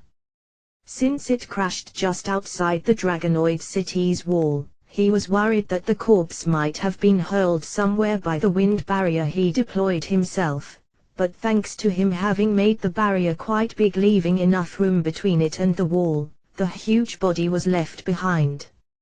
Rinya cast the manipulation spell on the corpse and moves it over to a spot that's slightly further away from the city. Even where they went there was nothing left in the vicinity other than faintly warm and blackened soil. At the location, Rinya takes out a knife from his inventory and slowly reinforces the knife by having his mana circulate through it. Well, what should I say, you will just insist that it was an emergency measure used in a dire situation, but Rinya, let me pass on to you what I know about sorcery so that the same thing won't happen again. Imidra, after anything and everything had literally ended, Imidra, who had taken refuge considerably far away, said after seizing Rinya as soon as she returned. Rinya silently surveyed the state of his surroundings from above Rubidra's back. Even though anything that was flammable should have burned up, bright red flames were flickering across the ground. The Dragonoid city, the only structure left standing on the ground, which had become barren as far as the eye could see, somehow managed to keep its shape despite one of its walls being partly destroyed while being illuminated by the red flames. The sky was entirely covered in soot, which had been blown up by the explosion and the blazing fires, causing even the sunlight to vanish before reaching the ground. This was me. What the hell, eee? Rubidra was shocked while hovering in the sky. The monster army that attacked the city had vanished without a trace. All that was left was a ground that had transformed into crimson lava. Besides that, nothing else was to be found. It was in such a state that it would be too optimistic to describe it as just a burnt area. The Dragonoids' views are split into two factions, that they should thank you or should file a protest. Imidra says telepathically, adding plenty of size to the conversation. Even I wonder if filing a protest is right, since they would have likely lost their lives if you guys hadn't come, but this is a disastrous scene where you could say that they lost everything except their lives. Currently the dragons are frantically fighting the fires, but the prospect of them extinguishing all of it looks bleak. Wasn't there a slightly gentler way of resolving this, Imidra? I assert that at the time it was the very best move possible. Rinya declared flatly and clearly, but Shin and Rubidra didn't overlook how his gaze was shifting around. Rubidra, who might be the world's greatest authority in regards to fire aptitude, thoroughly burned everything within her range to ash with her fire breath that was released after using the huge amounts of mana supplied by Rinya. By Amidra's calculation, who had seen what happened albeit not all of it, the breath released by Rubidra might have been strong enough to change the terrain just like those released by the four greater dragons if her mind had been a little bit stronger, which would have allowed her to accept an even greater amount of mana from Rinya. There were no mistakes in Imidra's calculation. Given that it hadn't been a calculated act in the first place, there's no way that it could have been miscalculated. The attack, which was carried out under the extremely lackadaisical thought that the demons probably wouldn't get burned along with the monster forces unless the whole area was reduced to ashes with maximum firepower, certainly attained that very result. If there existed demons that could survive such a situation, Imidra definitely wouldn't be able to come up with a way how to defeat them. On the other hand, the damage, which the Dragonoids suffered, is quite significant as well. The reason why the city somehow kept its shape was thanks to the heroes, including the Dragonoid Albert, being inside the city. Those four created a defense barrier across the whole city, centered on the wall, which looked like a tassel. Together with the wind barrier deployed by Rinya, the defenses somehow managed to completely withstand the blast. It didn't feel as if we'd be able to survive, was Leopard's impression of the event. Because Imidra focused all her power towards escaping the moment she guessed what was going to happen, she didn't sustain any damage, but the explosion of Rubidra's breath, which she watched from far away, looked like the end of the world. Everyone on Imidra's back stared with their mouth gaping wide open, except for Emil, who was apparently roaring in laughter. Normally a dragon would never give such knowledge to a human, but Imidra judged that leaving Rinya alone, especially after having watched such a spectacle, was more dangerous, coming even before the issue of defeating or not defeating the Demon King. Thus she decided to transcribe a part of the sorcery knowledge she possesses into Rinya's head. Do I have a right to veto? Rinya, do you think so? Based on this terrible scene, Imidra, I'm a swordsman, though. Rinya, please, I'm asking you, just accept it.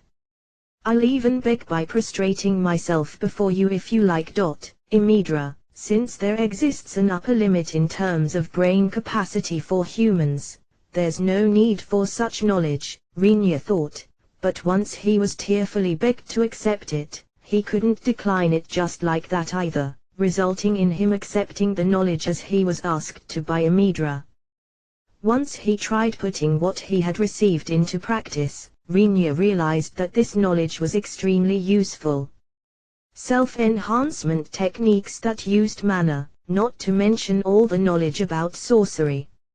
Amidra furthermore handed over techniques on how to strengthen items through mana.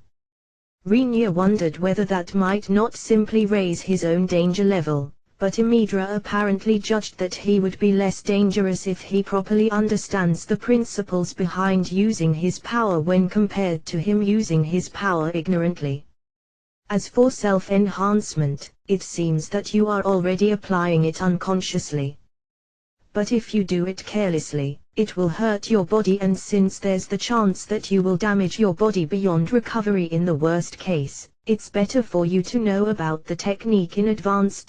Amidra, Rinya, who acquired a dragon's sorcery knowledge for that reason, completely delegated settling the aftermath to others, and went to recover the evil dragons he beat down during the battle. The corpses of their allied dragons were retrieved by Amidra and Rubadra. Because they crashed into the city and not onto the battlefield, they were left behind without getting reduced to cinder or being hurled away. Emil wanted to get her hands on those, but Rinya strictly prohibited her from doing so. As there appears to be a burial rite for dragons, he thought that it might be sacrilege to put one's hands on their corpses. In exchange they were told by Amidra to do as they like with the corpses of the evil dragons. Emil readily went with Rinya's opinion on this. Leaving aside the corpses of their brethren, Amidra and Rubadra apparently don't care what happens with the dead evil dragons. Emil merrily dismantled the small evil dragons, dividing their raw materials and meat. However, Rinya insisted on his ownership of the ancient dragon, and thus it was left to him. As it had been showered with fire spells, the scales and skin had mostly lost their value as raw materials. Rinya skillfully tears off the scales and skin, which have been burned and grilled all over, with his mana-enhanced knife. Even the meat below that is burned on the surface, but high-quality meat remains below the charred surface of the dragon's body, and Rinya cut that meat into suitably small chunks. The flesh of an animal with a big body is red was the knowledge Rinya possessed, but the ancient dragon's meat didn't have that much of a red tinge. If pushed to say, it had a pinkish color and softly coiled itself around Rinya's fingers. Starting a fire with the firewood he retrieved from his inventory, Rinya skewers the meat with metal rods, and begins grilling them by thrusting the skewers into the ground next to the fire. As it might become too dry if it's grilled for too long, he extinguished the fire as soon as the slightly warmed oil began to melt, sprinkled salt on the meat, and carelessly sank his teeth into it, causing him to raise a low moan. He had wondered how the meat would turn out since there had been no bloodalting in advance nor had the meat been cured, but the instant it entered his mouth, fragrant oil streamed into his throat, and mellow meat juice poured out each time he bit into it while he felt the firm texture of the meat with his teeth. The slightly perceptible blood taste and smell didn't decrease the meat's flavor, but instead stimulated his nose and mouth with its wild smell and taste. That impressive quality excited Rinya's sensation all the more with a feeling of satisfaction after it reached his stomach. Delicious, Rinya, once Rinya, who ended up eating a whole skewer in a flash, muttered that in ecstasy. He immediately came to his senses, and resumed dismantling the ancient dragon. If it's an ingredient that becomes so delicious by just grilling it in a fairly non-committal manner, I'm sure it will become a lot more tasty if it's cooked properly. Moreover, if the meat's already so delicious, the intestines might be even tastier. On top of that, I think I'll be able to make a great soup stock out of the bones, and if I open its head, I will find the magic stone and its brain. I will turn the magic stone into money, and I believe the brain will be edible and fairly delicious depending on the way it's cooked. This is a corpse where I mustn't waste even the smallest part. Rinya devoted himself to his dismantling with all his energy. This was the moment when the beings referred to as evil dragons, which are avoided as it's rumored that they play a part in every calamity on this world, were registered as a first-rate food ingredient in Rinya's mind. T/N, Ripperbill dragons, I just pray that this perception doesn't turn our way. Rubadra, Shin smiles bitterly next to Rubadra, who transmitted this very worn-out telepathic message. In front of those two, the huge body of the ancient dragon was dismantled at an absurd rate. Evil dragons don't matter to Rubadra. It was to the point where she didn't care whether Rinya turned them into food or raw materials as he pleases, but seeing as she's also a dragon, she was scared that Rinya would start asking, "Aren't you guys actually delicious as well?" In that case she would have no choice but to escape at full speed, but Rubadra has a hunch that she wouldn't be able to get away anyway. "I think you'll be all right." You might not think so, but Rinya is a gentle person to those who he has recognized as his comrades. Shin gently strokes Rubadra's nape, who's limply laying on the ground, as if to give her a peace of mind. Seemingly comforted by that sensation, Rubadra purred quietly. "It would be great if I have been recognized as his comrade, but I'm not so sure about that. Rubadra, it's fine, probably." Shin, that's a worrisome reply. Rubadra, the reason for Rubadra's exhaustion is Amidra's sermon. She was scolded that even though the main reason might be Rinya, there might have been various methods to go about it, such as splitting and scattering the breath at the time of its release, or severing the path and thus stopping the mana supply before it got so big.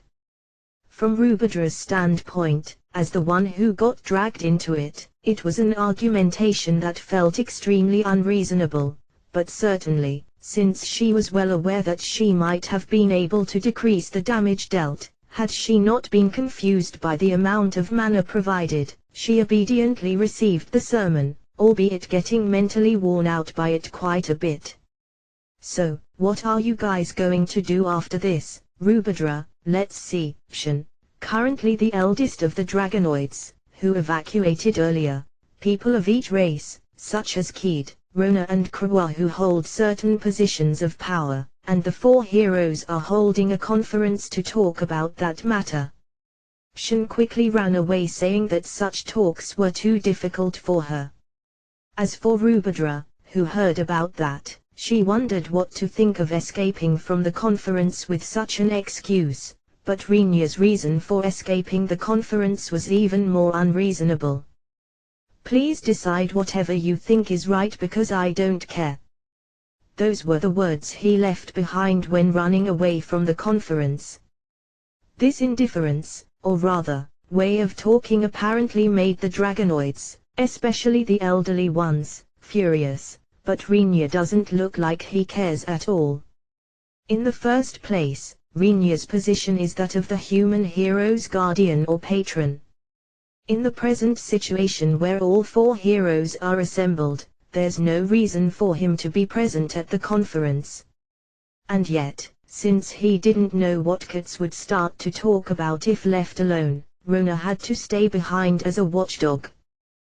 The Rona ended up sighing while saying, "I really drew the short end of the stick here. I don't know whether I'm correct, but I guess there are two options." Shin, try telling me. "I will judge by myself. Rubadra, first, aim for the recovery of the dragonoid territory. Second, put aside the dragonoids matters for the time being and defeat the Demon King with the four heroes." Shin, you mean, various problems will likely get resolved, if you crush the main cause, eh? So, what do you think, which option are they going to choose? Rubadra, probably the recovery of the dragonoids' territory. Shin, Why, Rubadra? Shin sinks into silence for a while after that question. It seems she's sorting out what she should say inside her mind. Rubadra waited for Shin to open her mouth while still having her nape caressed. Certainly, if the Demon King is defeated, the demons will likely withdraw to their own territory. But we have no means with which to allow the 4 heroes to reach the Demon King Castle, which is said to be located in the center of the demon's domain, in the first place. Until now the 4 continents started a general offensive into the demon's territory, penetrating the territory as far as possible. That was the usual practice, but I think that will be difficult this time. Shin. Rubadra stays silent and ponders about Shin's opinion.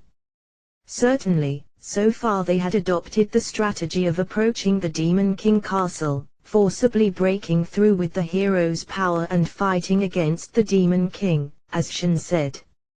However, considering the current situation, the Dragonoids had a fairly large part of their territory easily stolen by the demons first, making it very unlikely that they still have the strength to carry out a reverse invasion.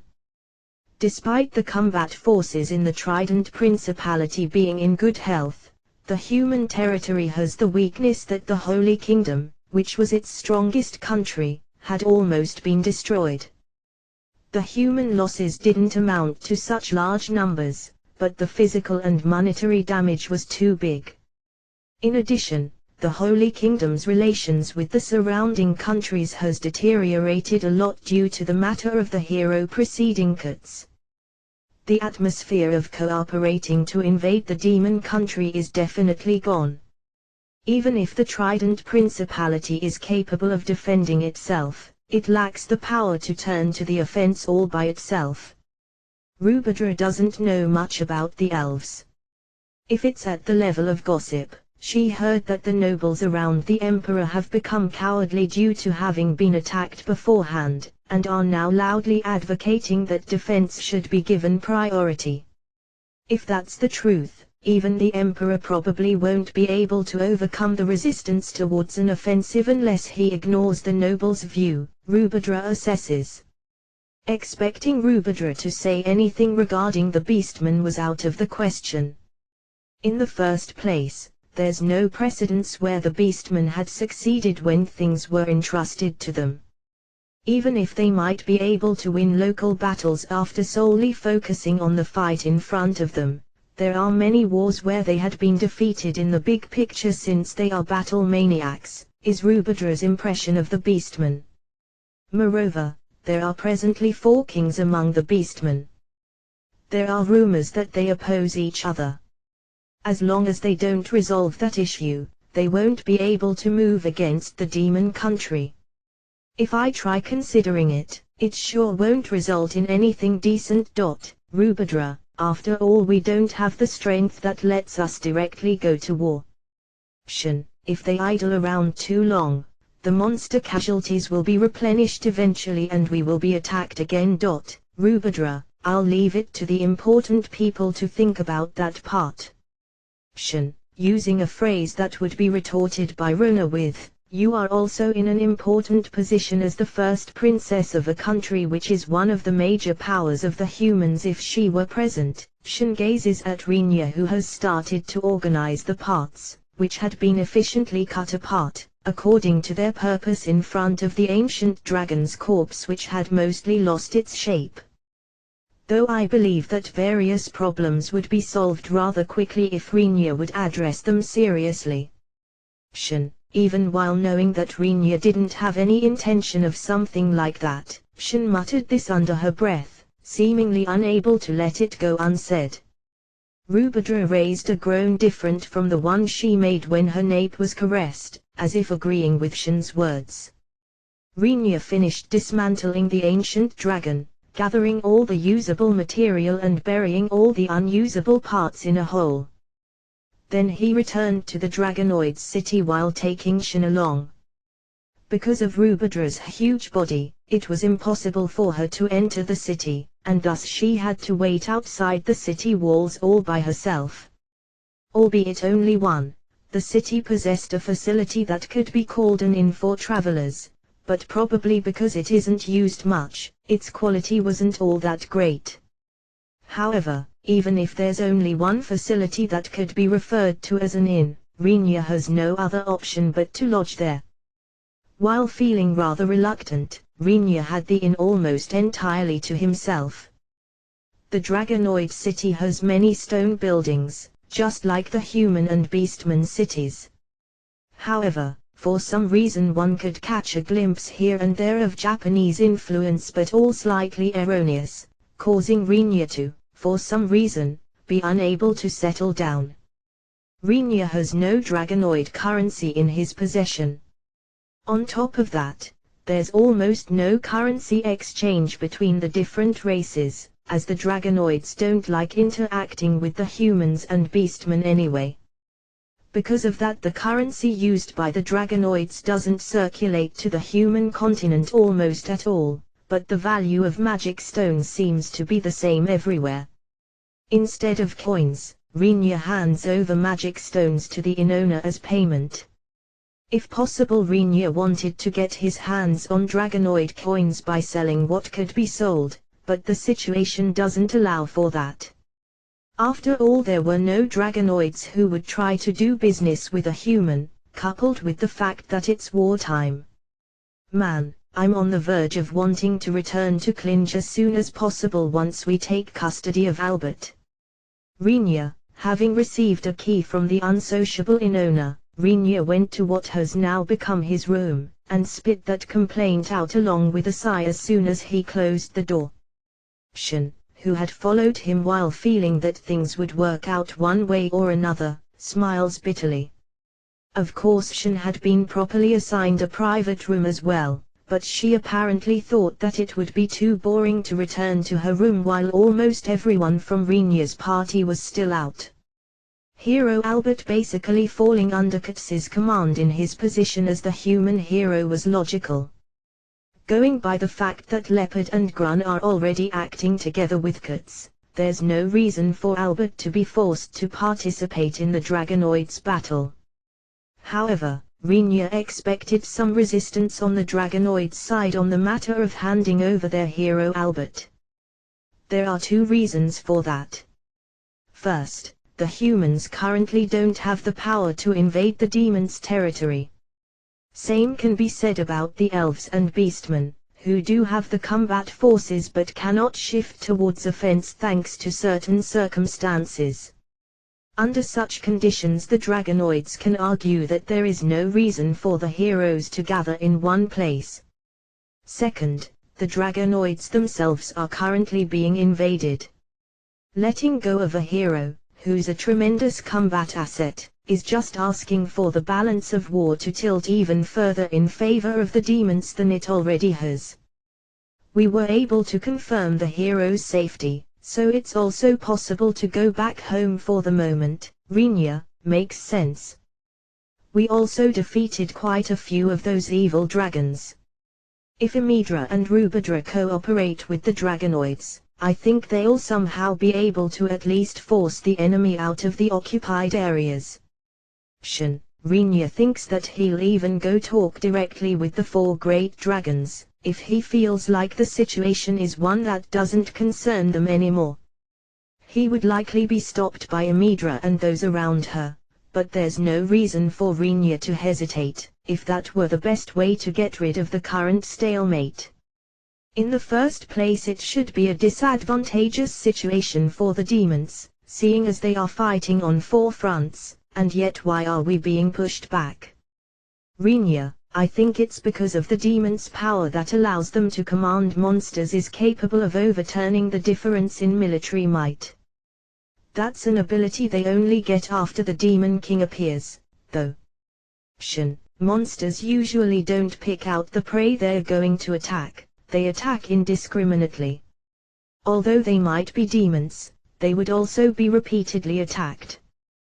This has become the reason why the miasma forest is regarded as a natural bulwark between the races, but as a consequence of the Demon King's appearance, the circumstances change.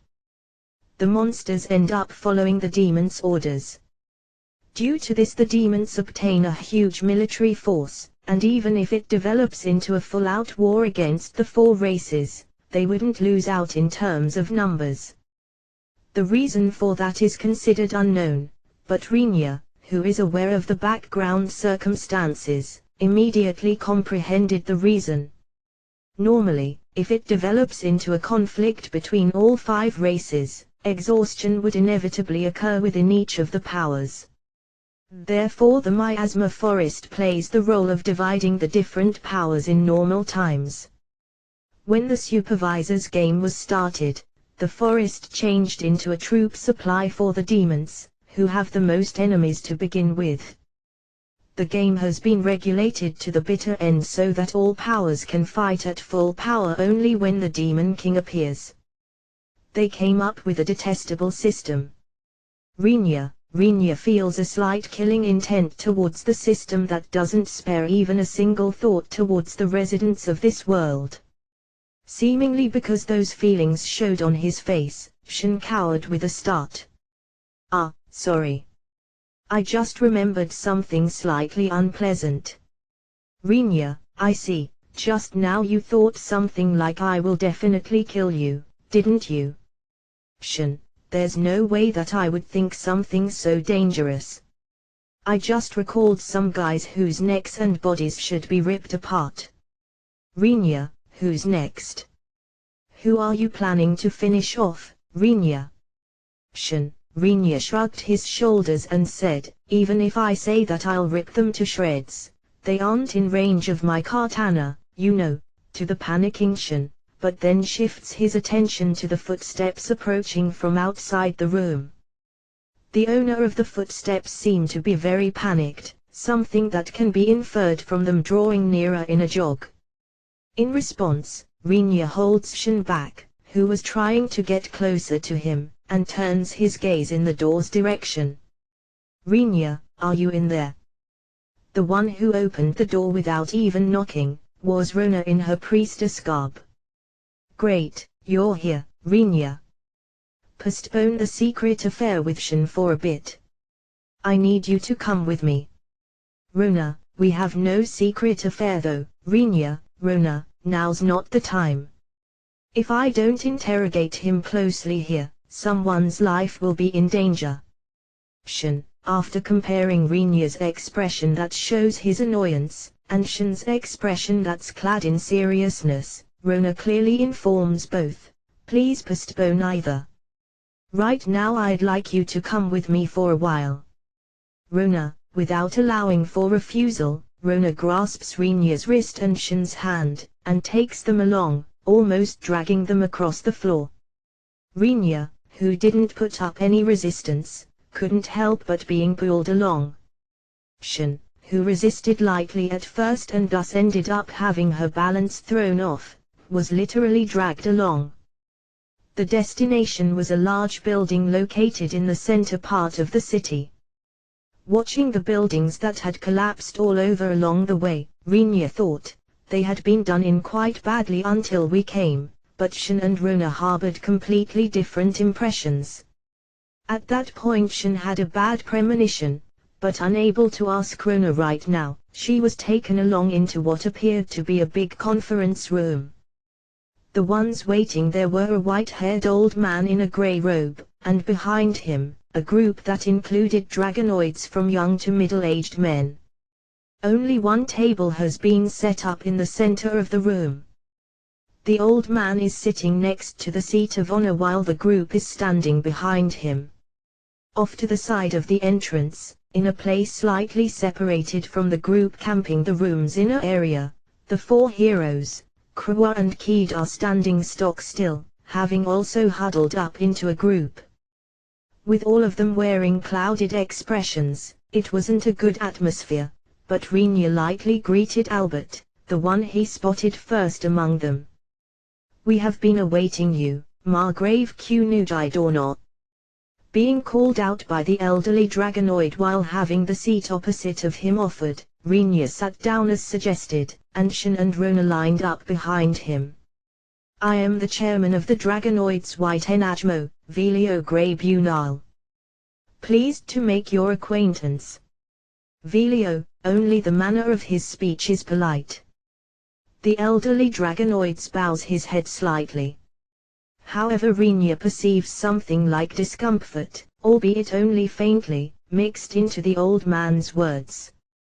Once he shifts his eyes towards the group standing in the back for some reason or another, Rinya realizes that the gazes turned upon him by the dragonoids aren't very welcoming. That's a bad omen, Rinya thinks to himself without changing his outward expression in any way, and continues to ponder whether this is a situation he should bring to a close quietly or not, and about the question of just what that white enagmo is supposed to be. I cannot fully express my deep feelings of gratitude for your timely assistance in our time of need. Velio, it was convenient for our side as well. Don't mind it. Rinya generously replies to Velio's courtesy. The gazes turned towards Rinya by the group behind the old man become even more severe. I guess they can't stomach my attitude, Rinya thinks for a moment, but he has no intention to correct it. That's very appreciated. But, Velio squinted a bit.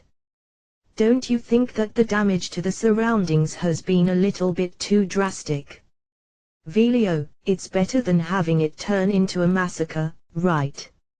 Rinya, there's no hesitation to be found in Rinya's response. In order to make the other party fully understand that he believes so from the bottom of his heart, he doesn't avert his eyes from Velio, and there's no fluctuation in his voice either. Due to that exceedingly upfront way of talking, the group in the back faltered a bit, but Velio laughs deeply without any change in his expression. This is certainly so. It's a truly severe view. Velio, it's a fact. If you didn't want for things to develop this far, you should have done something about it with your own strength. Rinya, that's a harsh opinion. However, say what you like, even I, as someone who leads the dragonoids, am in a position that forces me to ask you whether this immense damage was truly necessary. Velio, it seems that the White Enagmo is an organization that corresponds to a government or congress, Rinya estimates according to his own knowledge. Chairman Dornot. Albert, the one who cut into the conversation while looking as though he couldn't bear it any longer, is the dragonoid hero, Albert. I cannot let this pass after all. That's not how you should talk to His Excellency the Margrave who provided us his help. Albert, be silent, Albert. To begin with, if the monster army hadn't pushed us back up to here while you were present, this situation wouldn't have come to pass either. Velio, that's because of my own lack of ability. If you're going to blame someone, it would be best if you blame me. Albert, even if I blamed you, there would be no benefit at all. Step back. Velio, Albert chews on his lips as he's threatened. Rinya, who watched this situation unfold with a totally disconnected expression, somehow manages to guess the reason why he had been dragged here. Ah, I get it. You're saying that you want to demand compensation and an apology from me. Rinya, I guess you can sum it up as us wanting to demand compensation for the damage caused due to a situation caused by you, a human noble. Velio, Okay, time out for a little strategy meeting. Rinya, what? Velio, Rinya turns around to Rona and Shen while still sitting on his chair and beckons his other friends. After waiting for everyone to gather around him, Rinya speaks up. Well then, what are we going to do? Rinya, are we going to do it here? Leopard, Rinya looks slightly doubtful at Leopard, who is smiling wryly, and then turns his eyes towards Velio's group that still cannot keep up with the situation. I don't really mind even if they hear us. Rinya, their argument is that they would have put up with the damage if it had been caused by the heroes, since it's the heroes' duty to fight the monster army. However, Rinya, you're just a human noble. They postulate that there was no need for you to wield your power at that point in time. In their eyes you probably have the duty to compensate for damage you inflicted. Runa, it wouldn't be such an unreasonable argument, if you don't take manners towards the person that helped you into consideration. Shin states her thoughts of Runa's explanation. Of course, since they don't lower their voices, the dragonoids can hear everything. Even in regards to the part of being helped, saying something like we hadn't requested help with that situation is kind of difficult. Krua declares bluntly while turning a scornful look in Velio's direction. But Rinya, please hold back on using that breath in the elven country. The forests would disappear. Ah, okay. I will take that into account.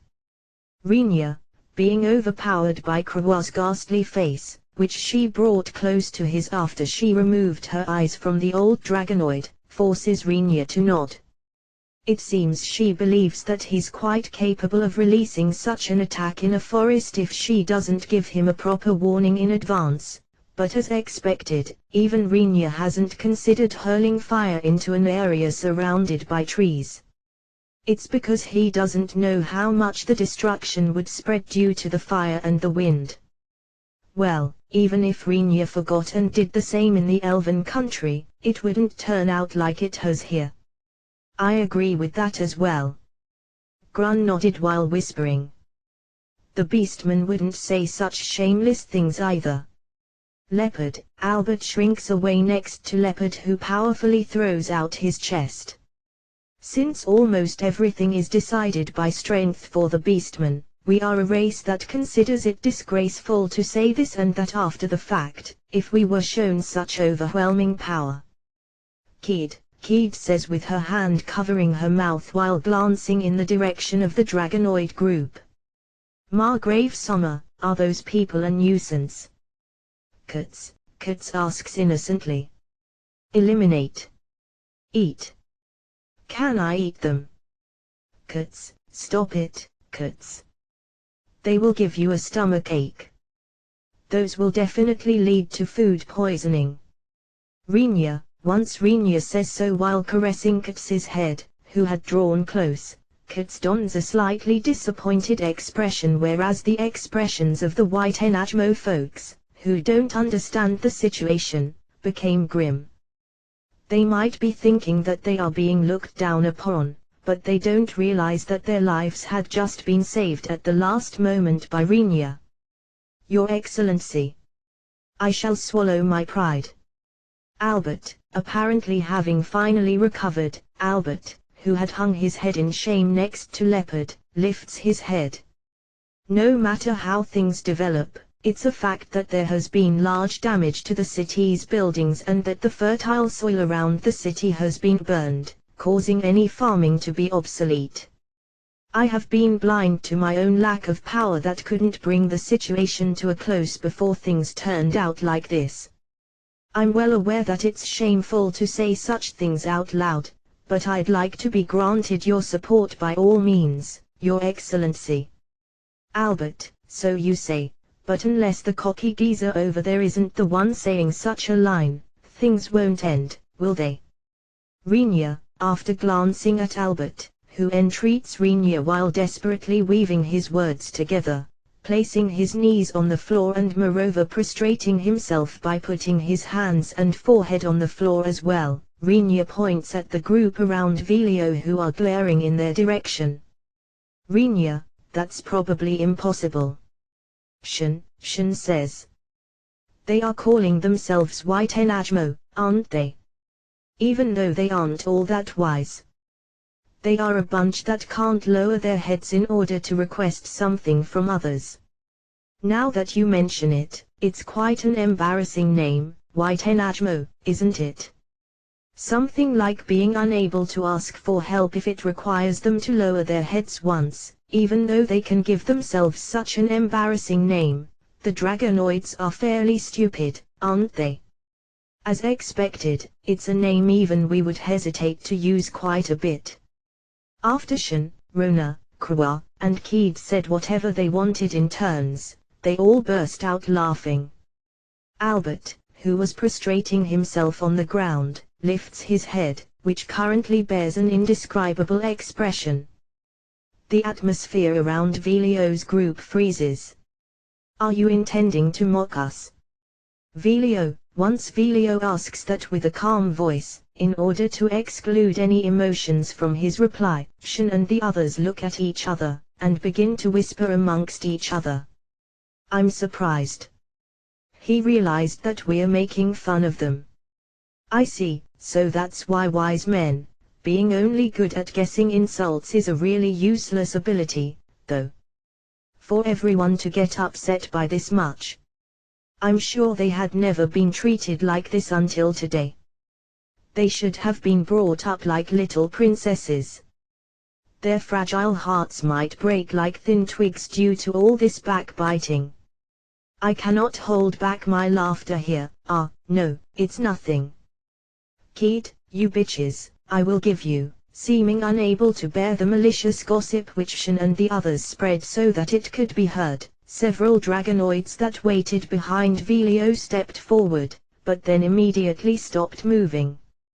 In front of their frightened eyes, Leopard is grinning broadly. Grun has gently placed his hands on the hilts of the two katana hanging at his waist, and Katz is glaring at them with somewhat glazed eyes.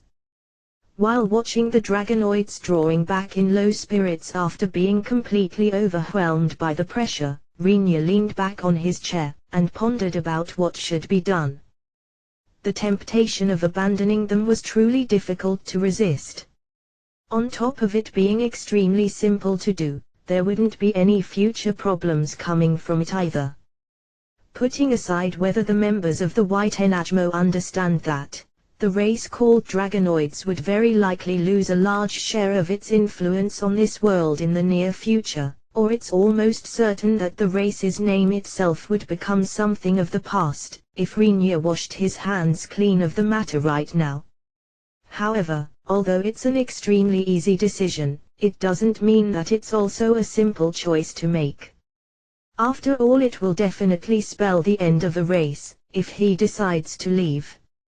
It's not like Rinya wants to hold the fate of the race in his hand because he likes it. In that case it would mean I have to help them while at the same time ignoring the behavior of the old man and his group. But, in Rinya's eyes even that felt somewhat wrong. While satisfying Albert's request and outwitting the White Enajmo, who is still glaring at them, Rinya cannot avoid proposing a deal which is agreeable to both parties. Rinya looks to the side. Albert was still looking up at him while kneeling on the floor. In this situation the power of a hero doesn't bear any meaning. Even if he's strong enough to kill a few enemies, it's not like he has the power to save the Dragonoids which are likely troubled by the current situation. A hero only bears any reasonable significance when an enemy exists. As for problems that have no defined enemy, heroes become surprisingly powerless. With his thoughts reaching this point, Rinya comes up with a plan. It was a plan that might not work out well, but the only requirement it needs to work is Rinya's acceptance on an emotional level. In regards to the result, if it fails he could simply say it was worth a try. I will be troubled if you keep kneeling over there forever.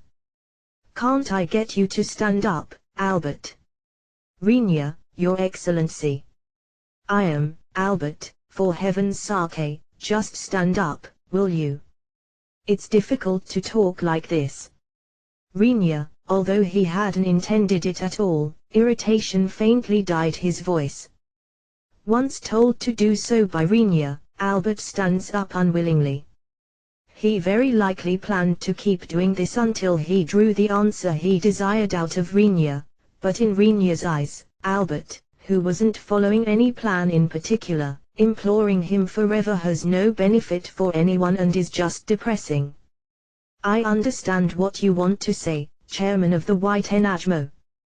Rinya says in a calm tone as he lets his eyes slowly wander towards the face of the member he talked to first. Velio, while letting a threatening aura emanate from himself. Our answer to your request is short.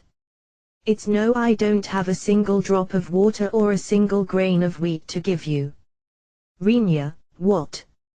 You're saying that you don't think anything about having invited yourself over and inflicted upon us such grievous damage? Velio, nothing. No, wait, there's something.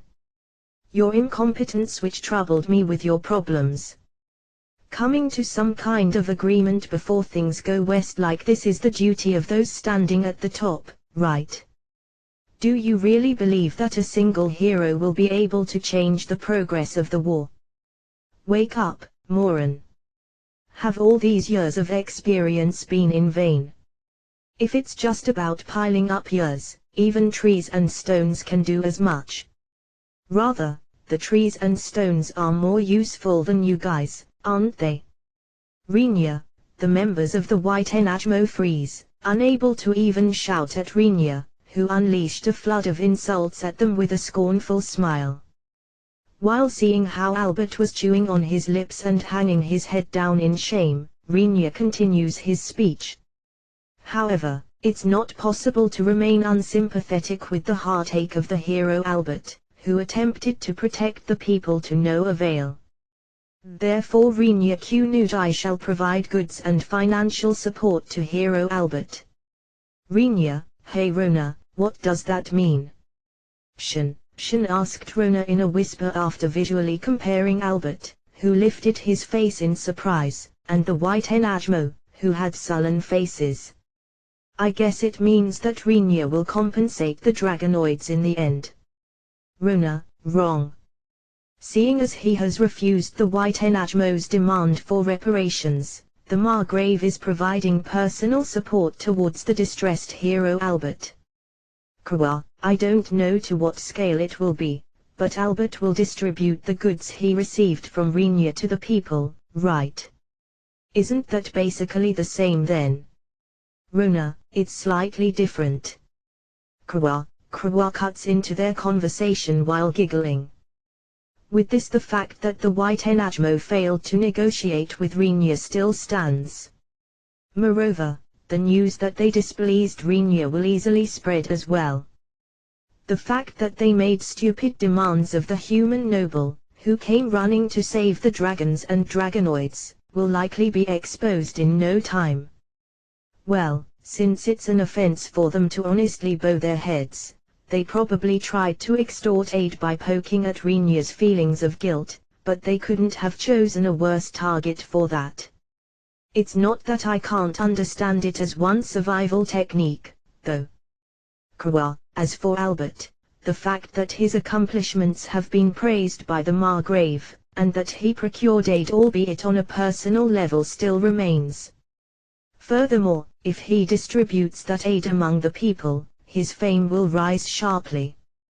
The Margrave's idea to play the situation like this is quite malicious. Once Grun took over the explanation from Kawa, continuing to whisper, Shin nodded, apparently having understood it at last. I see, such an idea suits Rinya quite well.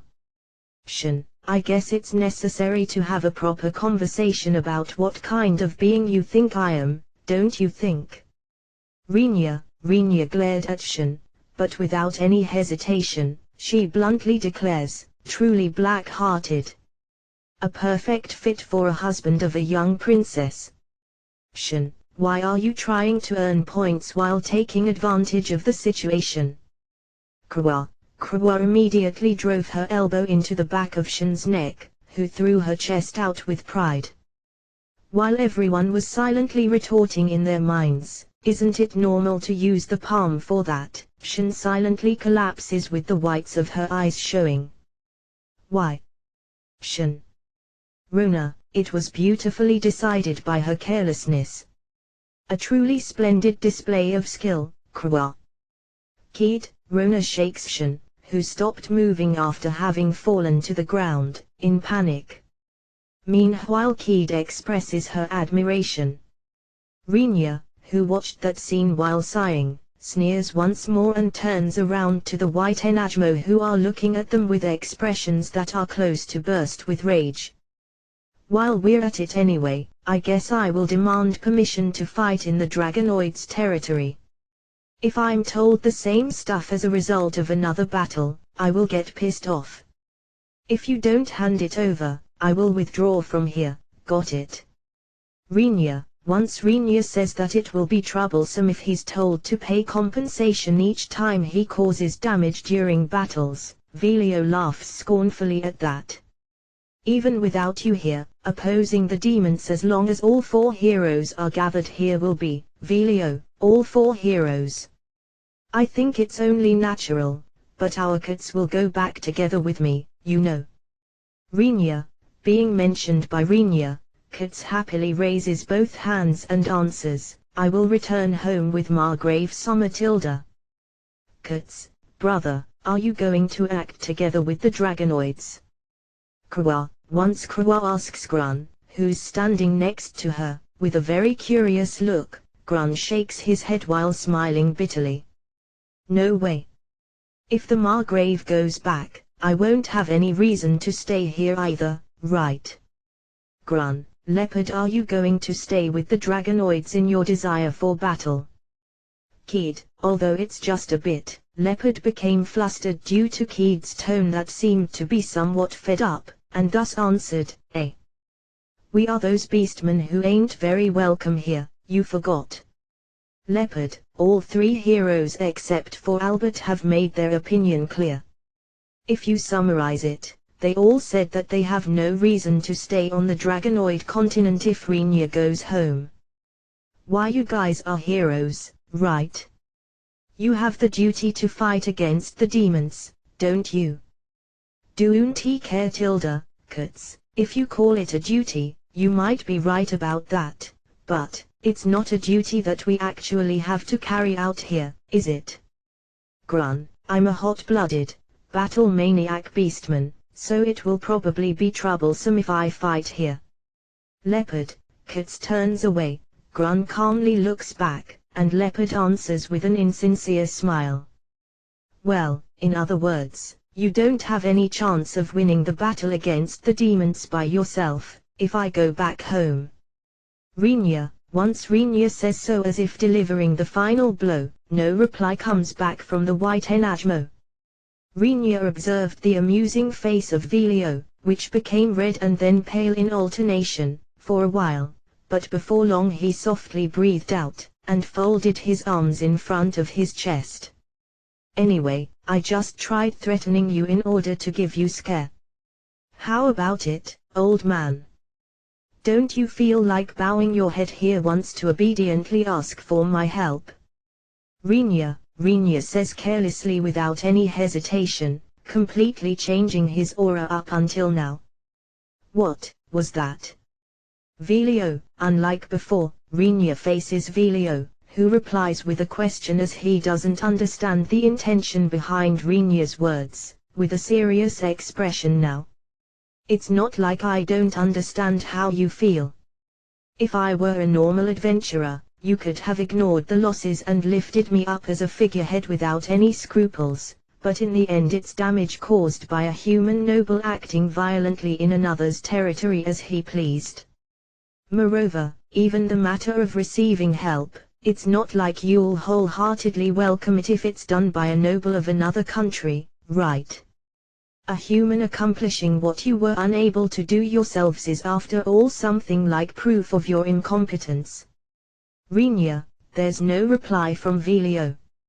As if he hadn't expected a reply from the very start, Rinya continues talking unperturbed. Even if you ignore the fact that your honor took a big hit, asking for help from a person of another country is unacceptable. After all, you don't know what kind of demands they will make. They could even use that fact as material to use against you in the distant future. Much less to say that the other party is a human, a race you guys don't like very much. That's a difficult snare you can be caught in for simply making a request. Rinya, Velio still doesn't answer. I will continue while taking your silence as confirmation, okay? I will leave it to you as to how you're going to announce it officially. If you want to crush my reputation, then just do it. I don't particularly mind. I don't even care about the compensation for having gone ballistic like an idiot. But, if you're going to request something from someone, lower your head for starters. If you do. I can't say that my place is affluent as we are in a war, but we will send the surplus goods to the White Enajmo or whoever. I will ignore the talk you hurled at me when I arrived as nonsense you spewed due to your mental state being abnormal as a result of being defeated.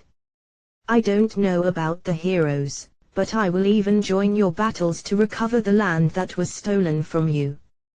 But then again, that's the part where I want a few lines written on a document permitting me to cause a little bit of damage.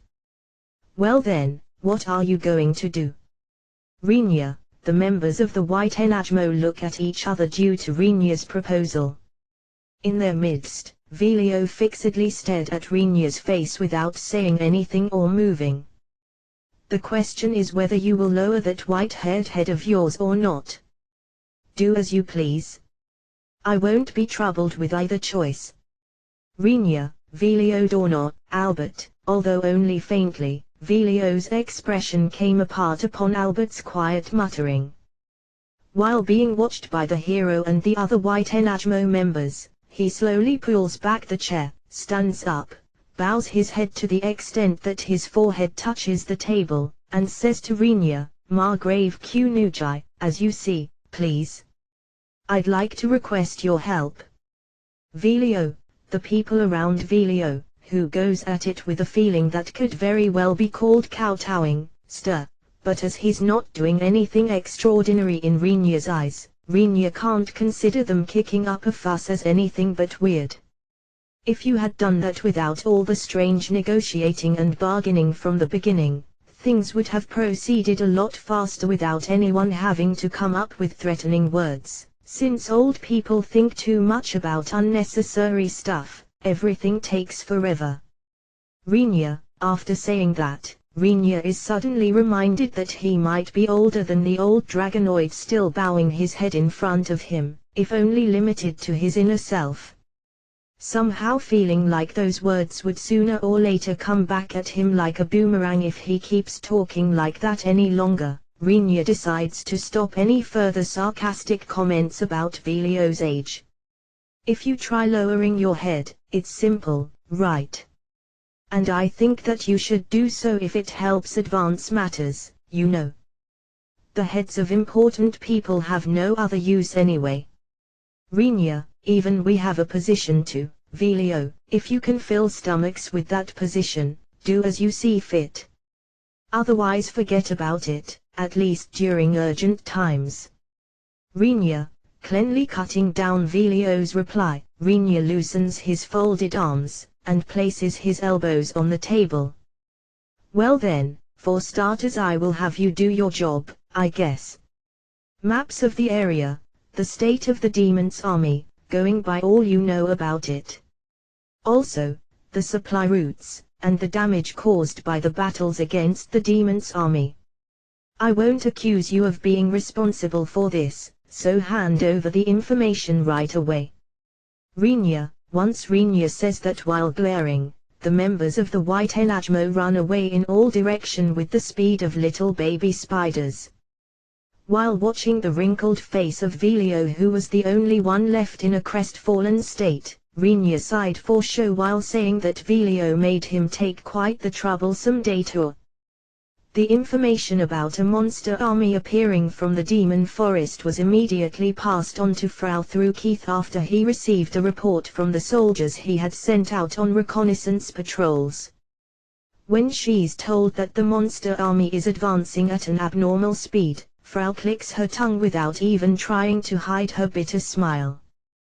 The army's composition has been revised. No, Frau. Until now the demon's army focused on monsters that were easy to gather in large numbers but were weak, such as goblins and orcs, which can be mainly categorized as infantry, for its main combat force. However, according to the scouts' reports, this time the demon's army is advancing at a yet unseen rate, with its composition focused around fast monsters such as wyverns and sub-dragons, which can run at a fairly high pace and at the same time carry monsters on their back, albeit being unable to fly in the sky. On top of that, they seem to be heading straight for Klinge without even sparing a single glance at the abandoned settlements along the way. Frau hadn't expected 4 dragons to take part in this war. After all, she didn't know about the evil dragons joining the Demon King's cause. At this rate, it won't be ready in time. No. Frau, surprised eyes Keith's face due to Frau's fretful voice, which he hears for the first time. It appears the information sent over by the scouts was too unexpected for Frau.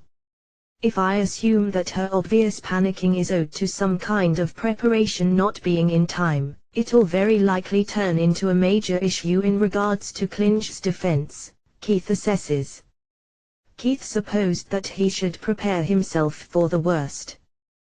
The 500 soldiers, who are going to take part in the defense, had struggled through Renya's training and then gone through another training regimen at the same level.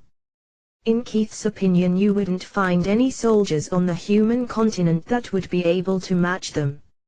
Or rather, they had been endowed with so much power that they would win against any other human soldier by leaps and bounds, but with the opponents being dragons, their prospects of victory were low, as one might expect. I wonder how many losses we will suffer, and whether we will be able to hold Klinge in the first place. No, we have to hold the city, Keith prepares himself mentally. Meanwhile, Frau mutters with a trembling voice, the preparation of the ball-shaped scent bags and crackers will, Frau, pardon. Keith, while thinking that he might have misunderstood her or that his ears were not working properly as he couldn't believe the words that reached his ears, Keith asked Frau, what did you say just now? Keith, as I said, the preparation of the surprise ball and crackers won't be in time. No. Frau, as Frau repeats her words quite mortified while stomping her feet, Keith dumbfoundedly realizes that he hadn't misheard her. For what the heck do you plan to use those? Keith, I wanted to toss them at the demon army while shouting come close, and welcome to Klinge. No. I wanted to turn the heads of the demon army into a bloody pulp without them understanding what's going in a shower of crackers stuffed with lead shrapnel. No. Frau, you can't really call those crackers anymore then. Keith. Once Keith retorts like that, as he can't help it, even though he knows that the part he should be retorting is a completely different one, Frau blankly stares at Keith and tilts her head, which she had roughly scratched until then, to the side in confusion. You can't. No. Frau, no, you can't. In the first place, from where do you plan to hang down that surprise ball of yours? Keith, Lyris-san and Drakun will be dispatched as, Frau, you can stop right there. Just what do you want to make a precious dragoon do? Keith, the ones in charge of carrying the ball-shaped scent bags. Frau, I see. I really can't stop you from finishing your sentence, can I? Keith drops his shoulders, depressed due to Frau finishing her sentence without any hesitation. At the same time he thanked God, who might be somewhere, that the preparation of that surprise ball and crackers wouldn't be completed in time. If those had been done in time, the dragoon's dignity would have likely plummeted to the ground on the very day she had been forced to carry that ball with her dragon, even if they managed to successfully repel the demon army's invasion. Geez, I have no choice but to give up on using what I don't have at hand. No. Keith, have the soldiers assume their designated stations. No. Frau, just as you have ordered before, I deployed 100 soldiers at various places in the castle, and assigned the rest to guide and guard the residents' evacuation in the city. Keith, that's perfect, Keith. Nano. You've become a good butler. No. Frau, butler, you say? Keith asked back, wondering why a butler. But without answering him, Frau heads towards a room within the castle.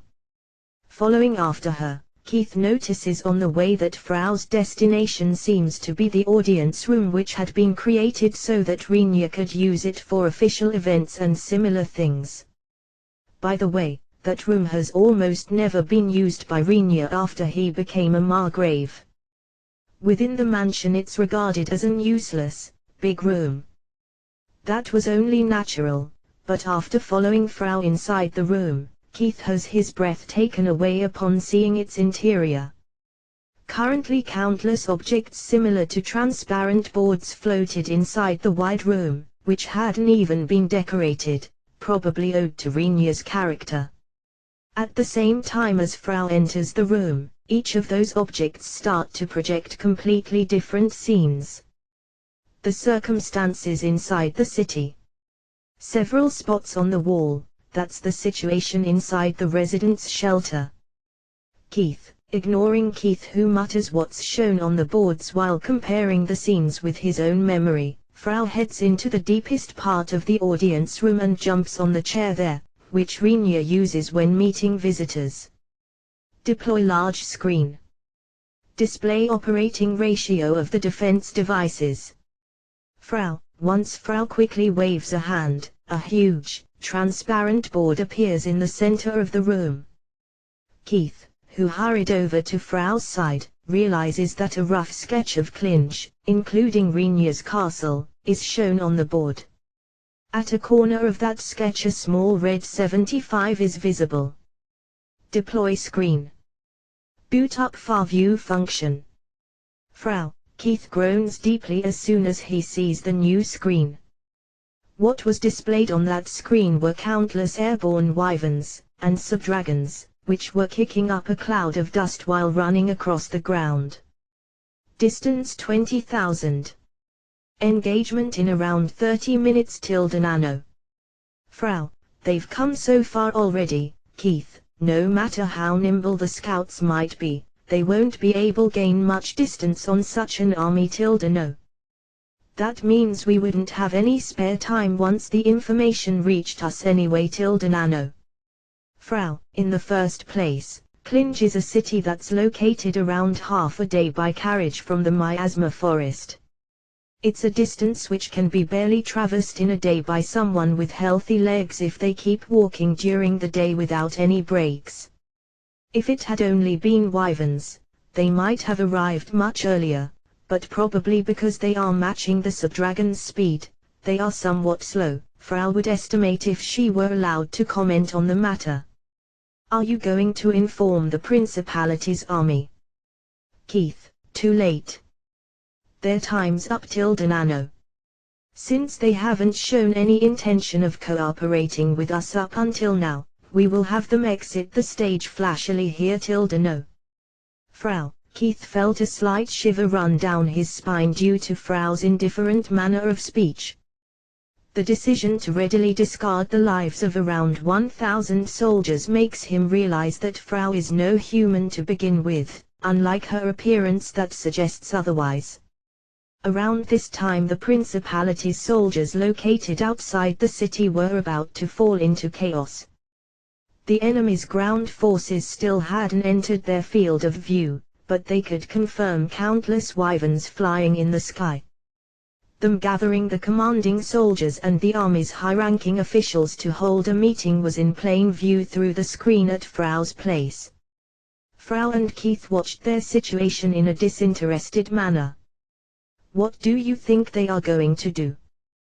Keith, it's already too late for them to make an escape by themselves ~nano.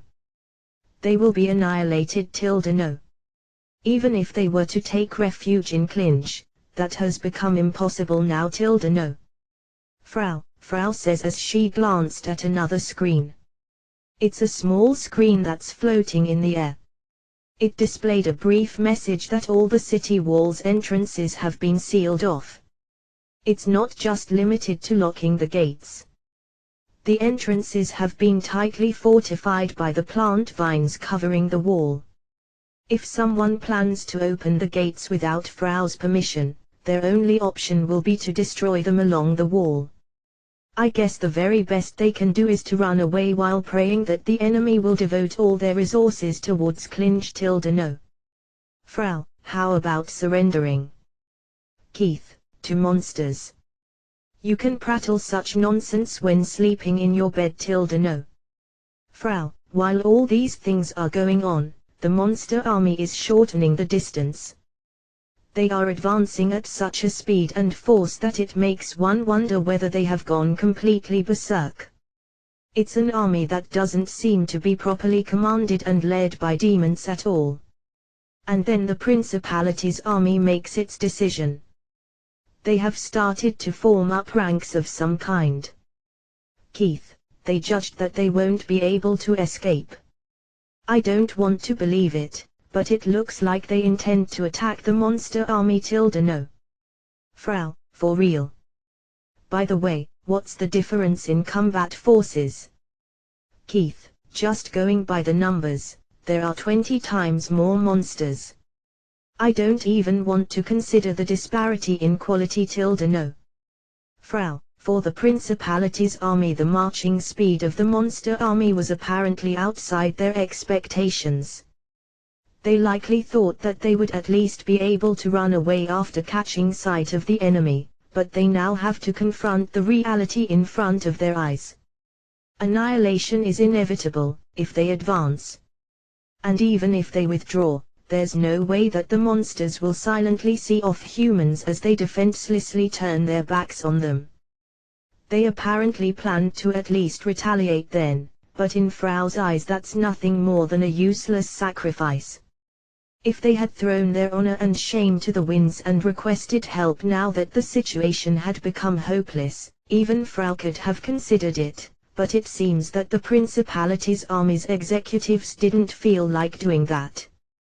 They would rather fight and die like soldiers than disgracefully and tearfully beg Frau, who looks like a child.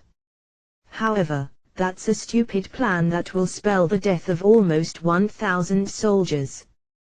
Frau had a little bit of time left, but she hesitated on whether she should open up a part of the wall and advise them to escape inside the city. But she immediately changes her mind, recalling that the protection of the city and its residents is her main duty and that the Principality's soldiers, who didn't try to get inside the city until the last moment, are outside the range of her duty. For the time being I won't think about this matter any longer no. It's a waste of time to do so no. Frau, the screen that displayed the Principality's army's situation vanishes. After staring at the space where it had disappeared for a little while, Frau shifts her eyes towards the biggest screen. The number in the corner of that screen, which is showing a sketch of the whole city, had changed to 83. 80% activated. The boot up is a bit slow no. Stationing of personnel complete. Starting activation of city class sorcery array. Frau, Klinge's roads, which had been built up from scratch, had been designed by Emil and Frau. A part of the stone pavings of those roads begin to cast strong, white lights. If someone with knowledge of sorcery were to look at Klinge from above, they might have guessed what those lights meant. Light traces, which are running in straight and curved lines through the urban area of Klinge that had been designed as a beautiful circle, began to draw a sorcery array which engulfed the entire city in a single circle. The actual event didn't reach Frau's and Keith's eyes directly as they were indoors, but as Keith watched a part of the pathways on the sketch in front of their eyes start to shine with a white radiance, he asked Frau, "Frau Sommer, this is?" Keith, "This is the crystallization of Emmeline Sommers and Frau's teamwork Nano. The entire city can be regarded as one huge array with sorcery circuits drawn into it. Right now I'm in the process of getting it ready for use by passing mana through those circuits Nano. Frau, being no sorcerer, Keith doesn't understand the meaning behind the shape drawn on the screen. Even so, once he considers the city's size, he can somehow guess just how much mana is needed to cause the event that's happening in front of his eyes. Where are you getting this much mana? Keith, savings and squeezing ~nano. The squeezing part has been mostly covered by Master ~nano. Frau, combining the magic stone's mana, which had been squeezed out of Renia, with the mana procured through the Hell Furnace, which Keith hadn't seen, all of it is being spread throughout the entire city through the things referred to as Putrichan by Emil. It's a sorcery array which is drawn while using that mana. No one besides the designers Emil and Frau knows just how much of a punch it packs. As the circuits connect, the entire city starts to subtly vibrate. Keith began to look around restlessly, feeling slightly worried. Without minding him, Frau makes a rectangle screen appear below her knees. Frau nimbly runs her fingers across that screen, which might be considered a device similar to a keyboard from Renia's former world, while lifting the corners of her mouth into a smile. Well then, you'll now witness first-hand Klinge's defensive capabilities ~no. Frau, the battle against the monster army was about to start in the Qnudai Margraviate, the territory of a rising noble of the Trident Principality. The demon army that attacked Klinge on that day used orcs as its main fighting force. Orcs, which are more powerful and burlier than goblins, also eat even more repulsive things, have a stronger reproductive ability and are somewhat smarter than goblins. Such uncontrollable monsters came rushing while riding on the backs of wyverns and subdragons. Moreover, as the demons had apparently put some effort into this battle, 4 of them had joined the monster army. With just one demon being present, a human army would have been put in a tough spot. However, once several demons get involved, it becomes impossible to know just how much combat prowess they would add to the overall strength of the monster army. The ones who recklessly plunged into such an army with immeasurable combat power from the front were the soldiers of Trident's national army. In addition, the superiority of numbers on the demon army's side was around 20-1, according to Frau's investigation. But that doesn't mean that they were completely helpless. There were some soldiers who inflicted some casualties by thrusting their swords at the enemy in order to show their pride as military men, but those people were in the minority, and the losses they caused couldn't even be called a scratch when compared to the whole enemy army.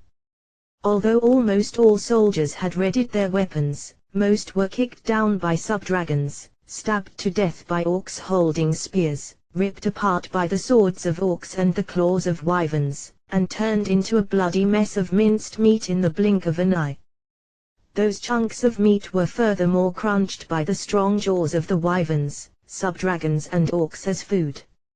All that remained from the soldiers were broken swords and blood-stained, crushed armor parts.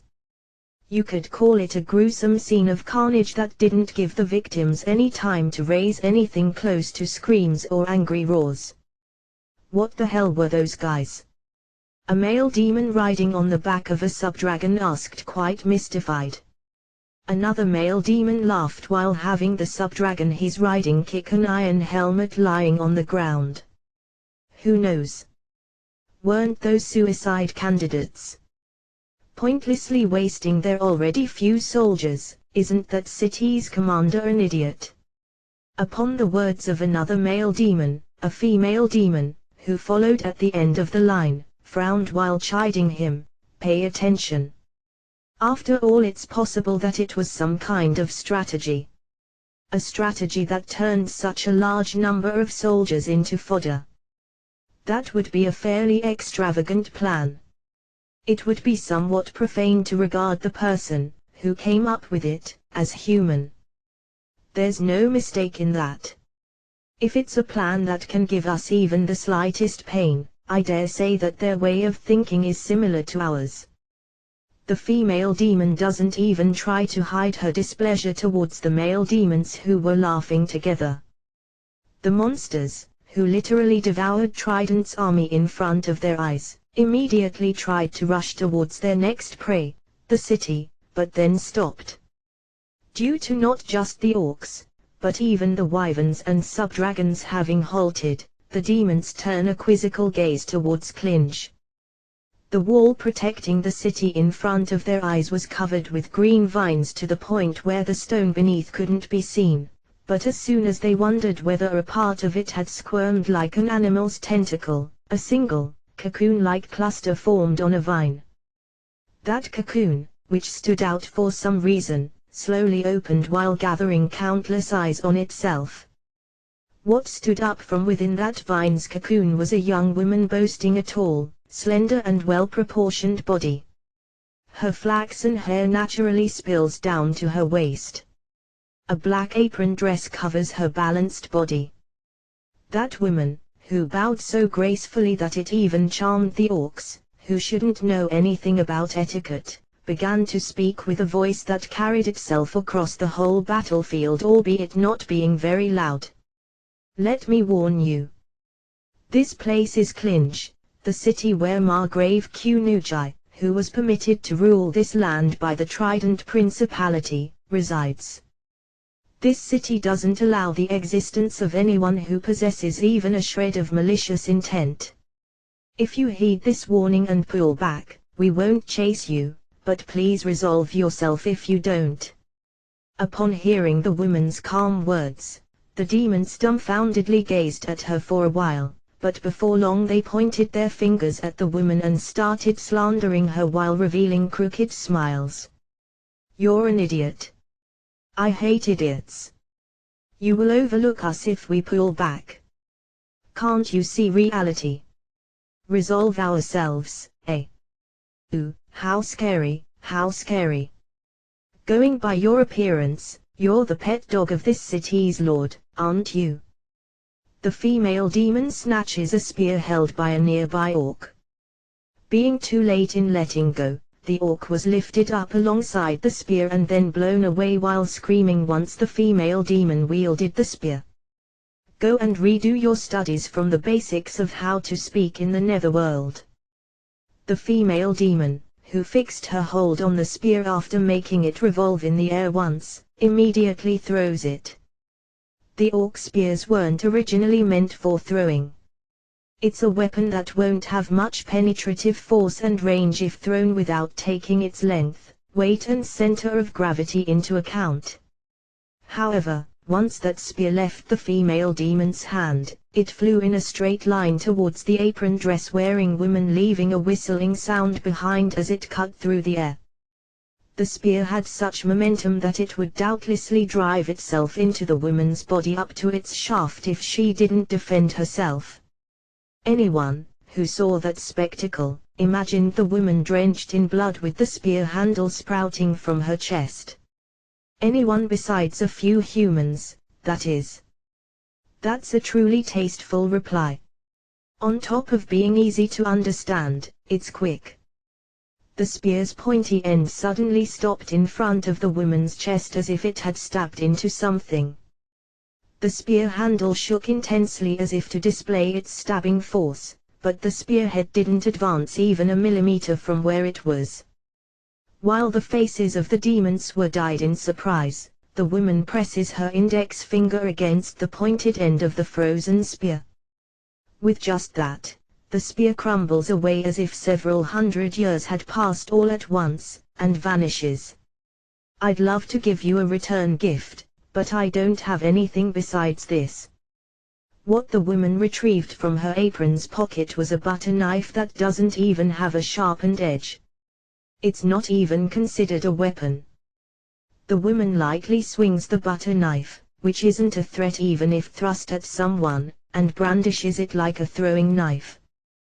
The butter knife that left her hand just like that turned into a single flash that flew with a speed that surpassed the demon's imagination.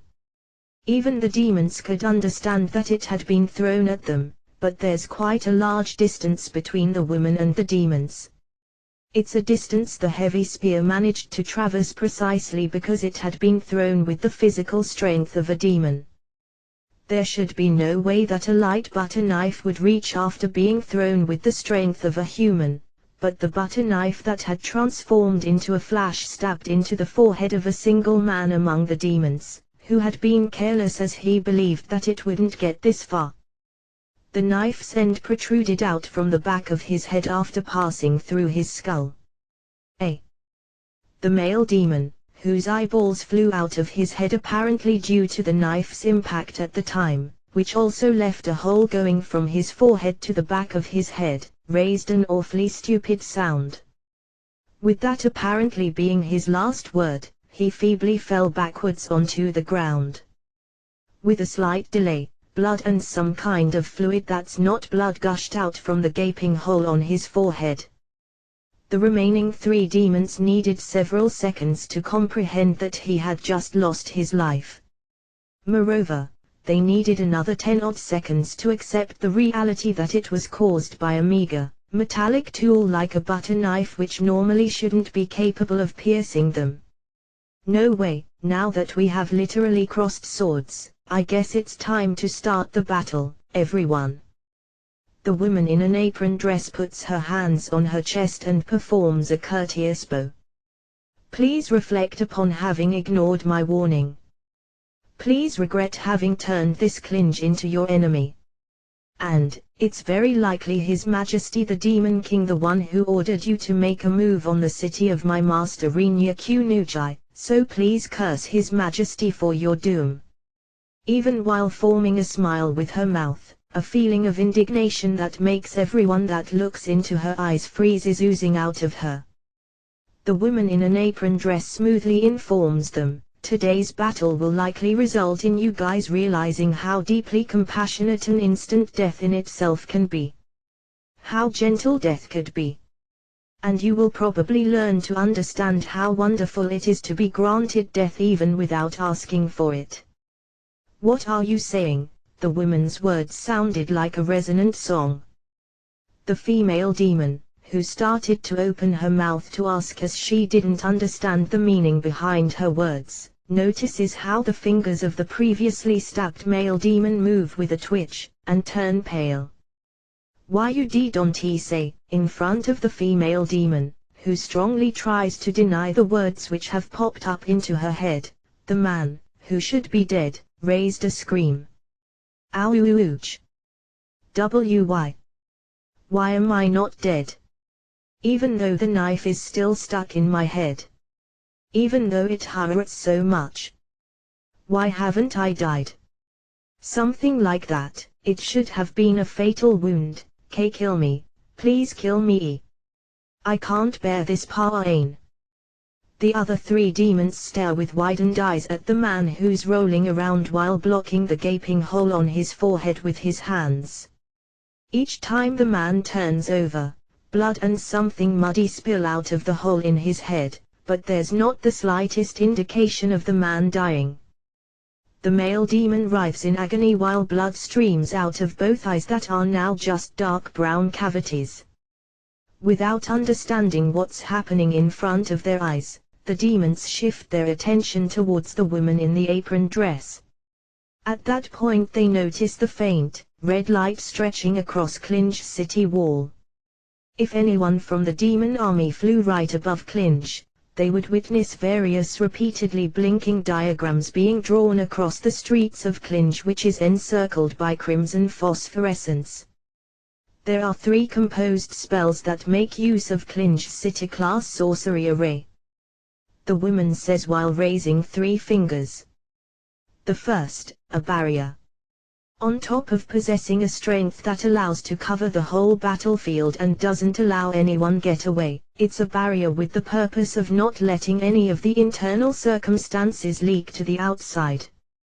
The woman lowers 1 finger. The second, maintenance. The spell's name is temporary immortality. One cannot welcome death within this barrier. No matter what might happen, the soul will stay shackled to its body. She lowers yet another finger. The third, alignment. It's a spell for the sake of preparing the same environment inside the barrier as the one I have created in the basement of Master's castle. She lowers her last finger and tightly grasps her fist. Now then, you probably wonder just what I've done, right? The woman opened her clenched fists, clapped her hands in front of her chest once, spreads them apart suddenly, and asks while tilting her head to the side, but there's no one in this place that can answer her question. For a short while the woman waited for someone to reply while maintaining that posture, but once she realizes that there won't be any answers, she returns to her formerly upright posture while sighing. Time's up. Let's hand out a punishment. Suddenly several sorcery arrays appear on the surface of the city wall emitting a red phosphorescence. A sorcery attack, huh? The demons deploy defense magic at once. Once the woman in the apron swung a finger without minding the demon's reaction, the manifested sorcery arrays spit out countless light spheres. Seemingly not possessing any considerable power, they were repelled or disappeared after touching the defense magic deployed by the demons, but the orcs, who don't own any decent measures against sorcery, have no means to defend themselves. Orc bodies, which were directly hit, are torn to pieces. As flesh and blood continue to fly around, bewildered voices start to spread among the orcs. The orcs, who were injured to the point they should be dead, continue screaming while exposing their wounds, unable to die. Pain, suffering, sadness and resentment. It's possible to easily use such negative emotions as mana.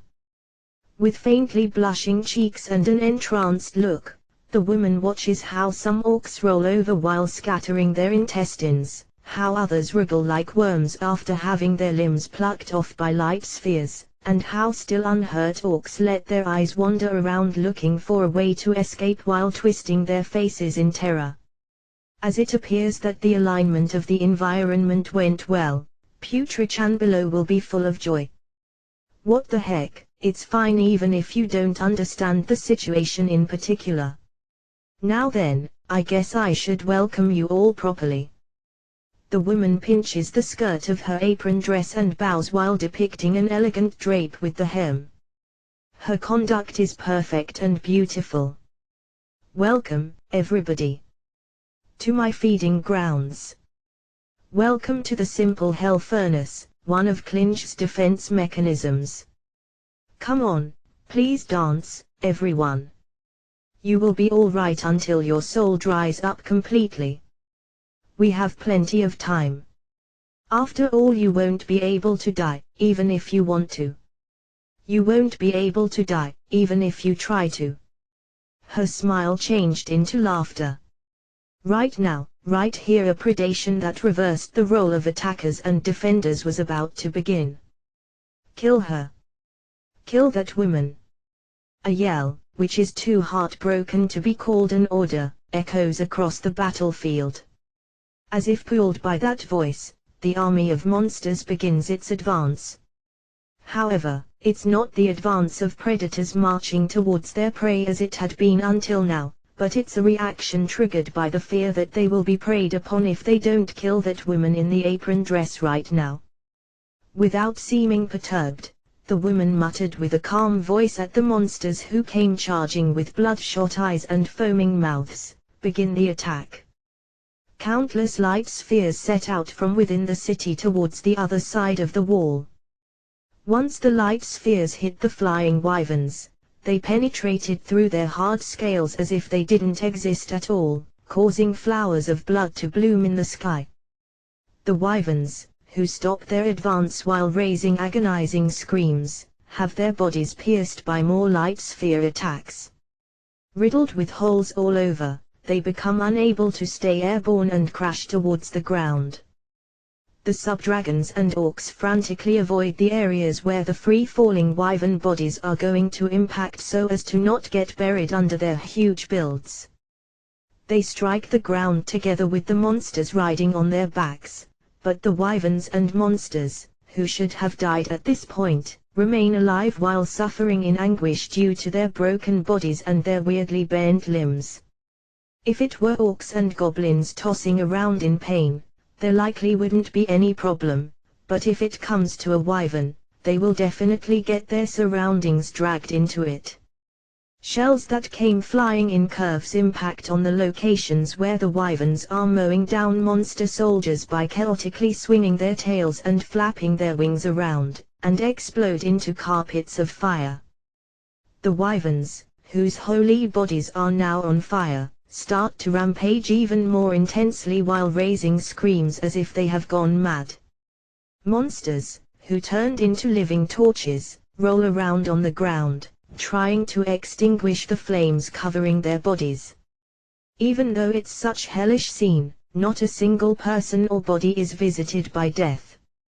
It was a simultaneous attack by the flak and the sorcery. How it's a battery of Master's Castle, but, you guys, you are unexpectedly fragile, aren't you? What should be called emplacements, which had been built all over Rhaenya's castle by Frau and Emil, are now manned by 100 of Keith's subordinates, who had waited for orders. And, at the same time as they received those orders, they started to ceaselessly fire the ordnance installed at the emplacements, just as they had been instructed in advance. By nature the soldiers of this world aren't familiar with guns and similar, and thus there's no way for them to be accustomed to handling them. As such, Frau and Emil decided to disregard efficient usage and accuracy from the very start.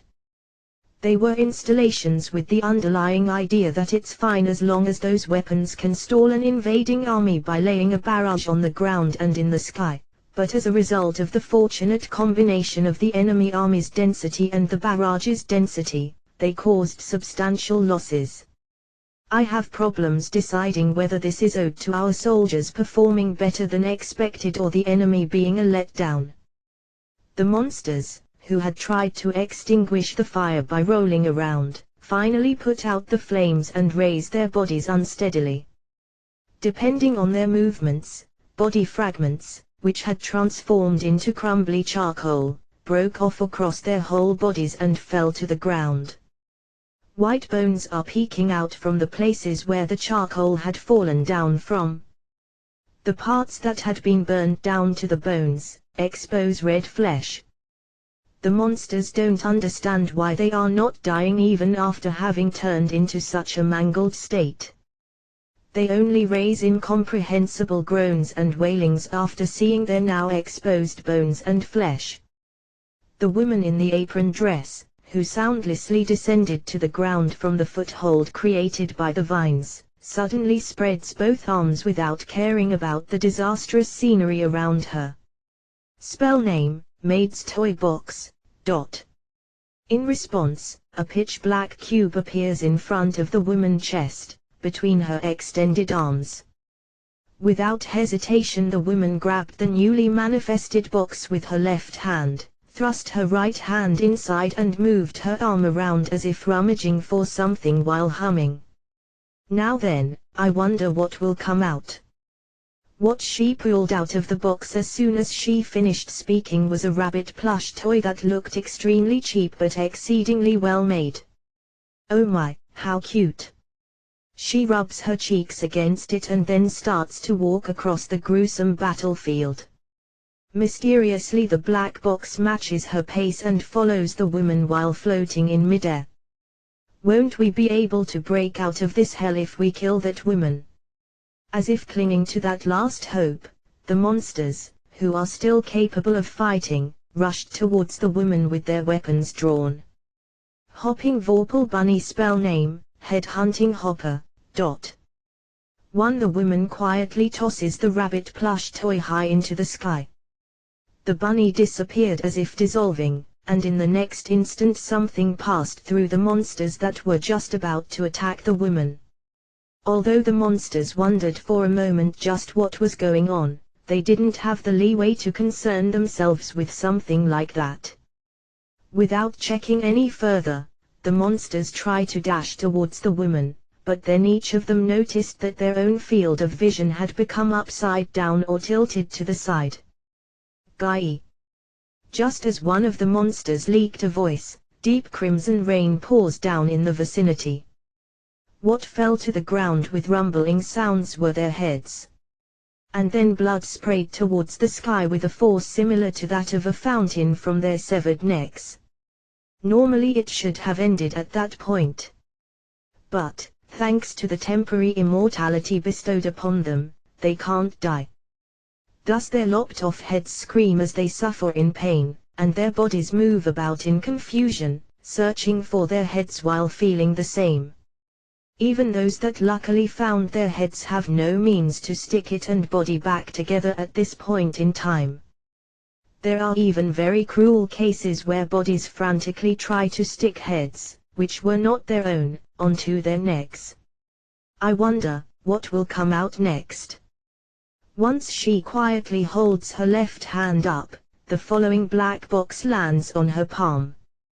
The woman in apron dress, who thrust her right hand into the box and pulled out something in one go, looked at what she's holding in her hand, and revealed a blatantly disappointed expression. This one is a miss. It's a charm. Some characters are written in red on the surface of the tattered charm. However, since it's a rare opportunity, I will give it a try. Once she mutters so to no one in particular, she slapped the charm on the back of a headless monster loitering around right next to her. Spell name, Zombie Bomb. The body with the charm on its back trembles with a start. It immediately extends its hands to its back, trying to tear off the charm, but apparently because of its missing head, it can't really get the charm off. Meanwhile the charm's red characters start to blink. This gives me an unexpectedly good vibe. While the woman watches with keen interest, the body with the charm grasps at its chest all of a sudden. It seemed as if it's putting up with something, but the reason became apparent right away. Alongside the sound of something being torn, the orc's chest opens to both sides. While something like a disembodied soul possessing only a mouth with transparent fangs laughs shrilly, 3 souls appear from within the scattering blood and flesh, and each of them sinks its fangs into another, nearby monster. While devouring the flesh, the souls slip inside the bodies. After a short time of struggling in pain, the bodies open the chests in the same way as the first victim, and another 3 souls are spit out. Zombie Bomb is a chain technique. Devouring the enemy, it grows in power thanks to the devoured enemy, and then attacks other enemies. However, she grumbles to herself while folding her arms and tilting her head to the side. I thought that it might be impossible since the temporary immortality is in effect, but this looks like it's going to work. She caresses the head of a soul that got close with a there. While making its fangs clatter in delight, the soul then looks for a new victim and flies away. Various fluids and solid objects that are difficult to describe have fallen to the ground or are flying around in the vicinity, but there's not the slightest indication of the woman's apron dress having been dirtied. The filth doesn't touch her body, as if avoiding her. She, who wanders across a battlefield that would make any normal person hesitate to traverse it in such a leisurely manner, raises her eyes, seemingly having suddenly noticed something, and draws her body back slightly. A slashing attack that tears the atmosphere apart assails her, chasing after her body. Oh! Oh my, oh my! She dodges by turning round and round while raising a listless voice. One slash after the other is unleashed at her in an attempt to somehow seize her body, but not one of them even grazes her. You fucking bitch! I'm a lady, you know. What terrible way to address me. Using a headless monster body as a shield to avoid the attacks for the umpteenth time, she leaps back widely in order to open a distance while blocking her opponent's sight by spraying the blood of the body she had just used. The one who was fixing his hold on the large sword while breathing roughly on the other side of the blood spray was one of the male demons. To assault an unarmed woman with such a boorish weapon, how very inelegant, demon man. Who's unarmed, you damned monster? I believe there's no mistake in me being unarmed, though. While warily shifting her attention to the demon's sword, she validates that there's no error in what she said. What the fuck are you? Ah, I didn't introduce myself, now did I? Pressing her right hand against her chest, and pinching her skirt with the left, she introduces herself while performing a refined bow. I am working as the head maid at Margrave Q Nudai Sommer's place. Frau is my name. Head maid. Well, this body is a dummy, however. Frau too, dummy, you say? Indeed, my real body is in the middle of checking and controlling the sorcery formulae inside the city. Frau too, declaring so nonchalantly, Frau's dummy suddenly inclines her head to the side while raising her body. What grazed her head from behind was a spearhead. A surprise attack from behind in a 2 versus 1, don't you consider that to be unfair? Frau lightly leaps to the side, seemingly cautious of an attack from her flank and a follow-up attack from behind. However, I feel like there were 2 more male demons left. Frau the one who pulled back the spear and got back in her stance, was the female demon. Have they passed away somewhere? Frau there's no reply to Frau's question. Frau pondered while staring back without any emotions in particular at the 2 pairs of eyes that were glaring at her. Then, as if having abruptly realized something, she clapped her hands together. Oh, they got involved with the head-hunting rabbit from the beginning, and are now headless. Frau although she heard teeth gritting without knowing which of the demons it might be, Frau doesn't care at all. Or did they get dragged into the range attacks as they were about to launch a surprise attack? That would be the height of stupidity, though. Frau shut up, monster. Moreover, during the first attack. Frau I've told you to keep your mouth shut. While smoothly evading the large sword, which was swung down alongside that yell, and keeping the spear-holding demon in check with her eyes, Frau thrusts her hand into the black box. Without groping around this time, she speedily pulled out her hand without delay. Oh my, this one, eh? Frau while seemingly astonished, she held a pair of huge scissors in her hand. Frau, who got ready by shouldering those scissors with blades that have a length of around 1 meter, quietly mumbles their name. Butcher scissors spell name, flesh-severing scissors. That's something relatively tame, you know. Frau you're spouting bullshit.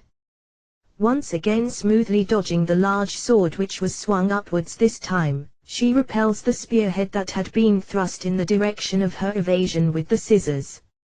Although the female demon checks the repelled spearhead with a glance, there are no traces of it having been cut or fractured.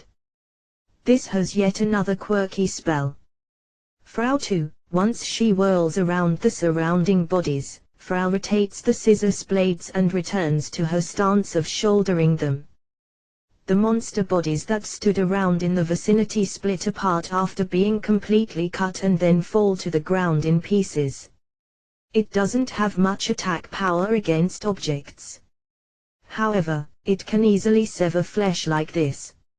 Frau your taste is really bad. Frau smiles sweetly at the female demon who spilled that unintentionally. As such words are coming from a demon, I shall take them as compliment.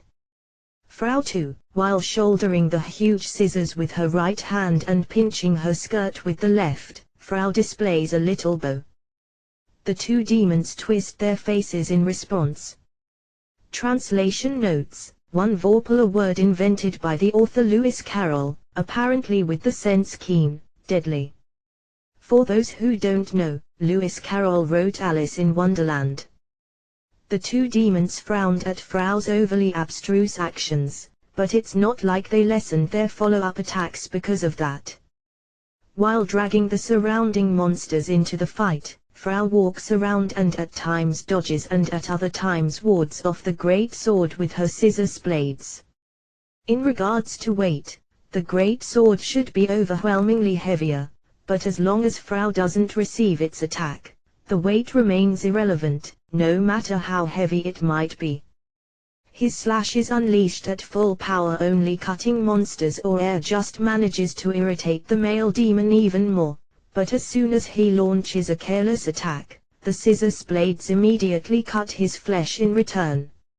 Frau doesn't treat the scissors as a tool to merely cut what's in between its blades. If she wields it while only grasping the ring on one side, the blade itself turns into a very long sword, and the back of the blade into a sturdy, blunt weapon. Moreover, because its range is twice as long if wielded while open compared to when it's closed, and since Frau repeatedly opens and closes the scissors as she sees fit, it's difficult to grasp its range. After a long exchange of blows, the male demon's posture was thrown off balance. In response, Frau thrusts the end of her scissors against the inner part of the great sword which he had swung vertically downward. Frau, who was about to strike the male demon's body with the scissors blade in the same motion, once again takes a distance while clicking her tongue. The female demon had intervened with a spear thrust. As expected, 2 versus 1 is quite unfair. Frau grumbles while repelling the further spear thrusts with her scissors, but there's no reply from the female demon. That's because she was desperate in her own way. The heavy pressure she feels from the fact that her neck or torso will be cut apart if she relaxes her attention for even a second drains all composure from the female demon.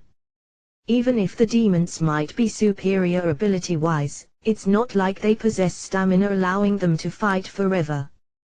The speed of her frantic spear thrusts is gradually decreasing, but just as Frau is about to shift towards a counter-attack, the male demon, who fixed his stance and breathing, cuts in between with his great sword. This is never going to end. Frau waving the hem of her skirt while sighing, Frau dodges the great sword while looking unperturbed. There's no fatigue visible on her face, nor is her breathing disturbed. That only makes sense when viewing it as a dummy body, but even so, one could say that its performance is oddly high. Seemingly because that doubt could be seen on the faces of the 2 demons, Frau once again shoulders her scissors, and smiles while facing the 2. You look bewildered, but there's nothing mysterious about it, you know. Frau, what do you mean? The male demon readjusts his great sword while breathing roughly. Frau answers without losing her smile. I mean, this here is inside the furnace, and you guys are no more than fodder. And I'm on the side of the predators. Frau smoothly dodging a slash that had lost much of its initial force, Frau delivers a kick against the sword's blade. The male demon, who almost dropped his sword due to the impact, frantically grasps the hilt tightly, but his body stumbles as a consequence of the force behind the kick. The female demon, who tried to back him up at this point, is surprised by the heaviness of her feet as she steps in, causing the speed of her thrust to weaken significantly. There's no way for Frau to miss that chance. Once she brandishes the scissors blade to slice the female demon's right wrist, who had thrust out her spear albeit slowly, while grazing the right flank of the stumbling male demon, crimson blood splashed out of the wounds that had opened up widely. Given that power continues to be supplied to me, I will never get tired. Frau once Frau says so as if disclosing the secret behind a sleight of hand while removing the gore clinging to the scissors blade with a sharp swing. The 2 demons collapse to the ground while pressing their hands against their bleeding wounds. With his flank gouged out, the male demon is unable to hold and brandish the great sword any longer. And the female demon, who had her wrist ripped open, can't ready her spear either. Frau, who had sealed any counter-attacks by precisely wounding her opponents in a way that's adjusted to their respective weapons, thrust her scissors into the black cube accompanying her. The scissors, whose tip stabbed the black cube, sank into the box. Is that the end of your resistance? If it is, thanks for your hard work. Frau 2, the demons lack the words to respond to Frau who truly thanks them. They merely glare at Frau while holding down their injured parts in order to lessen the blood loss as much as possible. Frau waited for a response from them for a short while, but guessing that there wouldn't be any, she sighs. Since I heard in rumors that demons possess outrageous strength, I thought that you might give me a bit of a hard time, but it didn't look like it. Frau 2, even her provocative words triggered no response from them. Frau thought that they would react if she used such provocation, seeing as demons are a much more belligerent race, but in the end she was disappointed.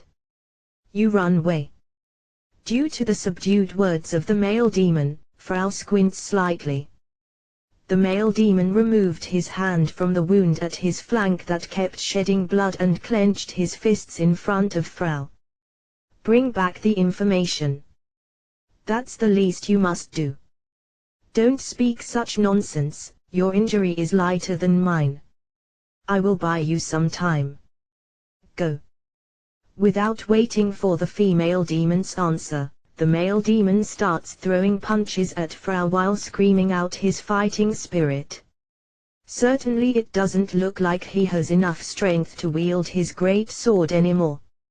Just because he tries hitting me with his bare hands, I'd like him to put himself in my shoes as the one who has to keep him company in that, Frau sighs. Don't look down on the powers of demons. The demon delivers a right straight with all his power, but Frau nimbly evades it as if having predicted its trajectory. However, seemingly having taken her evasion into consideration, he swings his right fist with a backhand blow in order to strike at Frau's head from the side. Yet, that doesn't reach Frau either. Fire lance. A fire lance appears in his free left hand. That lance was released towards Frau's chest, who evaded that backhand blow with a back sway of her upper body, but Frau's casual left-hand chop transformed the lance all too quickly into countless sparks. Ha! The male demon readies himself once more with his breathing disarranged as his flank is still bleeding. He looks at the female demon running away while repeatedly looking back over her shoulder and holding her continuously bleeding wrist. Frau gazes at the two with a nameless feeling, places her right index finger on her chin, and mutters, "Somehow it seems as if I have become the villainess and you the protagonist who tries to let the heroine escape while risking his life, doesn't it?" Frau 2, what are you talking about? No, don't mind it. I just felt like it was fine if I was slightly unreasonable, too. Frau 2, once she considers it very carefully, the conversation between the male and female demon from before may sound like the conversation between a heroine, who tries to return to the protagonist, and a slightly popular support character, who are both in front of a powerful enemy they cannot defeat. Either way, Frau's position is that of villainous one who ruthlessly defeats them. It was your side that invaded this land, wasn't it? Somehow you're making me lose confidence. Frau 2, what are you talking about? I wonder, what was I talking about anyway? I guess for starters I will get rid of you and chase after the woman. Frau 2, do you think I'll let you? After dashing forward, he pretends to aim his fist at her face, but goes for a right body blow. He attacked after judging that he might not be able to stop Frau from chasing the female demon unless he lands at least one hit, but as a result sharp pain assails him from his wrist instead of his fist. Not evading his attack this time, Frau had attacked his wrist with her left knee from below and her left elbow from above. The demon's wrist was smashed with a blunt, wet sound. As he falls to his knees while holding his painful wrist with his other hand, Frau delivers a right roundhouse kick to the demon's temporal region. Consequently, the temporal region caves in with a very prominent cracking sound, and the demon's head bends into an angle that's normally impossible. Just as Frau lowered her feet to the ground and brushed off the hem of her skirt with a tapping, the man slowly thrust his face into the ground with the whites of his eyes showing. When it comes to broken neck bones and a depressed skull, such damage would usually result in death, but death doesn't reap the male demon. Frau picked up the great sword he had dropped and stabbed it carelessly into his back, which was still twitching. Without even confirming how the sword's point pierced through the center of the man's chest alongside sounds of flesh being ripped apart and bones being broken, Frau picked up the spear, which the female demon had left behind, and chased after the escaping woman with a light pace. Limiting it to the outcome, the game of tag between Frau and the female demon ended in a flash. Catching up with the female demon, who was staggering from the heavy blood loss and yet tried to somehow get out of Frau's barrier, was no trouble for Frau at all. "Don't come. Stay away." The female demon, who noticed Frau approaching while partially skipping, shouts while trying to somehow get away from Frau, but unable to hold on because of her injury and the bleeding. She falls on her backside. "Yes, what bad luck. Even if you managed to escape from me, how did you plan to break through the barrier with that body of yours?" Frau approached the demon, who was still trying to get away even while lying on the ground, with a smile while whirling around the spear in her hand as if to show off. "The barrier has been set up to prevent demons escaping, you know. To say nothing of your wounded body. There's no way that you will be able to get away, is there?" Frau: "What about him?" "Him? That demon son who displayed a spirit of self-sacrifice. Since he has gone sleep as he seemed exhausted, he might have become prey of the corpse bomb around now. That chain is still running after all." Frau: "It's the combination of corpse bomb after head hunting bunny that Frau had used. It's a heinous combination leading to a chain because the corpses are used for the instant death technique, but the more enemies, the further the chain spreads and the longer it lasts. The only worrying aspect was whether the corpse bomb would activate at the first blow, as it requires corpses, seeing as a temporary immortality has been activated, but now that it has successfully activated once, the chain continues at a good pace. The frightening part of the corpse bomb is its thorough continuity as long as the chain isn't cut at some point. Setting that aside, I will have you accept your end here."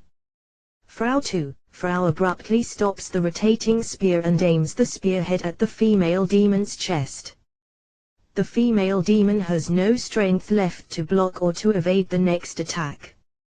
The instant the female demon shut her eyes tightly in anticipation of the pain that would assail her due to the next blow after having resolved herself for the worst, she heard a splashing sound.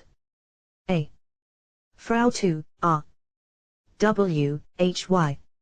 Unable to believe the view in front of her eyes, Frau stares while forgetting to even throw the spear.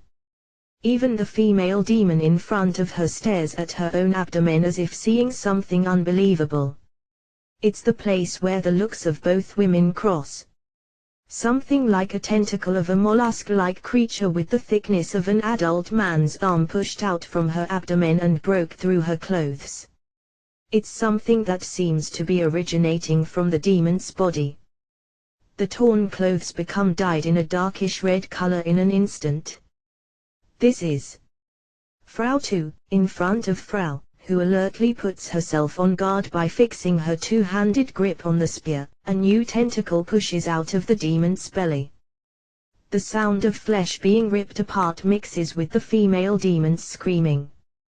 At first Frau suspected this to be some kind of countermeasure in response to being cornered, but watching the female demon writhe in pain as she holds down her abdomen that's being penetrated by squirming tentacles, she realizes that her assumption was wrong. And at the instant when the third tentacle pierced through the demon's belly, the female demon raised a shout. "Your Majesty!" While maintaining a distance allowing her to deal with whatever might happen, Frau frowns at the content of the demon's scream. As far as Frau knows, there's only one being that demons would address as His Majesty.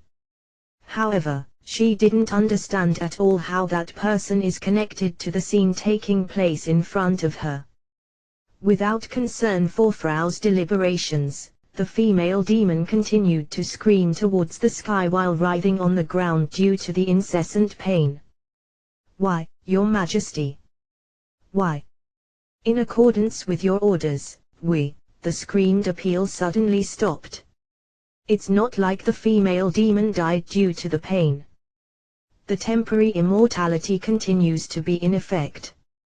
What stopped her screaming was the next tentacle, which was vomited out of her mouth as it pierced her throat while blowing off the demon's lower chin. Having become unable to breathe, not to mention scream, the light vanishes from the female demon's eyes, turning them into hollow pupils. The throat, which raises a groan instead of the interrupted screaming, stops producing any further sounds before long.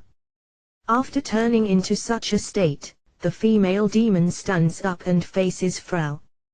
"Just what the heck does that mean?" Frau, the female demon with blank eyes, a tentacle sprouting out of her mouth, and several more tentacles growing out of her belly, has the appearance of some kind of fused being which is a person and yet again not. She limps while blood drips to the ground as the clothes that were absorbing it are gone. While watching the demon, who tried to escape until now, slowly approach, Frau felt her hands get slightly sweaty as they grasped the spear. Asking for an enemy's identity while in front of them is something that happens frequently, but that doesn't apply to Frau. Because Frau believes that she should attack before greeting someone, as soon as she knows that she's dealing with a hostile entity. Since it's a situation where it doesn't seem like she would receive an answer even if she were to ask in the first place, she immediately decided it was pointless to ask. Frau, who charged forth with such a power that she gouged out the ground, unleashes a thrust with the redded spear tightly grasped in her right hand with a force that made it seem like she was going to throw it. Once the attack penetrated the female demon's chest as she was trying to draw closer to Frau with unsteady steps, the spear is buried up to the spear handle while blowing the demon's body backwards. Originally this was an attack capable of inflicting a fatal wound, but as long as the temporary immortality effect cast by Frau remains active, the female demon won't die. Pu-chan. Drag them down.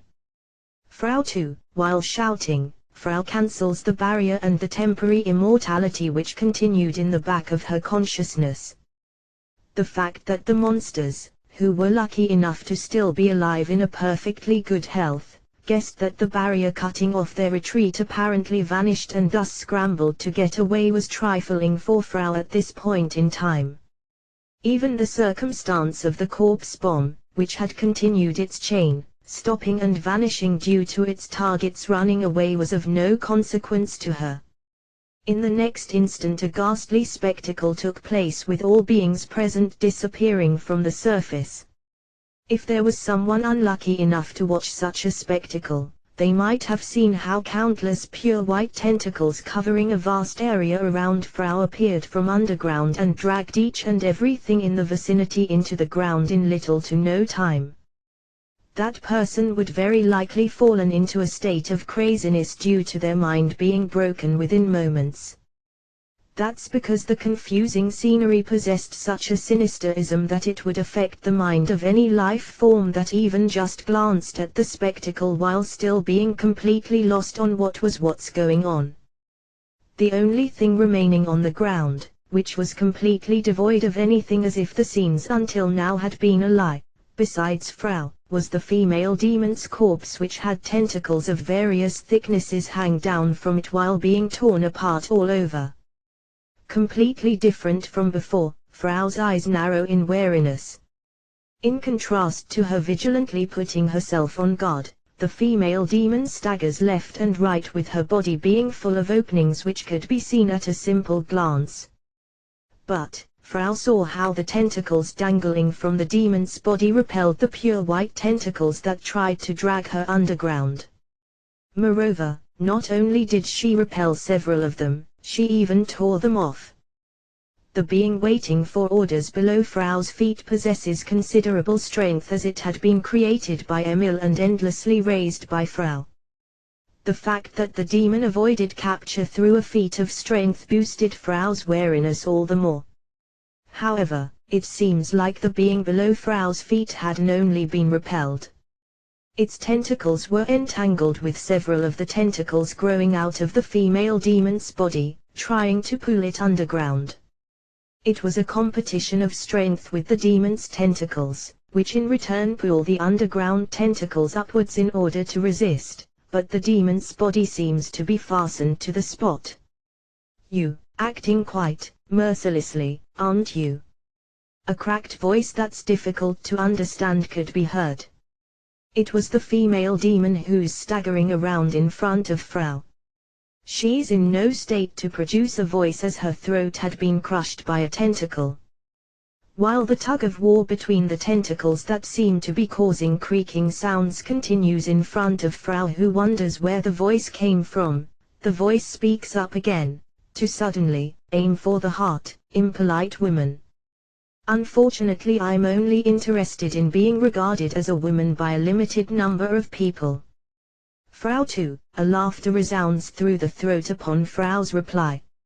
Although Frau believes it to be absurd, seeing as it should have been crushed, it can't be helped since she's actually hearing the laughter. Each time it laughed, the demon's shoulders trembled and the spear handle growing out of the center of her chest shook lightly. "Bitch, oh my, so you were a female dog that shakes her ass to entice men, eh? To not name yourself even though that female dog introduced herself also means that you're lower than a dog, doesn't it?" Frau too, once she pointedly retorts the provocation, the voice laughs with the demon's body trembling even more violently, as if it had heard something very amusing.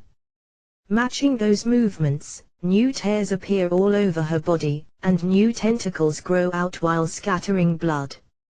"A dog that's never at a loss for words, eh?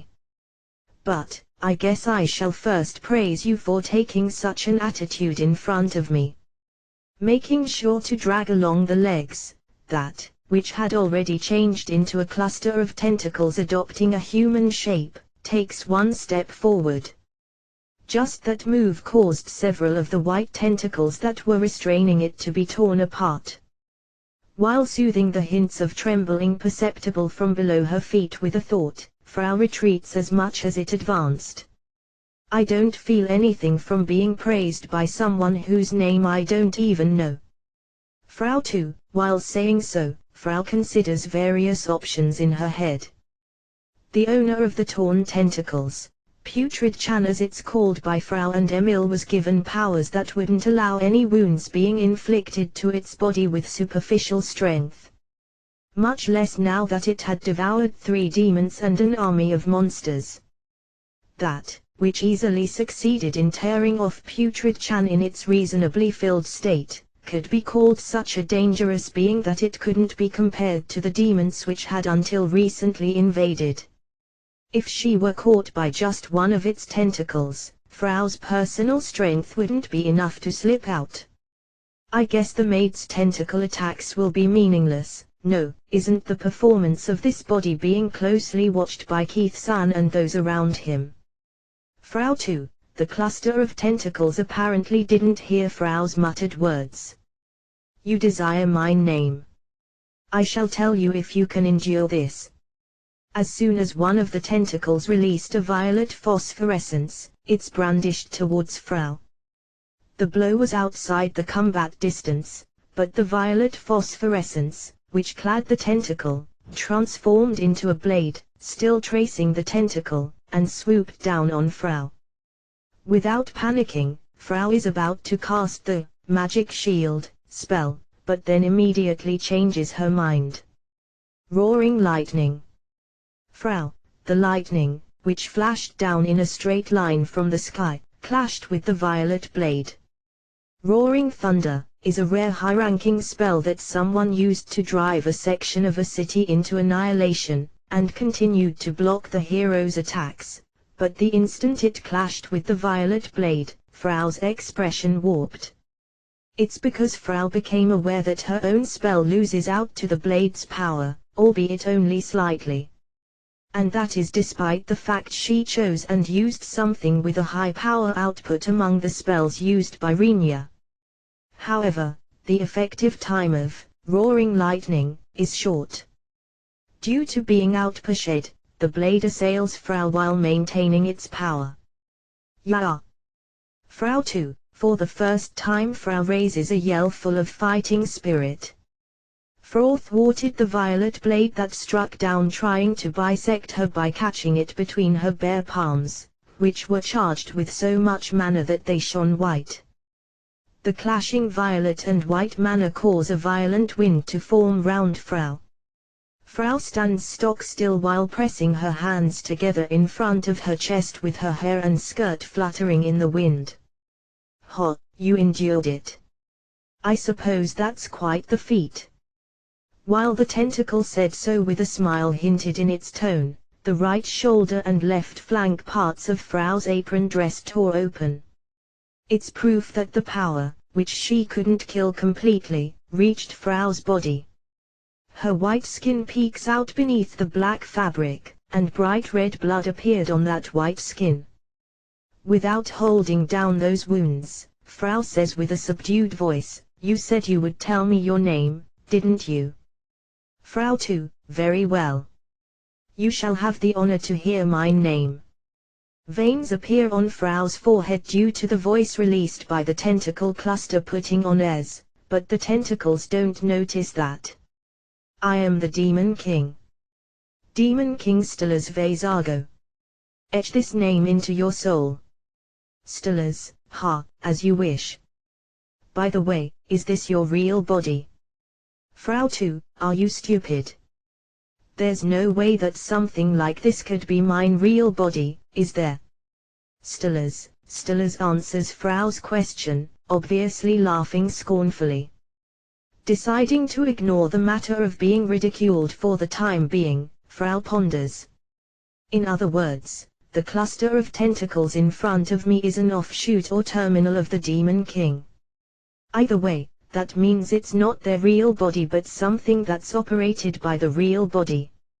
Hence it's the same thing as the dummy body currently being used by Frau, but the one big difference is the distance between the terminal and the operator. Frau's real body is resting in the audience hall of Rinya's castle. The distance to the dummy isn't all that big. However, if you assume that the Demon King offshoot-like creature is operated from somewhere in the demon territory or likely inside the Demon King castle located in the demon country's center, it would mean that it's manipulated over an unknown distance that might be several 10,000 times further away than Frau. Just what kind of abilities does your main body possess, Frau 2? Exactly, because it's something she's doing herself as well, Frau understands. In this kind of work, the grade of difficulty goes up in proportion to the distance between main body and manipulated body. At least Frau doesn't believe that she would be able to operate her adult version body as she is now from the same distance as the Demon King. You might call it a splendid waste, though. "Frau, you bitch, what are you mumbling there?" Stellas, lightning pours down on the offshoot.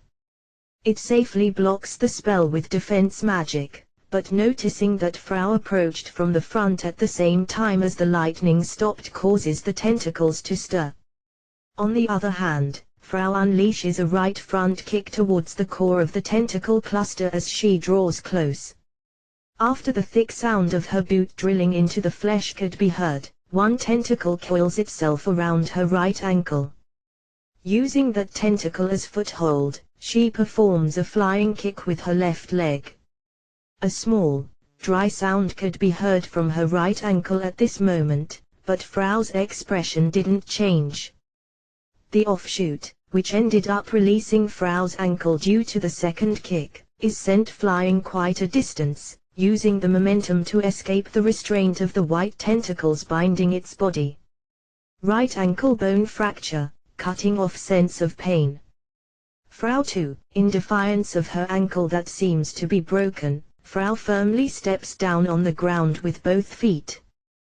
This body is more or less set up for combat, but above that, it's something that was created to attend master. Frau 2, Frau, whose voice was full of anger, glares at the Demon King's offshoot. Thanks to you, I've been put on the spot. I have to dispose of this now. Frau 2, as soon as Frau mentioned dispose, the apron dress fabric from both sleeves up to her shoulders is blown away in one go. The pure white arms that became visible below are clad in a manner radiance as if burning brightly, making her flaxen hair and the remaining clothes flutter. Does your master like playing around with dolls? Stillers, the offshoot mostly didn't feel the damage from being kicked away. Countless tentacles attack Frau, who once again charged while being provoked.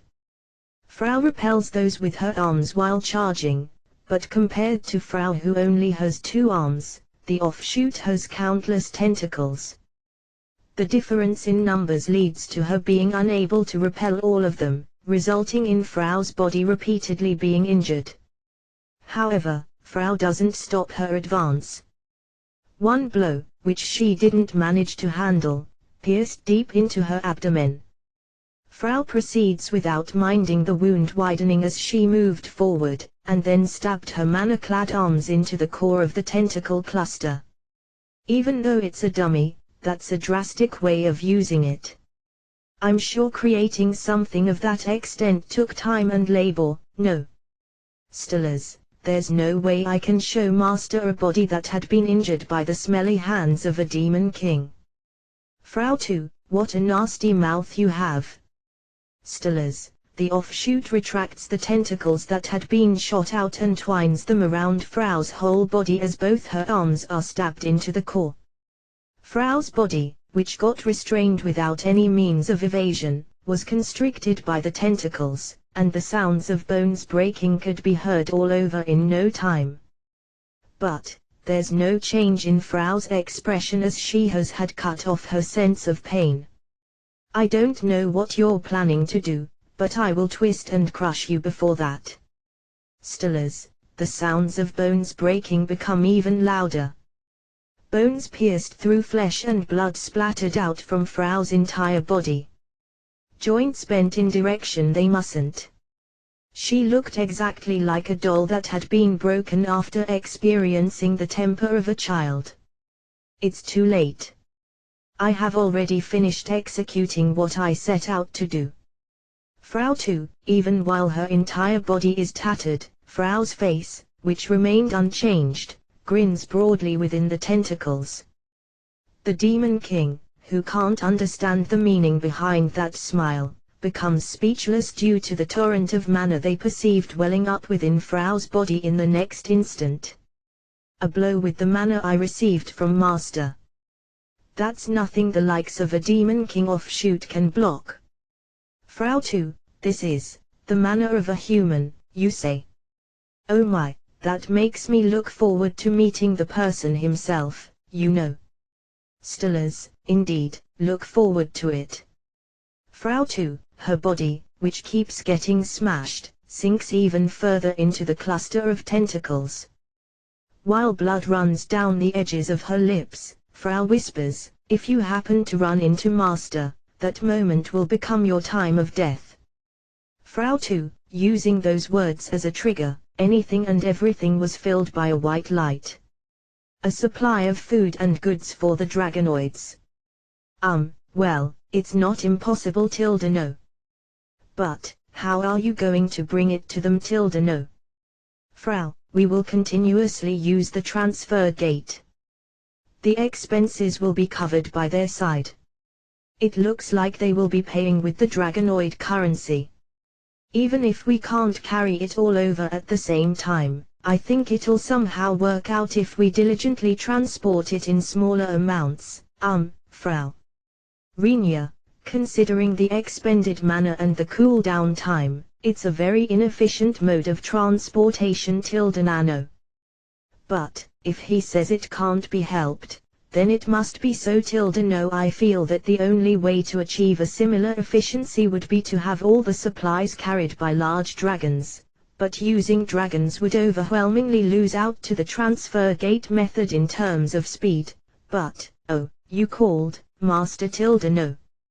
Frau had lowered her eyes towards the document written by the chairman of the Dragonoids White Enajmo, an organization Frau doesn't care about at all, and was reading its contents. Upon hearing Renia's somewhat reserved voice, she raised her eyes. She had checked every nook and cranny of the document for traps or holes in regards to the various transportation agreements and payment methods, but due to the contents being so faultless, clear and simple that she felt let down, she instead became more worried and read the document many times over. Because her name was called in the middle of that, her reflexive response felt a bit flat. However, even though she was mentally flustered from suddenly being called, she kept a calm expression and faced Renia. I feel sorry for burdening you with troubles once again, but it looks like you're unhappy about something. Renia, Gunua, Frau. When she tried to swallow the words she was about to voice out unintentionally, they turned into something like a weird groan. Frau blushes and slightly averts her eyes from Renia's face. If she's asked whether she's displeased, she cannot help but to confirm. That's Frau's current state of mind. Because the dummy puppet, which she had created by investing a lot of time and money, had been completely destroyed, Frau believes that her sullen mood is completely normal, but showing that displeasure to Renia, who doesn't know the circumstances, can be considered a failure as a maid. As for the defensive Battle of Clinch, Frau only told Renia's group that they repelled the enemy army by using a sorcery array covering the whole city which used the mana Frau had squeezed out of Renia. Since she would also be troubled if they were to investigate it, she included 2 pieces of dummy information about the city-class sorcery array, a barrier covering the whole city, and a function to reduce everything that approaches the city to ash. She pretended that they somehow managed to repel the monsters by charging lots of Renia's mana into those 2 functions. In reality, Frau thinks that it actually might have been possible to repel the enemy army with just those 2 functions.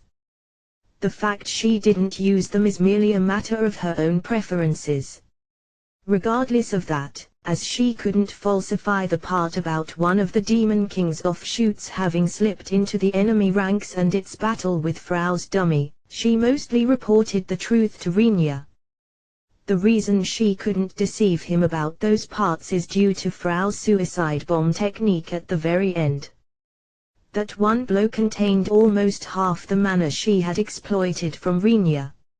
Since she used the other half to initially start up the sorcery array and maintain the hell furnace, Frau threw her biggest and fastest attack into the mix when she was fighting the offshoot, which resulted in her successfully killing it. As Frau felt that it would be bad if even the slightest part of the offshoot were to be left behind, she unleashed an attack using an amount of mana capable of completely eradicating it, but in exchange, Frau's dummy also got destroyed, and a huge hole several meters wide and an unknown depth was created at the place where Frau's dummy exploded. If Frau had let the dummy explode normally, considerable damage would have likely been inflicted on Clinch as it was really close to the area of detonation. However, as Frau had apparently considered such a possibility during the battle, she focused all its explosive power into a cylinder, which resulted in the formation of a very deep hole. Despite examining the hole using the probe spell, no one knew how deep it actually was, and as such a fence and a notice board stating danger, "Don't approach," have been set up so as to avoid anyone from approaching the hole and carelessly falling in. Her inability to omit the attack by the Demon King's offshoot from her report to Renia is owed to the existence of this hole, and because Frau couldn't come up with another likely reason for such a hole to appear. Frau expected that she would be scolded by Renia for releasing magic that would very likely cause large damage to the city if not controlled properly, but after listening to her story, Renia revealed a slightly troubled smile, and limited it to only brushing Frau's head. Speaking of Renia, the reason he could come back to Klinge is of course because a direct transfer gate from the Dragonoid city to Klinge had been opened. The Dragonoid's white Enajmo, which had been ordered to secure a path in order to bring in the relief supplies, agreed to the establishment of a direct transfer gate without complaining or hesitating this late in the game. The gate itself was established through a hastened construction, driving the engineers to use all the stamina and abilities they could muster, regardless of day and night. Due to this, Renia now possesses the closest transfer gate to the Dragon Den among the humans, but Renia doesn't care about that at all, and only perceives it as trivial information. Anyway, the priority is for them to be able to eat something. It seems like the Dragonoids lost a considerable amount of food in the several battles so far. I don't care about the soldiers or the white Enajmo, but the townspeople starving is something I really don't want to see. Renia, according to Renia, the white Enajmo, which was allowed to retreat from the front line without having done anything useful themselves, and the soldiers, who apparently weren't able to carry out a defensive war, are not worthy to receive favors at the same time as the citizens. As for the soldiers, he believes there's some room left as he pities them a bit, seeing as their current situation might be related to the incompetence of their superiors, but as for the white Enajmo, he feels that if they don't want to starve they should demonstrate their usefulness by coming up with one or two ingenious ideas on how to reverse the situation. But, because the citizens bear no responsibility for this war, and are merely victims, Renia felt sympathy for them. Renia considered starvation to be terrifying. Given that he doesn't know why he feels this way about starvation, he thinks that it might be remnants of the memories, which were apparently completely erased when he came to this world, or that it might be related to his strong desire for delicious food, but either way, Renia feels scared of starvation. That's why he believes that he has to at least send the food quickly as part of the relief goods. The food stuff we can send immediately are elven bean-like things. Aren't those actually elven beans? I can't believe it's not elven beans, and it's not impossible to regard them as elven beans. Nano. Frau, oi. Renia, it's a joke. Nano. Your face is scary, Master. No. Frau, due to Renia bringing his serious-looking face close to hers while speaking with a low, subdued voice, Frau hurriedly apologizes and waves both hands. Of course she said those words with the intention of making a joke, but apparently having pierced a soft spot of Renia's more than she had expected, Frau panics. Putting the joking aside, we have plenty of elven beans in stock. No. Frau, so you're saying there's only beans?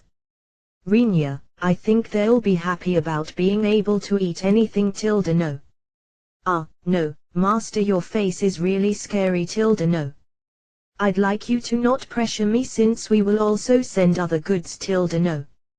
Frau, who sensed that Renia's expression had become grim, immediately takes out a piece of paper from a pocket of her apron dress, and quickly scans it. It's a list of the goods in Klinge's warehouses which she had investigated in advance. Renia thinks that she should have taken it out and talked about it from the beginning if she had something like that, but seeing as Frau is more or less categorized as a fairy, she apparently had a preference towards pulling pranks or derailing a conversation. Grain would be slightly difficult after all. No. Even Klinge mostly depends on buying it. As for meat, quite a considerable amount has been swapped from your inventory to the warehouses, so we can earn a good sum of money with this and beans, but we are also running short on seasoning. No. There's nothing left over there. No. Frau, salt at the most. To begin with, seasonings are fairly expensive, so it's not something one would store in great quantities either. Rinja, since it has reached the point where all kinds of seasonings can be obtained in Klinge without much hassle, one wouldn't notice it unless told, but if you talk about typical seasonings in this world, they would be centered around salt or vinegar. Other seasonings aren't used very much. Rinja's favorite seasonings, miso and soy sauce, are products of the elven country, which rarely appear on the markets in the human countries. Even the blackish lumps, which are unprocessed sugar, are treated as a high-class seasoning, and nothing that commoners would get to taste. Klinge's emergency stores are abnormal. No. Yet, if you consider the circumstances, it's not an amount that would allow us to send many goods to other cities. No. Frau, Master doesn't want them to starve, but he's thinking that he might as well give them delicious food if he's giving them food anyway. Doesn't really seem all that realistic. No, Frau thinks in her mind. Considering that their territory has been invaded quite deeply after they repeatedly lost and that the war still hasn't ended yet, it shouldn't be difficult to fill their bellies so that they won't starve as long as it's a reasonable quantity, even if Klinge can't provide anything besides salt, beans and meat. It would be troublesome if they were to request taste, quality and variety. It sure fits your character, Master. No. That's why it's hard for you to bluntly refuse. No. Frau, what? Rinja, I was just talking to myself. No. I plan to provide seasonings only to the point where the food quality won't drop for the residents of Klinge. No. Frau, sorry. I keep asking you unreasonable things. Rinja looks apologetic. If you're aware of it, I'd like you to at least compromise a bit. No, Frau thinks.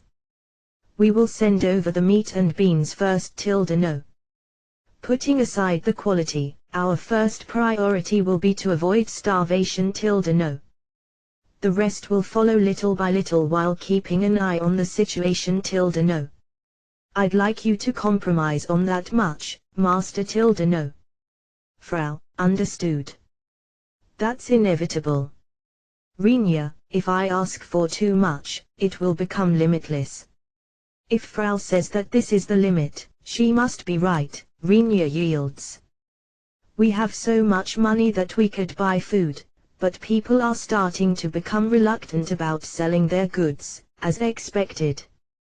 Frau, the fact that the war against the demons has begun is a piece of information roughly known on all continents of this world. Once such news spread, merchants handling food-related goods began hesitating to sell their inventory, causing a declining amount of food on the market. We will somehow raise the productive capability of Klinge, but that will still require time. No. Frau, such a large variety of produce was cultivated here.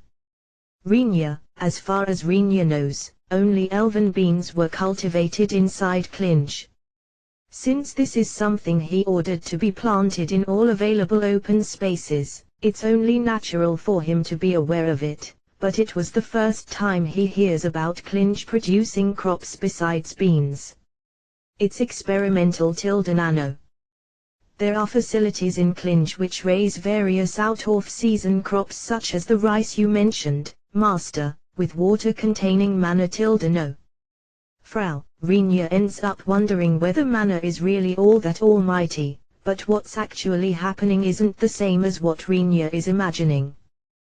Plants are just growing faster by boosting their own growth rate through precisely compiled spell formulae.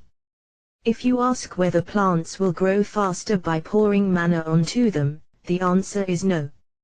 If one did such a thing, it would only change the plants and produce strange, incomprehensible things polluted with mana. The techniques used in this area are Emil's specialty. It's not like Frau knows the concrete details either.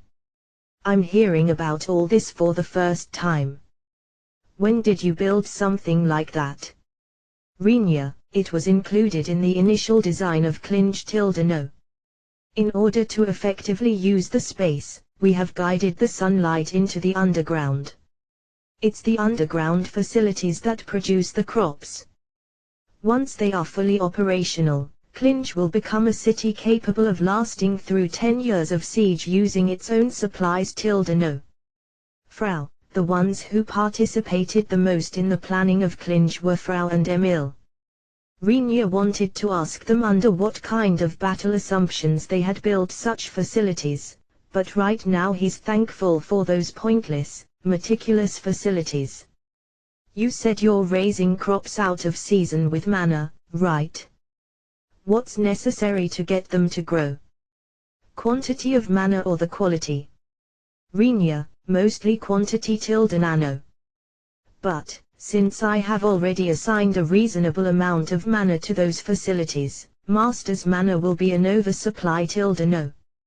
Frau, a part of the water flowing from the spring installation, which had been built in the basement of Renia's castle as camouflage for the hell furnace, is used for this. But Frau doesn't intend to explain or even mention its existence to Renia. But, Renia, Master, it's not good to rush things. No. Since I'm having it operate at full speed, I'd like you to give me some time. No. Frau, in the first place, if Renia's excessive mana were to be poured on the plants in its raw form, it's unknown what they would grow into. Frau racked her brain as to how she should persuade the somewhat unhappy-looking Renia so that he wouldn't do something crazy, like pouring his mana into a vine of the elven beans growing around here.